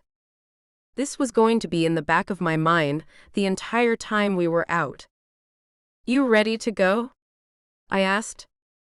"Born ready," she replied with a smile and turned to walk down the hall. She could make the simplest things so cute and attractive.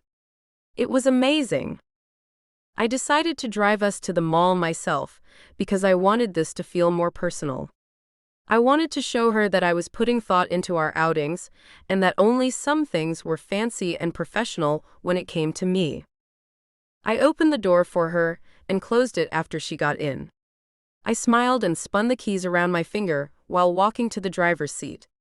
Today was going to be a great day. While driving to the mall, we sang along to the classic rock songs on the radio. It was cool to know that she was into the same music that I was, and that she knew about these older songs in the first place. We finally made it to the mall, and I parked in a spot that was usually more convenient for me.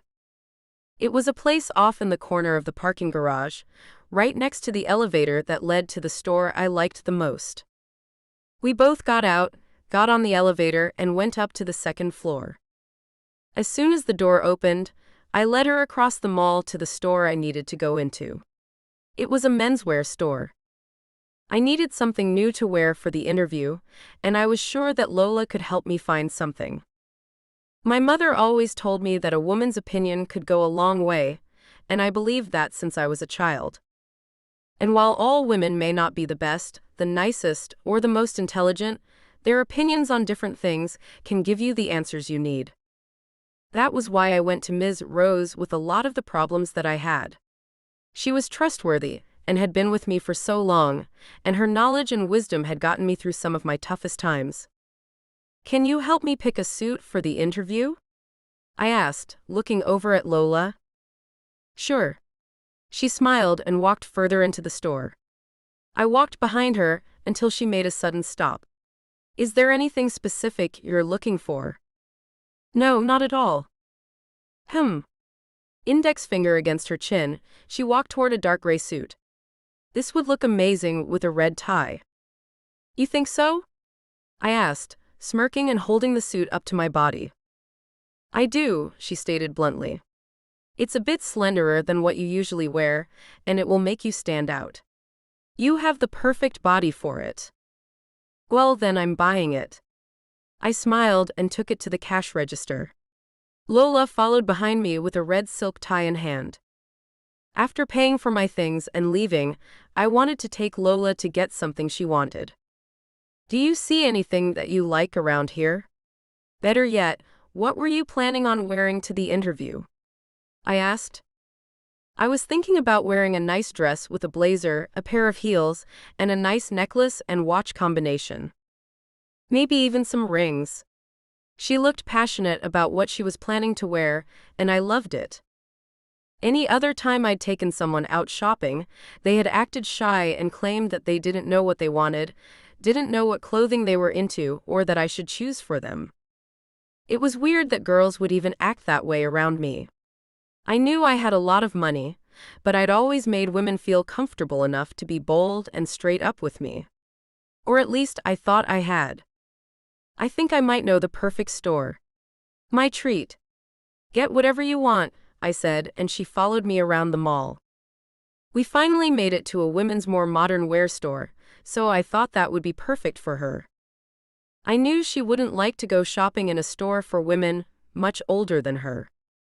We walked inside, and she didn't hesitate to go directly to whatever she wanted or caught her eye. I liked that. I loved a woman who knew what she wanted. She picked up a few things and two blazers. "Follow me," she said as she walked to the dressing room. I followed her to the main area of the fitting rooms, where there were seats. I sat down and waited for her to come out and show me whatever she chose to try on first. She came out in a lilac-colored dress that was fitted at the top but flared out at the bottom. She had decided to put the white blazer over top of that. "What do you think about this?" she asked, spinning around the circle. "I think you look super adorable in it." "That's not what we want." "You're a grown woman, which must be shown in this interview."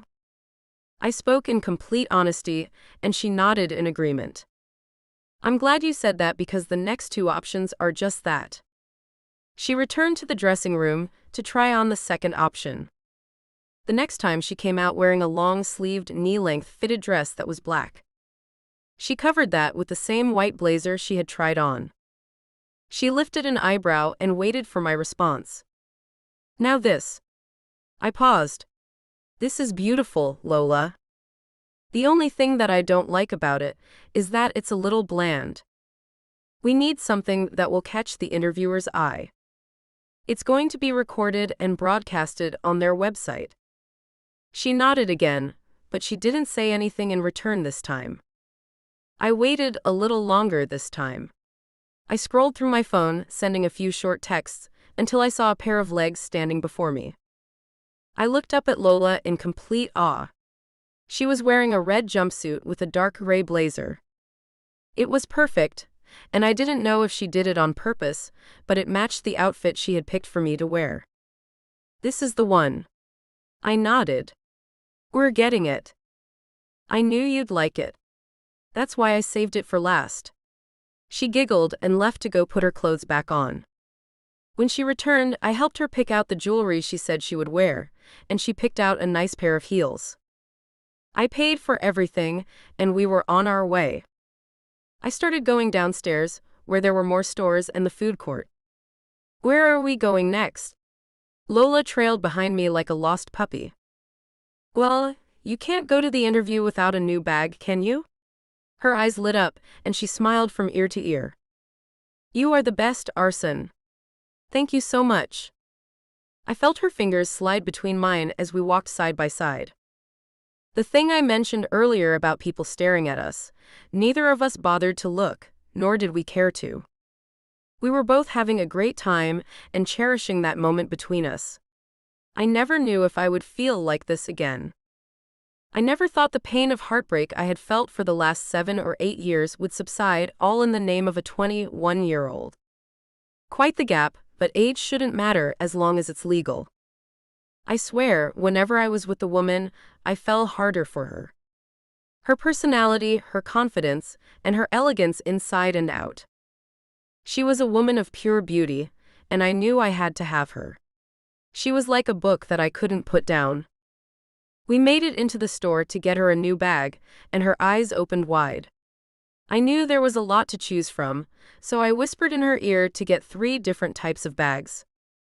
"Thank you so much." She stood on her toes to give me a kiss on the cheek. She wandered around the store, looking at different bags that caught her eye, and I walked behind her slowly, admiring her beauty and excitement. I knew many men had a problem shopping with a woman because they found it boring, but honestly, I found it relaxing. How could you not love watching your woman do something that made her happy? Even if it was not your thing or your hobby, why be negative about it? A woman you like or love is genuinely happy, and you complain because it's not what you want to do? I couldn't relate. I paid for the 3 bags she chose, and we started to walk toward the food court. "Do you know what you want to eat?" "Chinese," she answered. "It's my favorite thing to get while I'm out shopping." "What are you having?" "Chinese." "It's your favorite, so I'll have what you have." I smiled and held my hand out for her to lead the way. She blushed and made her way over to the Chinese restaurant. It was one of those all-you-can-eat places, but cleaner and with better food because of the area of the city we were shopping in. I paid for our entry and got our plates, looking around for what we would eat. I stuck with vegetable lo mein and spring rolls, while Lola got orange chicken and steamed rice with vegetables on the side. I didn't eat Chinese food that often, but I craved it that day because it looked so good. We went back to our seats and began eating. It was silent for a few minutes, just the sound of chewing between us until Lola spoke up. I have something to tell you, she said as she looked down at her plate, pushing a piece of chicken around with her fork. What is it, love? I put a forkful of lo mein into my mouth and began to chew it up. I want to help you with the drug cartel. She dropped her fork onto the plate and looked up at me. What? I nearly choked on my food and hurried to swallow it. What do you mean you want to help? I want to be a part of it. I want to help you. I know that this means a lot to you and that you're still working on trying to trust me again, but this could help. If I'm a part of the cartel, telling someone could get me in trouble too. She smiled sneakily. I don't know about that. This is a dangerous business, and I wouldn't want you hurt. I took a sip of my drink and sat in my seat, looking at her. She also had a point about taking the fall, if this secret were ever to get out. I don't care, Arson. I want to be a part of this, and I want to help you. Even if I'm doing work behind the scenes, and no one knows who I am. It'll be like anonymous work, you know? She took a few more bites of her food and waited for my response. Are you sure about this, Lola? I raised an eyebrow. Yes. Now tell me what I have to do. She smirked and finished her plate of food.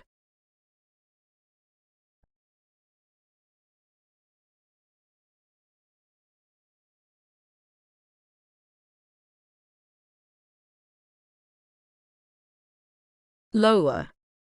I was glad to have finally been able to leave the house, to be able to get new things, to be treated like a princess, and to top it all off, for my plan to work. Yes, my plan to be closer to Arson and not always be trapped inside that room had begun. Working with a cartel had its pros and cons, but the way my life looked, I didn't seem to have that much of an option. Yes. Now tell me what I have to do. I smirked and finished my plate of food. Maybe my tasks within this cartel wouldn't be that big of a deal. We should go home before discussing this topic any further, Arson spoke under his breath. He finished his meal and took a sip of his drink. I flashed a small smile to let him know that I understood. We grabbed our bags and left, getting on the same elevator that let us off right in front of Arson's car. I didn't notice until we pulled out that the parking spot had the name Lockhart painted on it in big yellow letters. I chuckled and rolled my window down. I felt the breeze push my ponytail toward the left, to where it hit Arson's arm. I laughed at the overly dramatic look of annoyance on his face and pulled my ponytail into a low bun. I tied an extra hair tie around it to keep it secure. There was silence between us, but it was a comfortable silence. The radio still played those classic rock songs, and we were cruising. I liked that he wasn't in a rush to get home. It made me feel like he somewhat felt the same way I did. This marked the start of some crazy adventure I was about to get into. But who cared? I was young, and I felt even younger. This was the excitement that I had been craving since I turned 20 years old. I never expected an older man to bring out the youth within me, but that was exactly what happened. He brought out a side of me that had become very foreign. My wild side was starting to show. When we made it onto the highway, Arson pulled the roof of his car back and turned the music up louder. He began picking up speed and swerving past other cars. Did you enjoy yourself today? Arson asked. I did. I giggled. Thank you so much for taking me out, and thanks for the new things. He smiled and nodded. Suddenly, I had a flashback to when we first went out. I was 21 years old, and I had butterflies before going on a date. Nothing wrong with that. I just always thought life would turn out differently for me. Maybe that was why I was so open with Arson. It might not seem like it on his end, but I didn't even give guys the time of day, so he was lucky. I felt like he could be that missing excitement that I needed in my life. I was just so used to being by myself, without any distractions. I was wondering if a relationship was what I needed right now, but I was willing to try it out. My phone lit up, showing a text from Arson. It said he was outside, and his driver was waiting for me. I laughed a little and slid on my shoes. I didn't even know why I would have expected a billionaire to drive himself to a restaurant. I made it outside and saw the driver open the back door. I kindly thanked him and got inside. Arson sat, watching me get in the car with a smile on his face. His teeth were the whitest I'd ever seen. All of his teeth were perfectly straight. It was mesmerizing. "You look stunning, Lola," he spoke. "Thank you. You look good as well, Arson." I blushed slightly at the nickname he had given me. The ride there was lovely. I saw the view of downtown at night while music played softly in the background. The air was fresh while blowing through my hair. I felt like my 19-year-old self again. I heard a chuckle and turned to see Arson watching me. This adrenaline rush within me caused various flashbacks. Before I could even reach the door, Arson stepped in and closed it behind him. "Did you find everything you were looking for on the computer?" I gulped and nodded. "I'll just be leaving now." When I tried to walk past him, he grabbed my wrist and I felt myself being pushed against the wall. I gasped and looked up at Arson, who was now hovering over me. I could tell by the look on his face that I was caught, and this wouldn't be easy. "You know, it's really not polite to go through people's emails." "You don't have the right," he spat. "I don't know what you're talking about," I mumbled and was quickly cut off. "Don't play stupid with me, Lola. I was standing in the doorway the entire time," he scoffed. "Arson, I swear," I was cut off again. "I know what you saw on that computer, and you don't know how much trouble you're in now, Lola. But you don't seem like the type to be a loudmouth about these things, so I'm considering letting you go." After he said that, I felt so much relief. He smirked down at me and backed away slowly. "Just know that if you run your mouth about anything, you'll end up like that woman's husband. Unlike his situation, your family won't have the fortune of ever finding your body." What was wrong with me? "Before I go, come here." He spoke in a very demanding voice. I got up and walked over to him. He grabbed my waist and pulled me closer to him. Our noses were barely an inch apart, and he flashed a smile that melted my heart. It felt like everything around us had stopped. One of his hands grabbed the back of my neck and kissed me. He kissed me so hard that I stopped breathing. He pulled away and chuckled, licking his lips and walking out of the room in one swift movement. Hearing the lock on the door made me snap back into reality. This was strange. "Now you listen to me, and you listen closely." He spoke to me in a stern voice, asserting his dominance. My eyes widened as I nodded slowly. "Oh, okay." "Nah. He pulled my hands over my head and gripped my wrists with one of his hands. "From now on you answer with yes, sir. Do I make myself clear?" "Yes, sir." I bit down on my lip, and he smirked. He loved seeing me under his control. He wanted me to submit to him. He wanted to have complete dominance over me. "Whatever I say, you do." He chuckled. "You didn't think that tough girl act was going to cut it around me, did you?" I opened my mouth to speak, but he cut me off. "Think before you answer, Lola." "No, sir," I spoke quietly. "Louder, Lola." He pushed himself closer to me. "No, sir." I squealed, and the pace of my breathing increased. "That's a really beautiful dress you're wearing, Lola." He spoke in a low tone, but loud enough for me to hear him. "Take it off." He let go of my wrists and stepped back so I could get undressed. I turned my back to him and slowly let down the zipper of my dress. I let the straps fall down my arms slowly and proceeded to pull it off of my chest. From where he was standing, it looked like a simple red, but then I turned around and the lace took him by surprise. He could see through the thin material I had on. I slid the rest of my dress to my ankles and kicked it across the room. I wore a matching pair of lace panties underneath my fishnet stockings. I bet he thought it looked beautiful and laid across my long legs. He sat on the bed and just admired my body. Everything was happening in my favor, and I couldn't be happier. Take off the stockings and bring them to me. When you make it over here, lay across my lap and do not make a sound, he said to me, and that's just what I did. Without hesitation, I complied with each demand, and his expression showed that he loved every moment of it. When I made it over to the bed, I stood in front of him. I placed the stockings in his hand and laid across his lap. Laughing slightly under his breath, he pulled my hands behind my back and tied them together. "Good girl," he spoke, and I moaned slightly under my breath. He gave me a spank right on my, and I squirmed in discomfort. "I thought I told you not to make a sound, Lola. Don't make me punish you." "Yes, sir," I whined, and he gave me another. "Don't say another word," Arson instructed. He lifted my body and tossed me on the bed. He brushed my hair back out of my face to admire my beauty. My skin was perfect and soft, and the lipstick color I chose made my eyes glow. I could tell by the way he looked at me.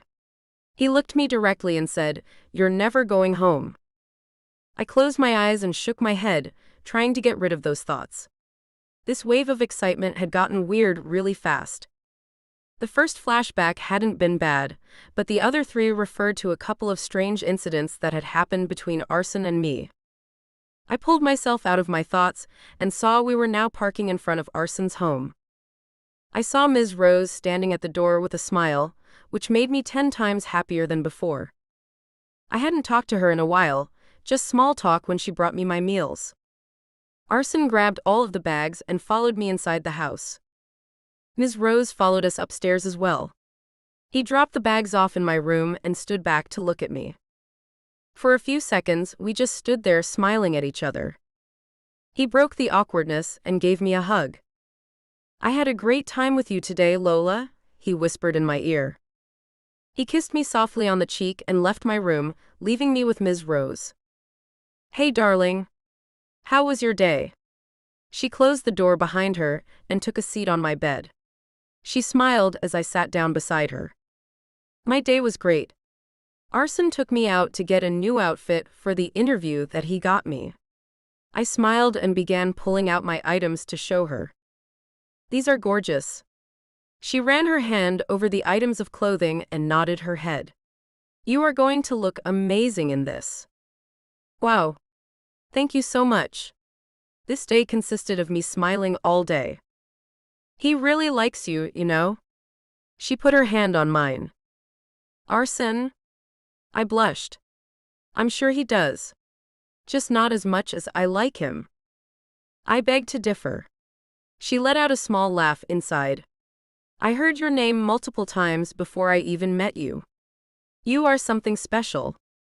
I looked down at my left hand resting in my lap and tried to fight back with another smile. That made me feel special. That showed me that I was more important to him than I had thought I was. It made me feel warm inside. That makes me feel good. I directed my attention from my lap to Ms. Rose's face. "As you should." She smiled and stood up from the bed. Without saying anything else, she left. As awkward as it sounded, it wasn't awkward at all. It felt normal. Not knowing what else to do, I decided to put my clothes away in the closet and lay on the bed. I laid on my back, pressing my head into the pillow.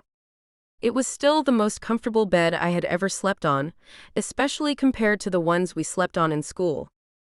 I closed my eyes and imagined Arson and me on a black sand beach. There was no one else on the entire beach but us. A big blanket was laid out on the ground with various foods. We were having a picnic. I was wearing a long flowy gown, and Arson was in a casual button-up with shorts. The weather was nice, and so was the scenery. This was my dream date. We began making small talk and tasting the different food options sitting around. He told me that there was something really important that he needed to tell me. "Well, what is it?" I asked. I love you, Lola. You love me? Yes, Lola. I do. I smiled, feeling at ease and content. I love you. Lola. I heard a voice yell in real life. I jumped up, and it was Arson. He was sitting on the edge of my bed. I guess I had drifted off to sleep, dreaming instead of daydreaming. Sorry, I drifted off. Don't apologize. Sleep is natural. I'm not going to kill you or anything. We both looked at each other and laughed in unison. I came to tell you about the job you'll be doing for the cartel. Okay, tell me everything, I said, sitting straight up. You're going to handle finances. This means we give you the money, and you're responsible for putting it into our banks a little at a time so the bank doesn't get suspicious. Also, you manage our input and output online. You calculate exactly how much money we should make and update us on whether we are fulfilling that task.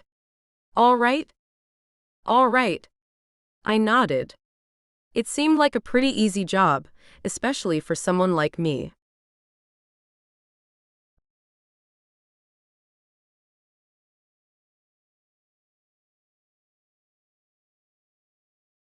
I put my hand on the back of her neck and began kissing back, deeply and passionately. She pushed me on my back and rolled on top of me. I could feel her hands trying to pull my shirt off, so I took mine off and pulled hers off too. I laid her on her back and hovered over her. Is this really what you want? I asked. She nodded and pulled her bottom lip between her teeth. I smirked and left a trail of kisses from the middle of her chest and up to her ear. I laughed softly and whispered in her ear. I've been waiting so long to have you. She let out a quiet moan. I lowered my head and her head rolled back in slight, but this was only the beginning of it. I slid a hand into her shorts. She had on no. Good girl. I swirled my finger between her folds and she, in pure bliss. I snatched her shorts off and licked my lips. I was going to make her submit to me. I stood up and slid my pants down along with my boxers. Get on your knees, Lola, I demanded. She got off of the bed, and I wrapped her ponytail around my hand and held her head back so that she was looking up at me. You're going to do whatever I say. Do I make myself clear? Yes, she spoke while licking her lips. Yes, what? I grinned evilly and pulled at her ponytail. Yes, sir. She giggled.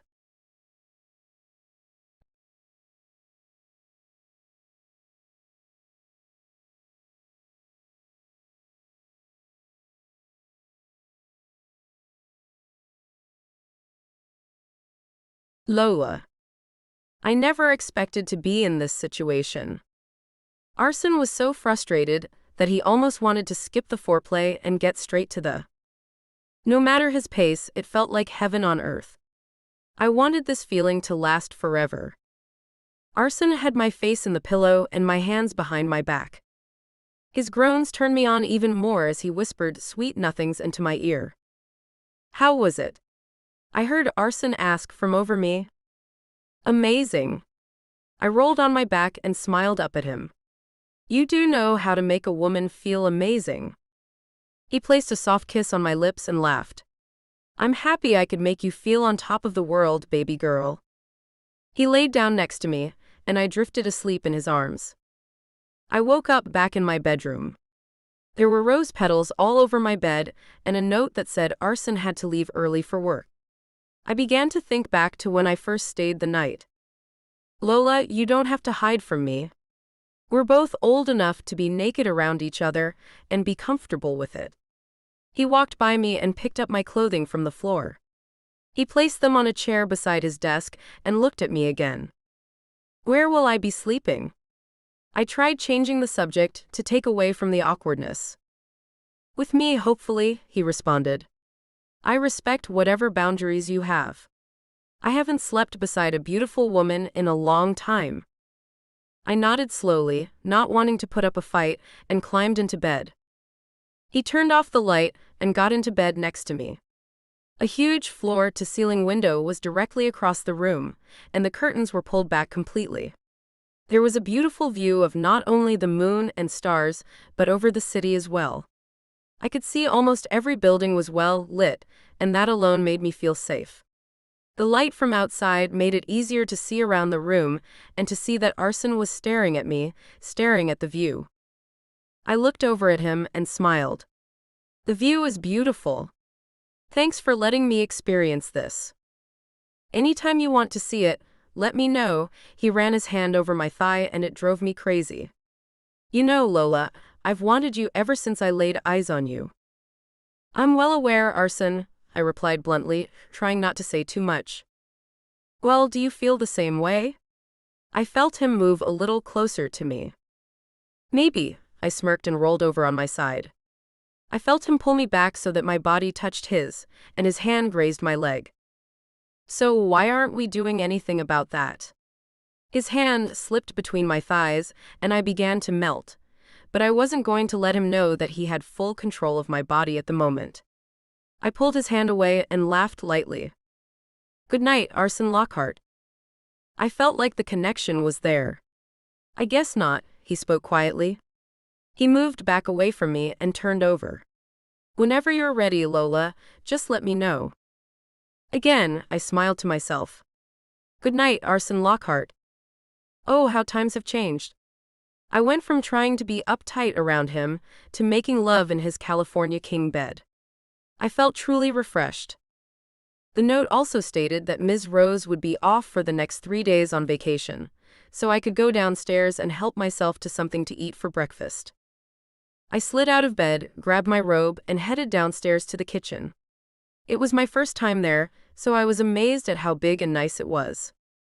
I didn't really feel like cooking anything, so I looked around until I found a bowl and spoon to get some cereal. I sat on the island and ate in silence.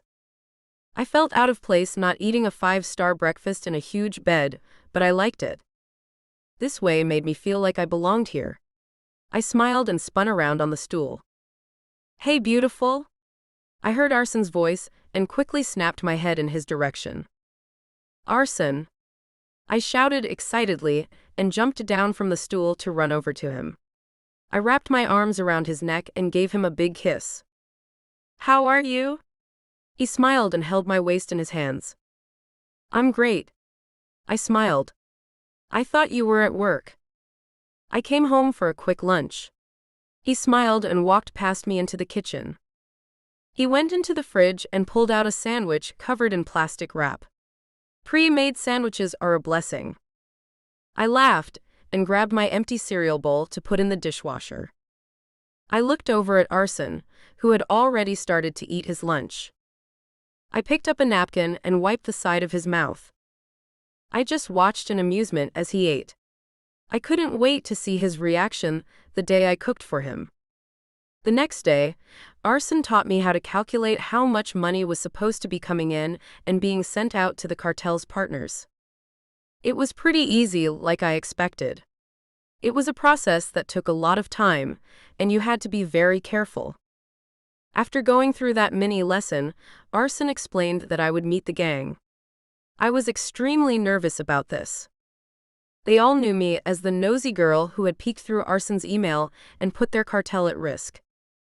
The ride to the meeting was long and boring due to the lack of conversation between Arson and me and the lack of good music on the radio. We had to change the station at least 3 times. Nonetheless, I was very anxious, no matter how confident sitting in a car beside someone as beautiful as Arson made me feel. We finally made it to our destination and took a deep breath. I looked in the mirror to ensure I looked presentable and hoped for the best. Are you ready for this, Lola? Arson asked while watching me watch myself in the mirror. No, but I'll have to get it done whether I'm ready or not. I laughed a little. Then let's go, love. He got out of the car and started walking toward the building. I soon followed his actions and walked inside behind him. He led me to a room in the back, which smelled like beer and cigarettes. I hated the smell, but I just have to deal with it. Guys, gather around. Arson called. He sat in a chair and pulled me onto his lap. All of the guys sat down in a group in front of us. This is Lola, and she'll be helping us out around here. What will she be doing, boss? A random guy asked from the back of the group. I'll be handling all you guys' finances, I said. And trust me, you have nothing to worry about. I am completely trustworthy and a perfect fit for this job. Cool, the guy replied. Welcome. Yeah, welcome, one of the men in the front spoke. The rest of the guys followed suit and welcomed me as well.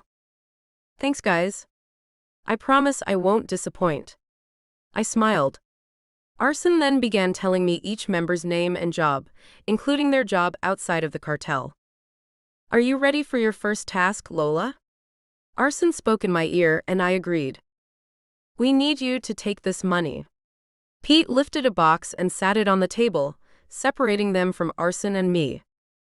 And put it into 3 different banks, David said, sliding a piece of paper to me that had the bank's account number and information. Cool. I stood up and grabbed both the box and the piece of paper. I think you should wear 3 different outfits so no one will notice you going from bank to bank, Pete suggested. Actually, I stated, if you guys have cards with these accounts, I can just go to the 3 different banks all over the town and maybe even go to one in the next city over. You got yourself a smart one, Lockhart, David chuckled, which caused me to smirk. I know. Arson laughed and slid his keys into my hand and a spare phone. You can use my car, babe. Sweet, I replied and turned to him. Thanks, babe.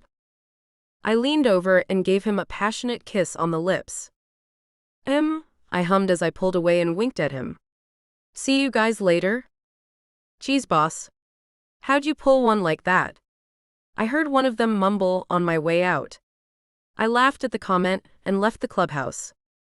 When I got inside the car, I looked up the bank's locations on the GPS and decided to go to the ones that were all very far away from each other. Before I pulled off, I got a text from Arson telling me to meet him back at his place when I was finished.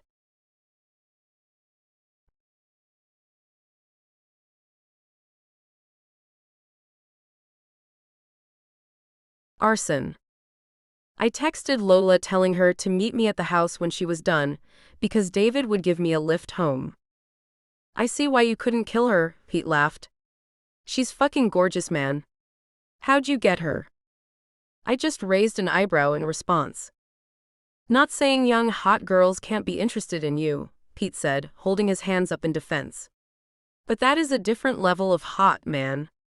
She's flawless. It just happened. I laughed. I saw her, and I knew I had to make her mine. I remember it like it was yesterday.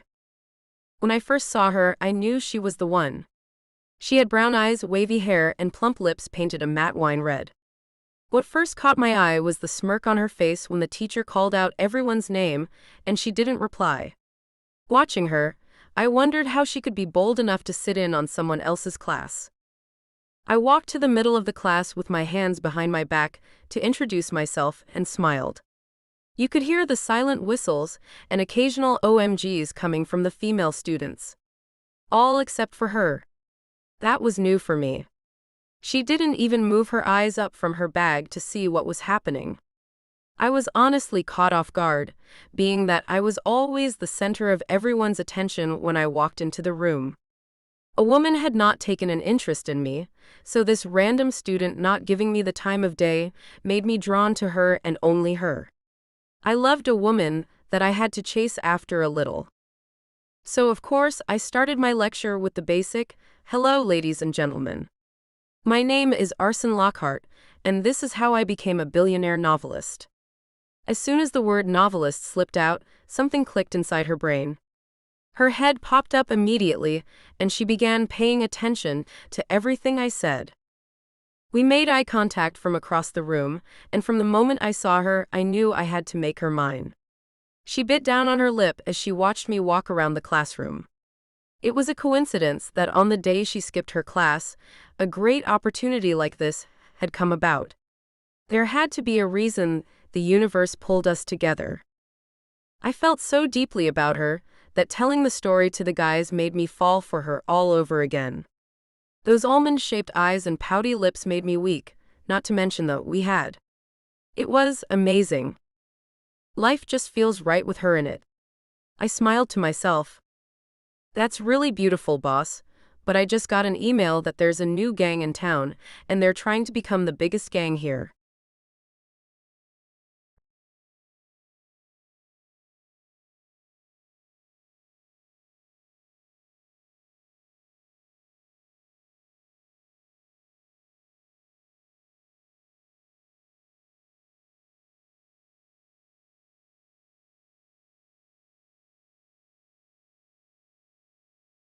Lola.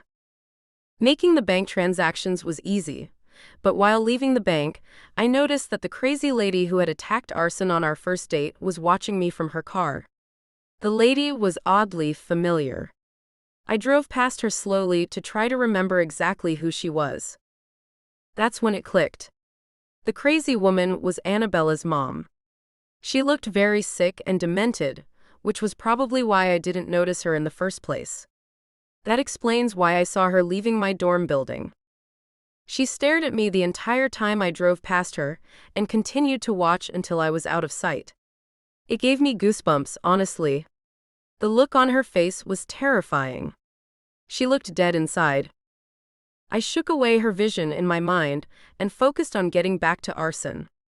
The drive back home was peaceful. I didn't bother playing the radio because I got lost in my writer's brain again. If this were a scene in a book, the sky would be orange. No peach. The way it varied in 3 shades would resemble the ombre of the juicy fruit. The clouds resembled the peach fuzz that grazes the thin layer of skin. The sun would be a yellow spot peeking through. Oh, what a beauty! And what was I? Just an ant finding its way through the heavy traffic of this hive we called life. The gush of wind was heavy, signs of a hurricane coming. Well, a hurricane to an ant, that is. Back in reality, it was just a simple summer's rain. And I was just a writer who was also a hopeless romantic regarding Arson Lockhart. For some reason, I always forgot that he was a murderer and a drug dealer. It was just that I never saw his bad side unless we were intimate. It was scary to say, but my feelings for him wouldn't have faded even if I had seen that side of him. I called his phone twice, but there was no answer. The rain was pouring down. There was even a bit of thunder and lightning. When I opened the contacts application on the phone, I saw that the only other numbers were Ms. Rose and the driver. I didn't expect to find anything, but I opened the notes, and there was something that I needed to see. The note said a spare key to the front door was underneath the plant on the right-hand side of the front step. I got out and ran to the door to avoid getting wet. I got the key and opened the door. I didn't hear anything or see any sign of anyone being home. I shut the door behind me and locked it. I jogged upstairs to my room and got ready to take a shower. I had to wash this rain off of me. I tossed all my clothes into the hamper and went to the bathroom. I ran the shower water until it got hot enough for my desires. I stepped inside and let the water kiss my skin. There was nothing better than a hot shower after your first day on the job as a financier for a drug cartel. I laughed at the thought of the god-awful joke in my head. The shower was my favorite place to think. It gave me time to process what was going on in my life. The first thing I was focused on processing was my relationship with arson. Where did our relationship go from here? Honestly, we had both shown each other how we felt, but neither had put it into words. It was strange. 2 very bold and courageous writers, yet we couldn't come up with the words to say to each other. It was confusing, and honestly, I didn't think either of us had the answers to each other's questions at that very moment. But we both knew that we had strong feelings for each other. We were both expecting and longing for that perfect speech in which we expressed our undying love for each other. I didn't think that was going to come anytime soon. So, we were going to have to live in the moment. We just had to take a deep breath and exist as 2 humans. My feelings for the man were going to be the death of me. I believed it more and more each day. I could see us spending our lives together in paradise. Just us two together, forming one bond. That was my dream life. That was the life I saw myself sharing with him. He was the perfect guy for me.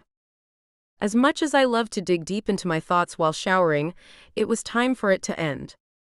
I washed my hair, face, and body until I was squeaky clean. I headed directly toward my closet to find something to wear when I got out. I put on a sports bra and a pair of sweatpants. I also put on a couple of slippers because I wanted to go downstairs and find something to eat. I made it downstairs to the kitchen to find something to eat. I didn't feel like cooking a full meal, so I pulled out whatever food was left in the fridge. I made a sub sandwich loaded with veggies and topped it off with a small amount of mustard and mayo. After eating the sandwich, I returned to my room just to check on my schedule for tomorrow. The only thing I had planned was to go grocery shopping, and I was excited. I rolled over on my back and stared at the ceiling. Hopefully, Arson had enough free time to cook me something. We could go to the beach again, or we could go dancing in a nightclub. Just something new. I had every right to be a dreamer, and that's what I was doing. I was always daydreaming. My head was always in the clouds. I just wanted to go out and spend as much time with him as possible. I knew he was a very busy man and that being a billionaire didn't come easily, but I couldn't picture my day without him. I started to become lonely without him around. I craved his energy. I knew I needed to be around him more than usual because our bond was becoming unbreakable. "Hey, baby girl." I heard his voice from the doorway and jumped up instantly. "Hi." I smiled. "I didn't know you were here." "Yeah, I'm sorry about that. I decided to take a quick nap when I got home, but I think I fell asleep too deeply, as you can see." He shook his head. "I missed a lot of phone calls and texts." He walked into the room and came and sat down next to me. He used his index finger and thumb to brush my hair behind my ear. Such an innocent gesture, but it held so much passion within it. I leaned in and left a peck on his lips. This wasn't love, but it was something very close to it.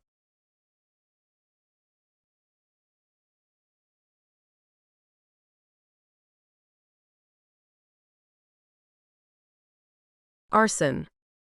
We both woke up in Lola's bed. My arms wrapped around her and her head was on my chest. This was a moment of pure bliss. "Good morning," I whispered as I kissed her forehead. "Morning." She yawned and sat up. "Let's go get some breakfast." I stood up from the bed and scooped her up into my arms.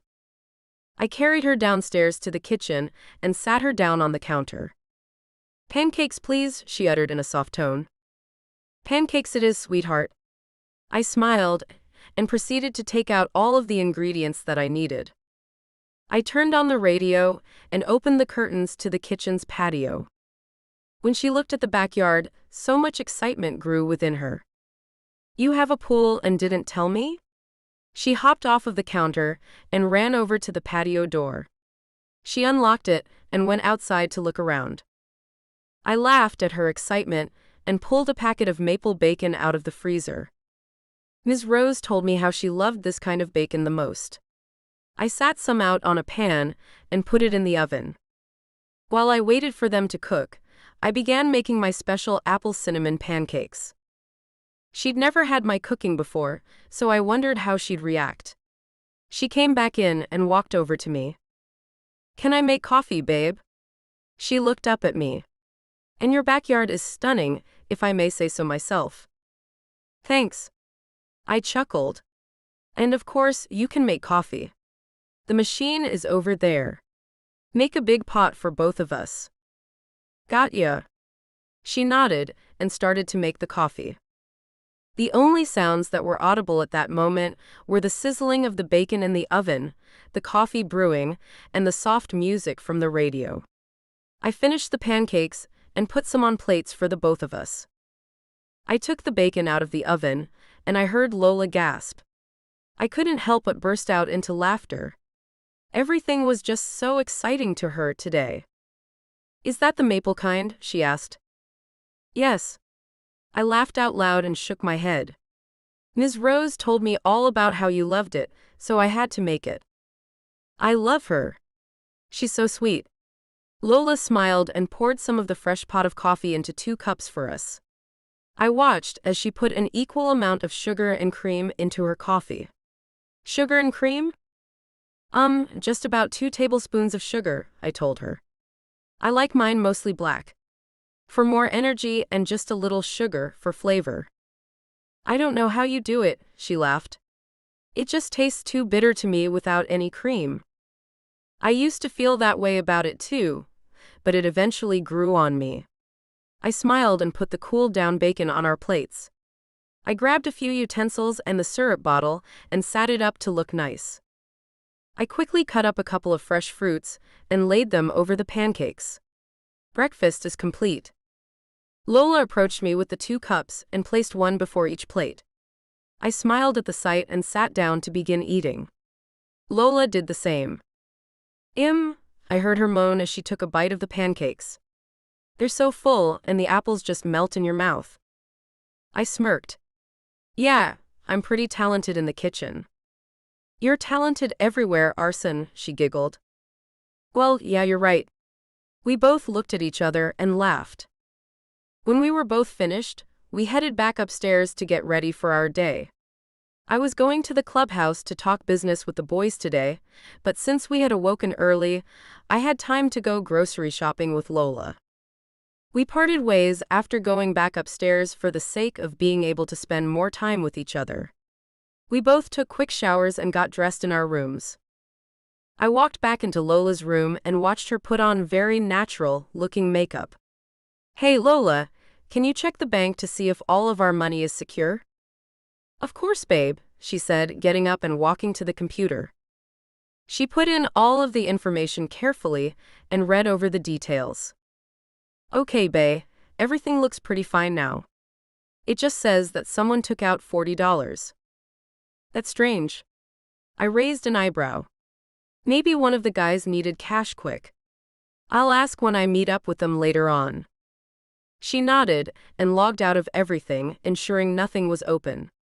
I taught her well. Ready? I asked. Yup. She got up and wrapped her arms around my neck. She kissed me deeply and I kissed back, biting her bottom lip. You're going to get yourself in trouble kissing me like that, I smirked. I like trouble. She smiled and turned to leave the house. I smacked her and she squealed. It was the cutest thing ever. I followed her downstairs and outside to the driveway. You can drive. I tossed her the keys. We're taking the Corvette. Sweet, she yelled out and got into the front seat. I got in on the passenger side, and we were off. She turned on the music and blasted it. They were playing all of the best classic rock songs again, so we had to sing along at the top of our lungs. The morning air felt amazing against my skin, and I felt like I was on top of the world. All because I was spending time with the girl of my dreams. Life was going great. When we pulled up to the grocery store, Lola found the perfect parking space right out front. We got out and went inside. I opened the list, and we walked around to get the items we needed. Once we got everything that we needed, I paid, and we left. That had gone faster than I expected, making me sad that we would be parting ways soon. Hey, babe. Yes, my love, she answered me. Do you want to go with me to meet up with the guys? I looked over at her as we pulled up to a red light. Of course. She smiled. All right. I smiled. We can go there now. Do you remember how to get there? Yup. She emphasized the P and sped off when the light turned green. Nearly half an hour later, we finally pulled up to the clubhouse. I saw all the other cars, so everyone was there waiting for me like usual. I walked in with Lola, and everyone exchanged greetings.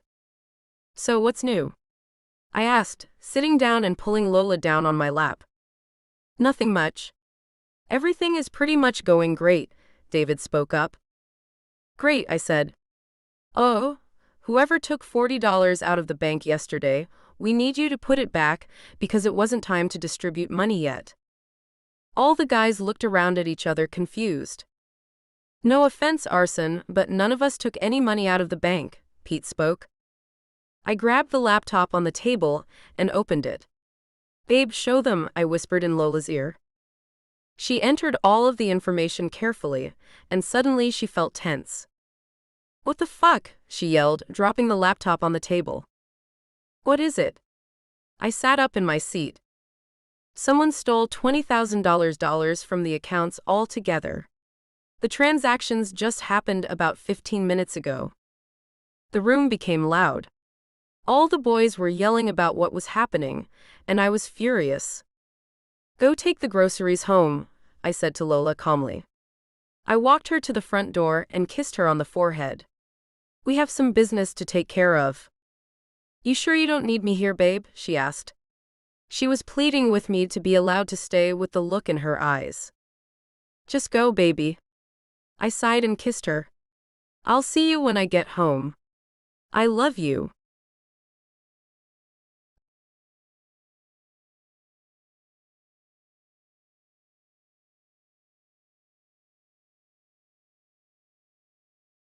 Lola. I love you too. I smiled and left out of the clubhouse. I was completely disturbed by the fact that someone was stealing money from Arson, but how he kissed me and told me he loved me made me feel like I was floating on a cloud. I got in the car and drove back to Arson's house. I wondered if it was something I had done or had something to do with Annabella's mom because she had been watching me when I left the bank. I picked up the spare phone Arson gave me and texted him that the crazy lady who had attacked him the night of our first date was Annabella's mother, and she was watching me as I left the last bank. The look on her face had been so sinister. She looked as if she had just escaped a mental asylum. I decided to listen to classical music to calm my nerves on the way back home, because just the thought of seeing Annabella's mother that way sent chills up my spine. I heard a pop, and the car began to slow down. Great, a flat tire is exactly what I need right now. I sighed deeply and exited the car to see exactly which tire it was. I went around to the side of the car and saw that it was the front, right tire.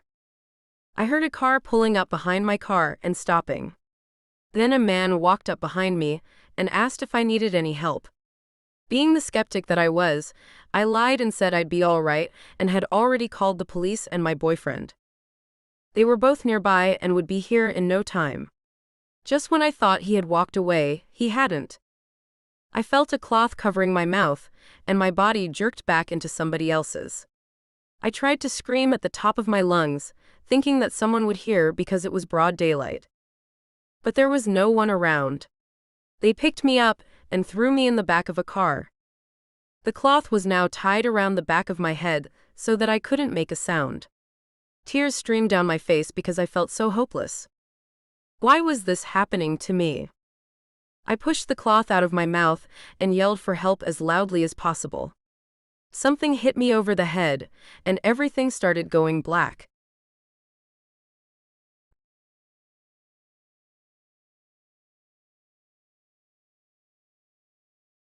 Arson.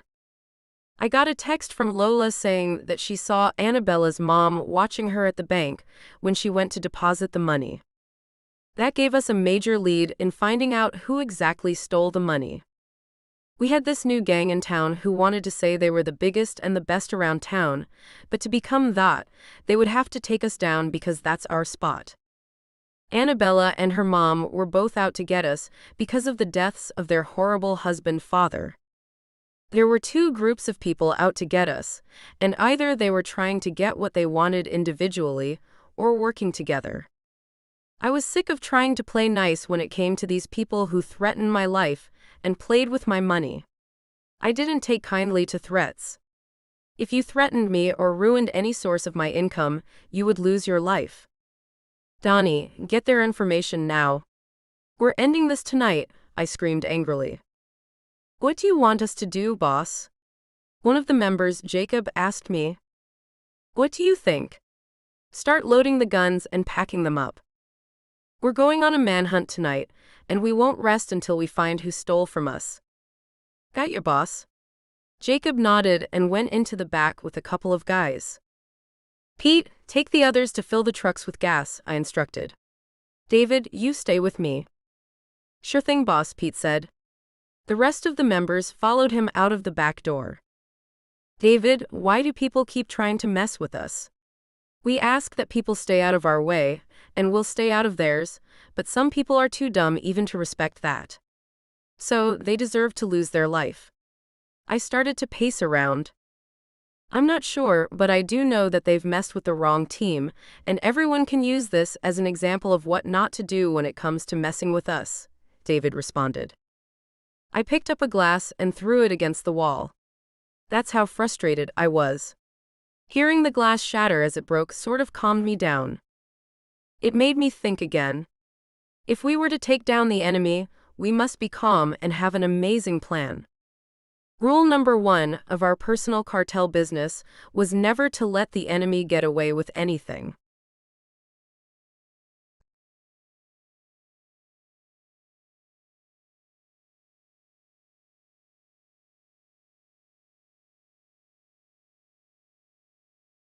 Lola. I woke up in the back seat of a car, my hands attached to my head from the heavy pounding. My wrists were tied together and so were my ankles. I fully opened my eyes to see some random man driving slowly. His face was emotionless in the rear view mirror, and his hand gripped the steering wheel a little too tightly. Why am I in here? I asked quietly. He paid no attention. He kept his eyes on the empty road ahead. Why? I yelled. Will you shut the fuck up? He screamed, gripping the steering wheel tighter than before. God, you dumb bitch. You just woke up, and the first thing you do is talk. Well, what do you expect me to do when I've been kidnapped? I mumbled, rolling my eyes. Who the hell are you and why are you kidnapping me? Shut up. His voice was very stern and demanding. He was intimidating as well. The car abruptly stopped, and the next thing I knew, I was being snatched out of the car by multiple people and dragged into some random house. I wasn't sure where I was, but I didn't like it. I wasn't safe there.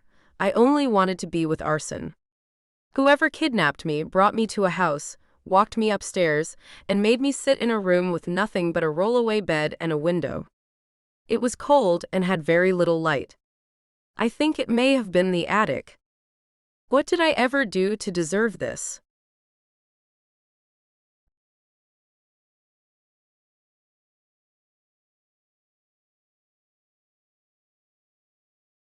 Arson. It was finally dark outside, so the plan was in full effect. My guys tracked down the new gang's clubhouse. We also discovered that the computer used to steal money from our banks had an IP address linked to that same clubhouse address. Not only was that new gang stealing from us, but that house they had their clubhouse meetings in was Annabella's mother's house. Annabella and her mother must have called in for backup when they realized I wasn't afraid of them. It took 2 trucks to fit all of us. We drove about 5 to 10 minutes away from one another so that no one would be too suspicious. When we all arrived, we huddled. There was going to be a group of people going through the front door and another going through the back. We all drew our guns and got out of the trucks. The group in the backyard had gone around to the back door already. My group was now approaching the front door. 1, 2, 3. I yelled, kicking the door in. We all ran in with our guns and demanded everyone get on the ground. We went all around the house, rounding everybody up downstairs. Once we all had them backed into a corner, we all smiled. Hi, Annabella. I chuckled as she tried to hide behind the others. Bye, Annabella. Everyone just started shooting at the crowd, and we didn't stop until each of them was dead. I shook my head at the gruesome scene and ordered everyone to start collecting the drugs and money. After collecting all of their things, we ran out toward the trucks.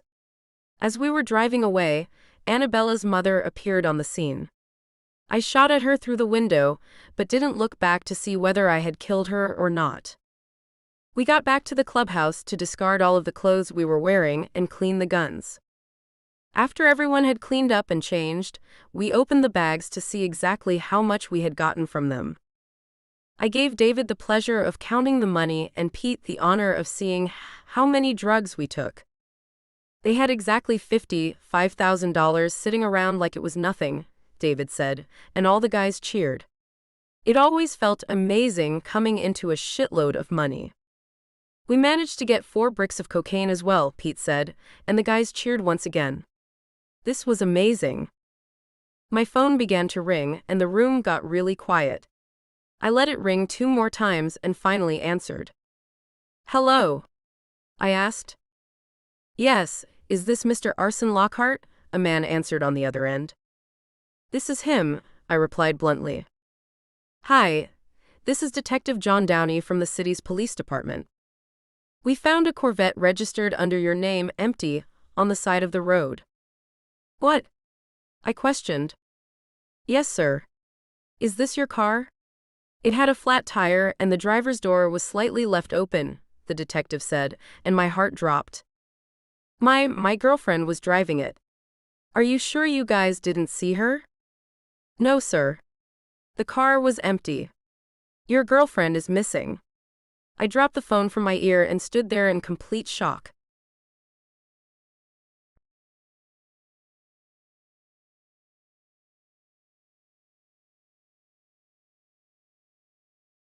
A Billionaire's Fate. Lola. 3 men entered the room, closed and locked the door behind them. Frightened, I pushed myself into the corner of the bed as best as possible and watched them closely. Just then, I heard multiple gunshots from downstairs and footsteps running around. I screamed at the loud sound and was instantly punched in the face by one of the men. I gasped, completely shocked and in pain. I kicked my feet at him, despite my ankles being tied together, and hit him on the side. I immediately regretted the decision when I felt multiple blows to the face. The pain was wild, and I tasted blood spilling from my lip. I knew better than that the next time. All the while, there were still multiple shots going on downstairs. I couldn't tell if people were shooting at the house, or if the people in the house were shooting at someone else. I was hoping someone would kick down the door and get me out.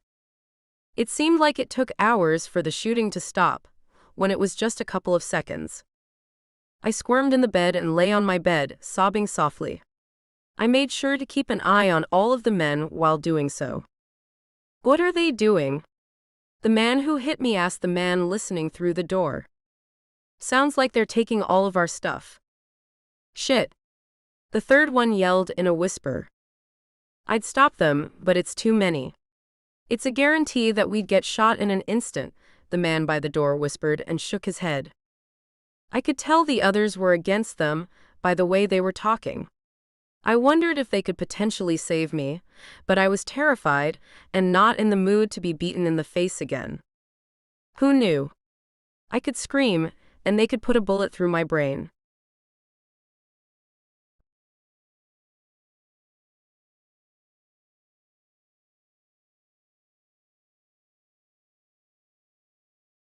Arson. "What's wrong, boss?"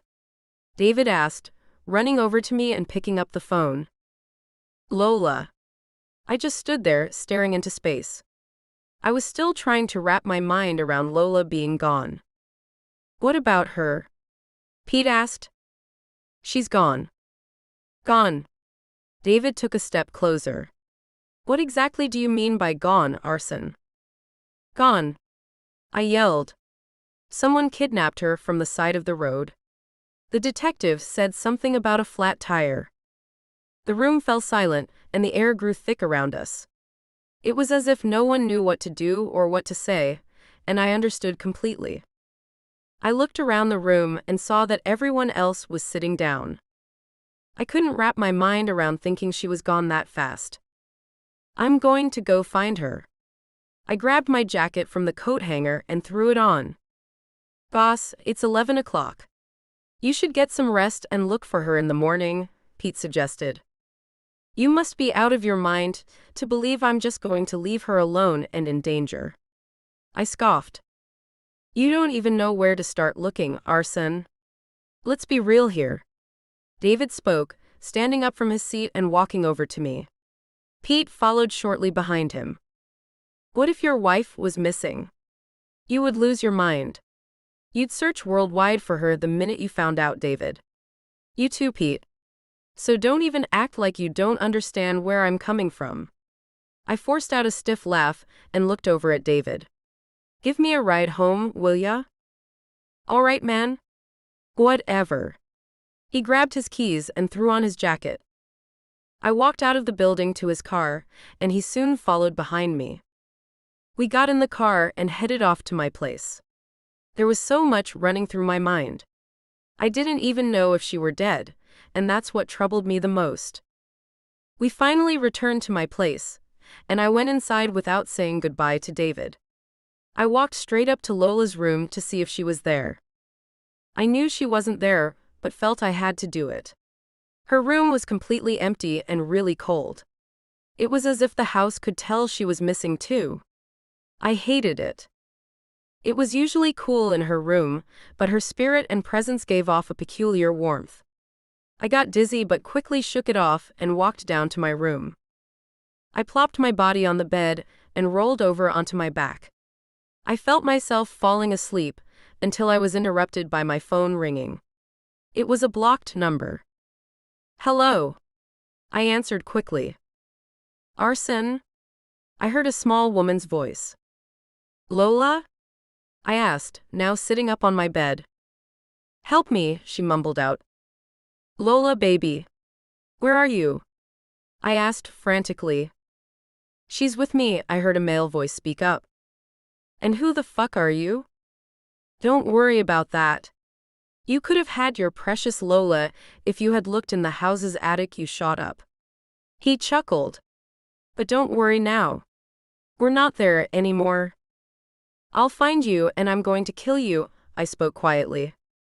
You want the girl back? $50,000. I want everything you stole from us back. Fine, I agreed. Where are you going to meet me? I'll let you know soon. If you fuck this up, I will kill the girl. I'll kill your entire family with no remorse, I spoke calmly, trying to show him now how angry I was.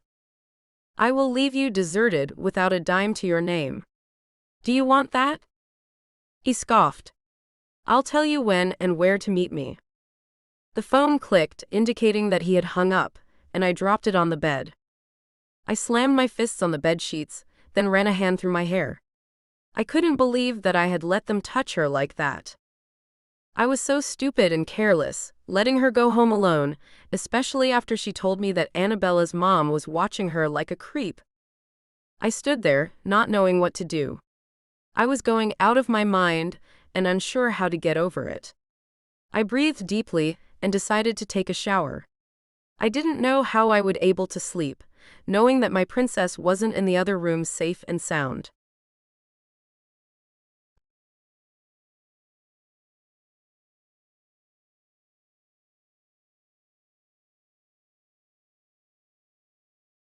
Lola. I was being carried out of the house I had been locked in earlier. There was a heavy smell of rotting flesh in the air. When I dared to open my eyes while passing by the living room, I saw Annabella. She was dead. I had never felt sicker to my stomach. My best friend since forever was dead, and I wasn't sure how to deal with myself. She was lying in her mother's arms, who caught me staring and came charging toward me as I was being carried to the car. When I was placed into the back seat, her mother pushed the man out of the way and gave me a horrible slap across my cheek with the back of her hand. Her sharp ring left a gash on my cheek. What the fuck was that for? I screamed while attempting to kick my feet. The restraints on my wrists and ankles made it impossible to defend myself. This is all your fault, you bitch. She slapped me again. I couldn't believe this was happening. What did I even do? I screamed. You let that killer into your life, you traitor. She screamed in my face. My eyebrows knitted together as my face cringed. Was she talking about arson? Then it snapped in my head. She screamed that arson had killed her husband, who would be no other than Annabella's dad. I stared blankly at her as flashbacks started to play in my head. It was just 2 years ago. It was summer, and Annabella and I were preparing to go to the beach. She stepped out into the hall to take a call and ran back into the room minutes later, screaming and crying. It was the most horrible thing I'd ever seen, and all I could do was hold her while she cried. When she finally calmed down, I got her to talk to me. "You remember when I told you my dad worked for a drug cartel?" she asked, looking up at me. "Yes," I nodded. "What happened, Anna?" "They killed him. They're trying to say he betrayed them, but I know my dad would never do that." She cried even harder. "Oh my God." My heart dropped. "I am so very sorry, Anna. I'm so sorry that you have to go through this. All those fuckers are extremely rich, so if he did anything they claimed he did, it's not like they would be losing any money." She held me closer. The only thing I felt as if I could do was stay quiet and listen. She needed to get all of her emotions out. Why couldn't they have just fired him? Why did they have to take my father's life away? He had a family that he loved so much, and we loved him. She was crying uncontrollably, and I felt horrible. I hated whoever did this to her and her family. Her dad was always so nice and sweet to me. After his death, I had never seen Annabella's mother again. She is always locked away in her room when I went over, and never cared about what Anna or her siblings were doing. I guess his death had made her sick, because she wasn't as beautiful and radiant as she used to be. She looked sick and evil, making it hard for me to recognize her at the restaurant. I shook my head slowly as she screamed and yelled at me. Her words were going in one end and out of the other. All I could think about was why arson had done that. Was I being used by him to antagonize their family? I hoped not. I didn't want to speak to him, but at the same time I just wanted to be safe in his arms. Did arson kill Annabella? Was I next to die? All of those questions were weighing heavily on my mind. I was wondering if I could take it. I got really dizzy, and everything around me was spinning. I heard the back door close and drifted away into pure darkness. I woke up in a different house. I was tied to a chair, and my head was still spinning. "We're going to make a call to your little friend, Lola. Are you ready?" I heard a male's voice. I tried opening my eyes, but they felt swollen. I could only see slightly between my eyelashes. I saw Anna's mom and 3 other men standing across the dimly lit room, watching me. There was one guy kneeled in front of me with a phone in his hand. I said, "Are you fucking ready?" I felt a hard smack against my face, and I winced. The stinging sensation was almost unbearable, but my vocal cords weren't letting me muster up a scream. I nodded slowly, and it felt like I would pass out again. I'd probably die if I didn't have a glass of water soon. "Hello." I heard Arson's voice, and that made me stronger in a sense. I felt like I could hold on a bit longer. "Arson?" I called out for him. I couldn't speak very loudly, but I tried for him. "Lola?" he asked. His voice was so loud that I couldn't tell if he was on the phone or in the room. My eyes were now completely shut. "Help me," I mumbled, unable to say much else. "Lola, baby. Where are you?" That was the last thing I heard before my mouth was covered with a cloth with a very distinct smell. As soon as I inhaled it, I began to choke and soon felt myself fading into the darkness again.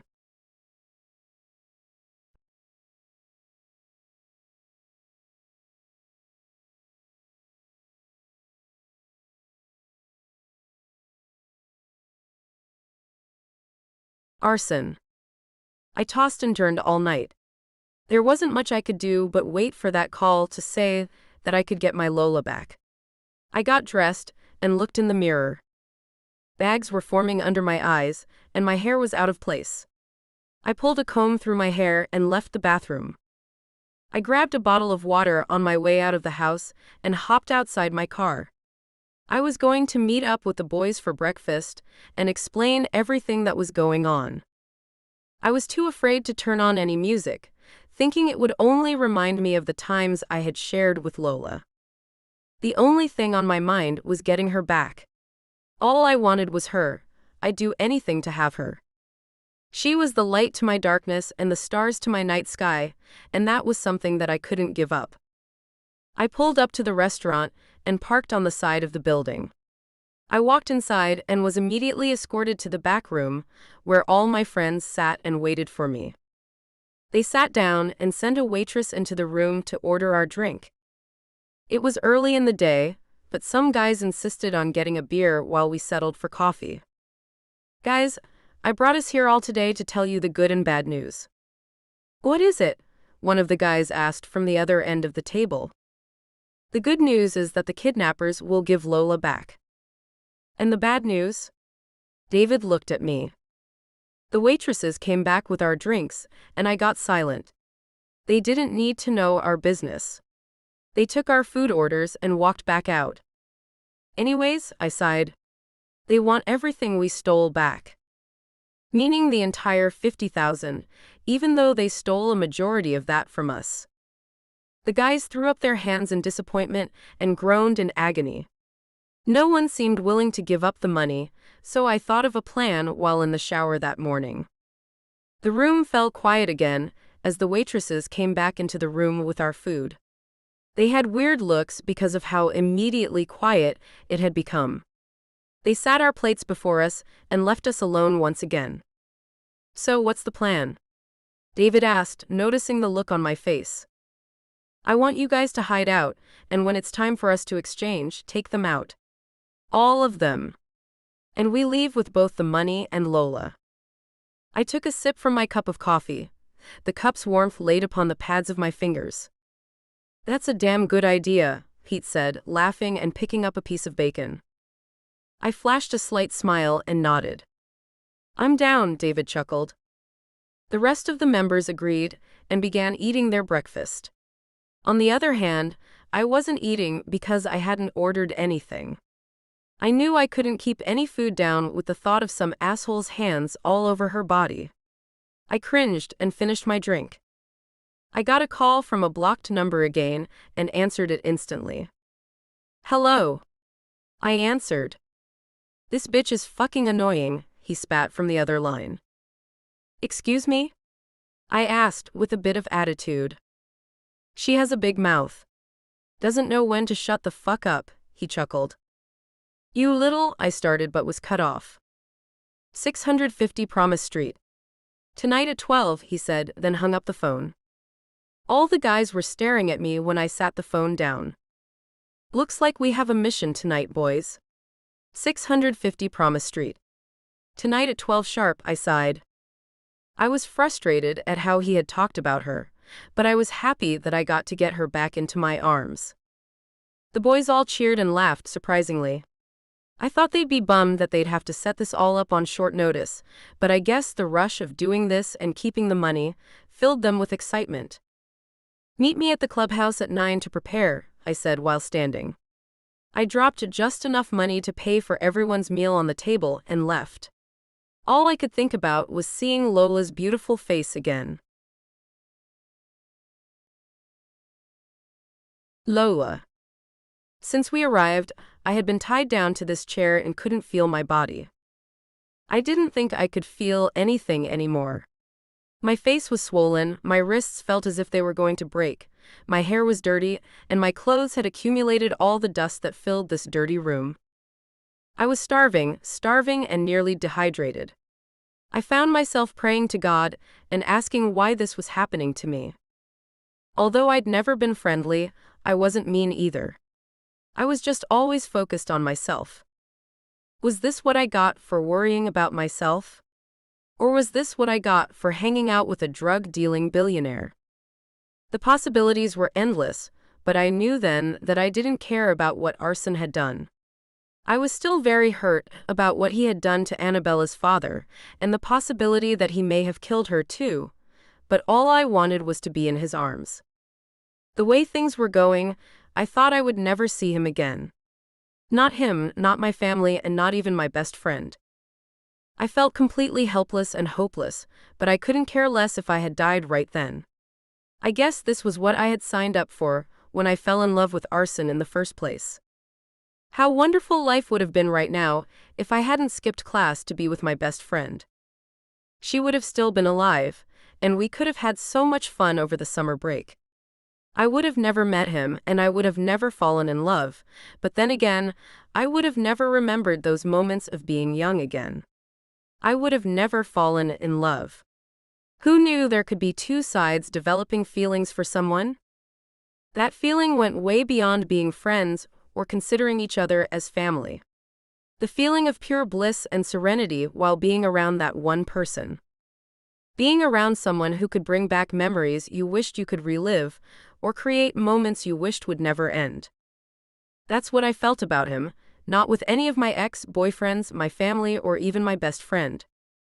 I had known my relationship with Annabella would end soon, but I had never thought it would end with her being dead. This was not what I wanted. I never wanted her to be in pain, I never wanted to betray her, I never wanted to fall in love, and I never even wanted to meet someone new. I had thought my past would stay in the past, but when it was brought back up, it felt so good that I couldn't deny it. I couldn't push it away. It had come alive in my mind, and it was here to stay. I had gotten so caught up in my love for a man who I barely knew that I was ignoring my best friend's cry for help. Although she refused to tell me what was wrong when I was genuinely confused, I still felt like I could have tried a little harder to find out. It was too late now. She was gone, and I didn't think I'd ever be able to see arson again. I was sitting there, trapped in a room, practically losing my mind and giving up on life. It had only been 2 days, but my life had changed drastically. My mindset was completely different from how it was before. If I made it out of there alive, I was going to live with no regrets, and I was going to treat every day like it was my last. But then again, who knew? This day might really be my last day. I felt the tears begin to fall on my face. The things that were going through my mind were sickening. My breath began to quiver, and I became nauseous. The pain that was buried inside of me at that moment was unbearable. Death seemed like the only way out.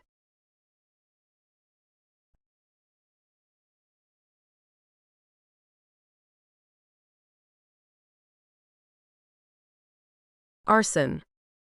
When I got home, I changed into my sweats and decided to take a short nap.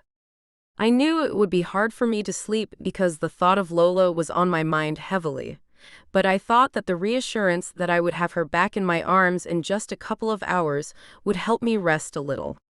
I closed my eyes and began to drift off. I love you with all of my heart, Arson. You're the best thing that has ever happened to me, Lola said, stroking my hair gently. She used her free hand to caress the side of my face. Her eyes stared deeply into mine, and I felt my heart beat so fast that it began to melt. As painful as that sounds, it felt so good. It felt so right. It felt like we were meant to be together with one another, as if we were already a couple. Like we had already made it official. Like we had already broadcasted it to the world. I turned away from her for a quick second to admire the sunset view behind us. It was breathtaking. Truly stunning. But it wasn't as beautiful as her. When I turned back to look at her, she was gone. The sky had instantly turned black, and all I could hear were her screams in the distance. We were no longer on the beautiful and dreamy island. There wasn't even a we anymore. It was just me, standing in nothing but darkness. Pitch blackness surrounded me and engulfed me in its terror. I didn't know where to run or which way to turn, but I knew that I had to find Lola. And I had to save her. Man, get up. I heard David speak outside of my dream, waking me up. I gave him a confused look, wondering what he was doing here and how he even got inside. Rose, was all he said, answering the questions that I hadn't yet gotten the chance to ask. I nodded in response and sat up on the bed. I ran both hands on my face and then through my hair. What is it? What's the problem? I asked. It is 9:15, man. How long have you been asleep? He asked, and my eyes widened. Honestly, it felt like only a couple of minutes, but I guess it was a couple of hours. Get dressed, boss. It's time to go get your girl back. He smirked and left the room. I got dressed in my all-black outfit. It was go time, and I felt stronger than I was before. I was on a mission to get Lola back, and that was just what I would do. I had promised myself that I would always keep her safe and under my watch, but I failed, and it was time for me to redeem myself. I got my phone off the nightstand and headed out to get inside the car with David. We sped off into the night, driving as fast as possible to make it to the clubhouse. It was time to prepare for everything coming for us. I had a strong feeling that they would try to pull some trick on us and try to kill us. We weren't going to let that happen. When we pulled up to the clubhouse, we quickly hopped out and went inside. The rest of the guys were dressed in their all-black outfits and waiting for us. The bags were packed and loaded with guns. There was one specific bag for me that sat on the table. It was the bag that we were supposedly going to exchange for Lola. I grabbed the box of gloves and handed them to everyone. They knew what time it was. We packed our things inside the truck and were on our way. The street they wanted to meet us on was in the next town over, so we had to leave early to make it there just in time for us to set up. The guys held great conversations with each other on the ride there. The funny part was that none of the conversations contained worry about what would happen in an hour. When we reached the street, we parked in the far corner. When the job was done, we left one person in each truck to sit behind the steering wheel. I stayed in the car with the bag to see when the scumbag pulled up with Lola. The other members checked their surroundings and made their way over to the buildings, where they cut the connections to the keys of these specific buildings so that they could make it up to the roof. When they made it up there, they laid down and hid so no one could see them. By then, I was getting anxious. I hadn't seen her face in 2 whole days, and I was hoping that it looked the same or things might not get too pretty. When I saw the car arriving, I placed a gun into the back of my pants and hid it beneath my jacket. It was a little cool out that night. I grabbed the bag and proceeded to walk toward their car. I stopped in the middle of the street and waited for them. When the driver's door opened, only one man got out, but I wasn't dumb enough to believe that he was alone. He walked around to the car's back door on the right side and opened the door. He grabbed a girl by the arm and pulled her out. But that wasn't my Lola. It couldn't have been. Her face was swollen and badly bruised. He had to hold her up because her legs looked extremely weak, and she looked extremely pale and lifeless. Her hair was a mess and all over the place. This looked nothing like Lola. This isn't her, I said, and a smile crept on his face. It's me, Arson. I heard her speak. It was very low, but I knew it was her, and my heart broke. I could feel the tears swell in my eyes, but I fought them back. Give her to me, I demanded. Not just yet, he said. The smirk on his face was the most horrendous thing I had ever seen. Give me the money and I'll give you the girl. It's a part of our deal. I threw the bag of money toward him. When I went to grab Lola, his gang came from around each corner, pointing their guns at me. There were about 3 on each side, which made it easy for my men to take them out. Do you really want to do this? I questioned, while raising an eyebrow. A smile appeared on my face, and I cleared my throat. Just then, bullets rained down from the building tops, hitting every member except for the man holding Lola. I pulled out my gun and aimed it directly at him. I moved it over just a little and pulled the trigger. The bullet hit Annabella's mother directly between the eyes, killing her instantly.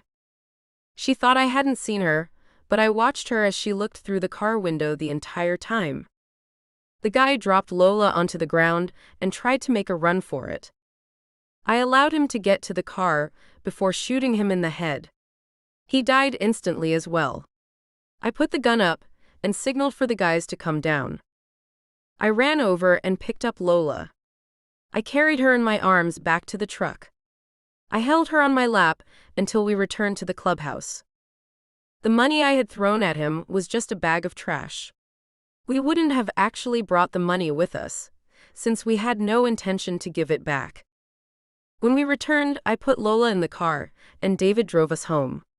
I took her inside and laid her on my bed while I bathed her.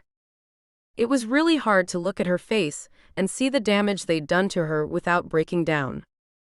When the water was perfect enough for her to get in, I dropped in a few rose petals and walked back into my room. She was sitting on the bed's edge and looking at me. She opened her mouth to speak but quickly closed it. I figured she wanted to talk but was too tired or in too much pain, so I decided not to bother her. I took her clothes off of her and carried her into the bathroom. I sat her down inside the tub and watched as she winced. I finally had my Lola back, and although she wasn't at her best, I was willing to nurse her back to health. I watched her as she tried to relearn moving her arms and legs. It was the saddest thing I had ever seen, and my heart broke even more, knowing that I was the one who put her in this type of danger. She learned fast. That's how strong she was. Just thinking about her strength made me think back to the different moments we shared, specifically when all this started. I knew she wanted that kiss as badly as I did, and I knew that the kiss would leave her wanting more. I didn't have a meeting. I just wanted to leave her on edge. Even the strongest, most independent girl couldn't hold herself back. I knew my magic, and it only took a couple of days. I chuckled and walked back to my desk, taking a sip of my coffee while looking out the window view. I had everything I wanted in the palm of my hand. Lola made me feel young again. Being around her took me back to when I was around her age and just starting to discover what love was all about. That was a time when I was wild and adventurous. I had a lot of downtime and could be myself without any consequences. That was why being with her was such a valuable time for me. I felt as if she was the one for me, and that was why it hurt me so much that she would betray me. If her feelings were almost the same as mine, I felt she would respect my privacy. Whether my email had been left open or not, it wasn't her place to look inside. That whole situation angered me, but I couldn't force myself to be over the top upset with her. I knew showing extreme anger toward her would make me uncomfortable, and I couldn't hurt her that much. My phone began to ring, disrupting my thoughts and making me slightly irritated. It was a call from David. I answered quickly because it was rare for David to call me in the middle of the day. "Boss, you're not going to like this." His voice sounded frantic, and I almost didn't want to hear what he would say next. "What is it?" I kept my calm. Panicking just as much as he was wouldn't help at that moment. "That lady who's been chasing you down for years says she's coming after the girl, and it's not going to be pretty." "The girl, what girl?" I asked in confusion. "The one you went out with the other night, you know? The one who found out about us," he said. There was silence on the phone after that, as I took a minute to think. "How'd you figure that out?" I asked. She sent me an email from her husband's account he had with us and said these words exactly. "Dear David and crew. Since Arson stole the love of my life from me, I'll have to take something from his as well. That girl, his new arm candy. My daughter has been telling me she's seen them around town together, and it's more than just him taking her out to make himself look good. He has feelings for this girl, and this is the perfect time for me to come in and make my move. I just hope you guys get a hold of her before I do." "Arson," Lola called out, breaking my train of thought. "Yes, my love." I knelt before the tub, willing to do whatever she asked.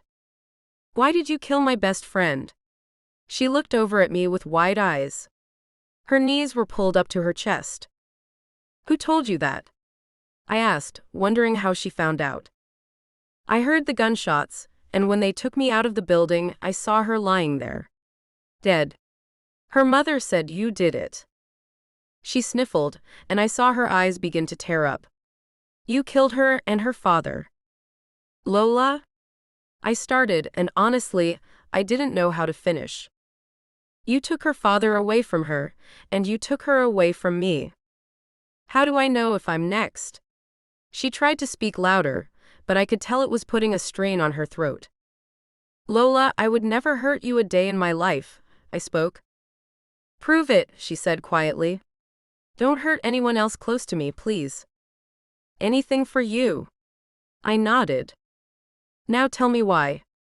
Why did you kill her? Why did you kill her father? She looked down at the water.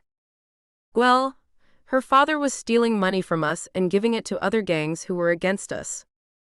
He was one of our best members, and he was setting us up the entire time. I lathered a washcloth with soap and started to clean her up. As far as Annabella, she and her mother were plotting to hurt you in order to get back at me. She looked up at me in disbelief. There's no need for me to lie. The situation is over now. I continued to clean her. Your best friend was plotting against you. Things got quiet fast. As I washed over her body with the cloth, the only sound between us was the light movements of the bathwater. I grabbed the bottle of strawberry shampoo and began washing her hair. She sat there staring into space. More than likely, she was thinking about what I had just told her. I finished washing her up and sat there. I reached for the drain to let the water out, but she grabbed my hand, stopping me. Can I stay in here a little longer? She whispered. I nodded and still drained the water. Anything you want, my love. Let me just run you some fresh water. I smiled slightly, trying to make her comfortable, and ran her some more warm water. I'm going to shower in your room if that's okay. She nodded, and I got up to leave. Before I left, I grabbed my phone, turned on some soft music at a low volume, and sat it on the sink for her to listen to. Maybe the music would help her calm down. She'd been in the same position since she got in. As I cracked the door, I saw her relax her body.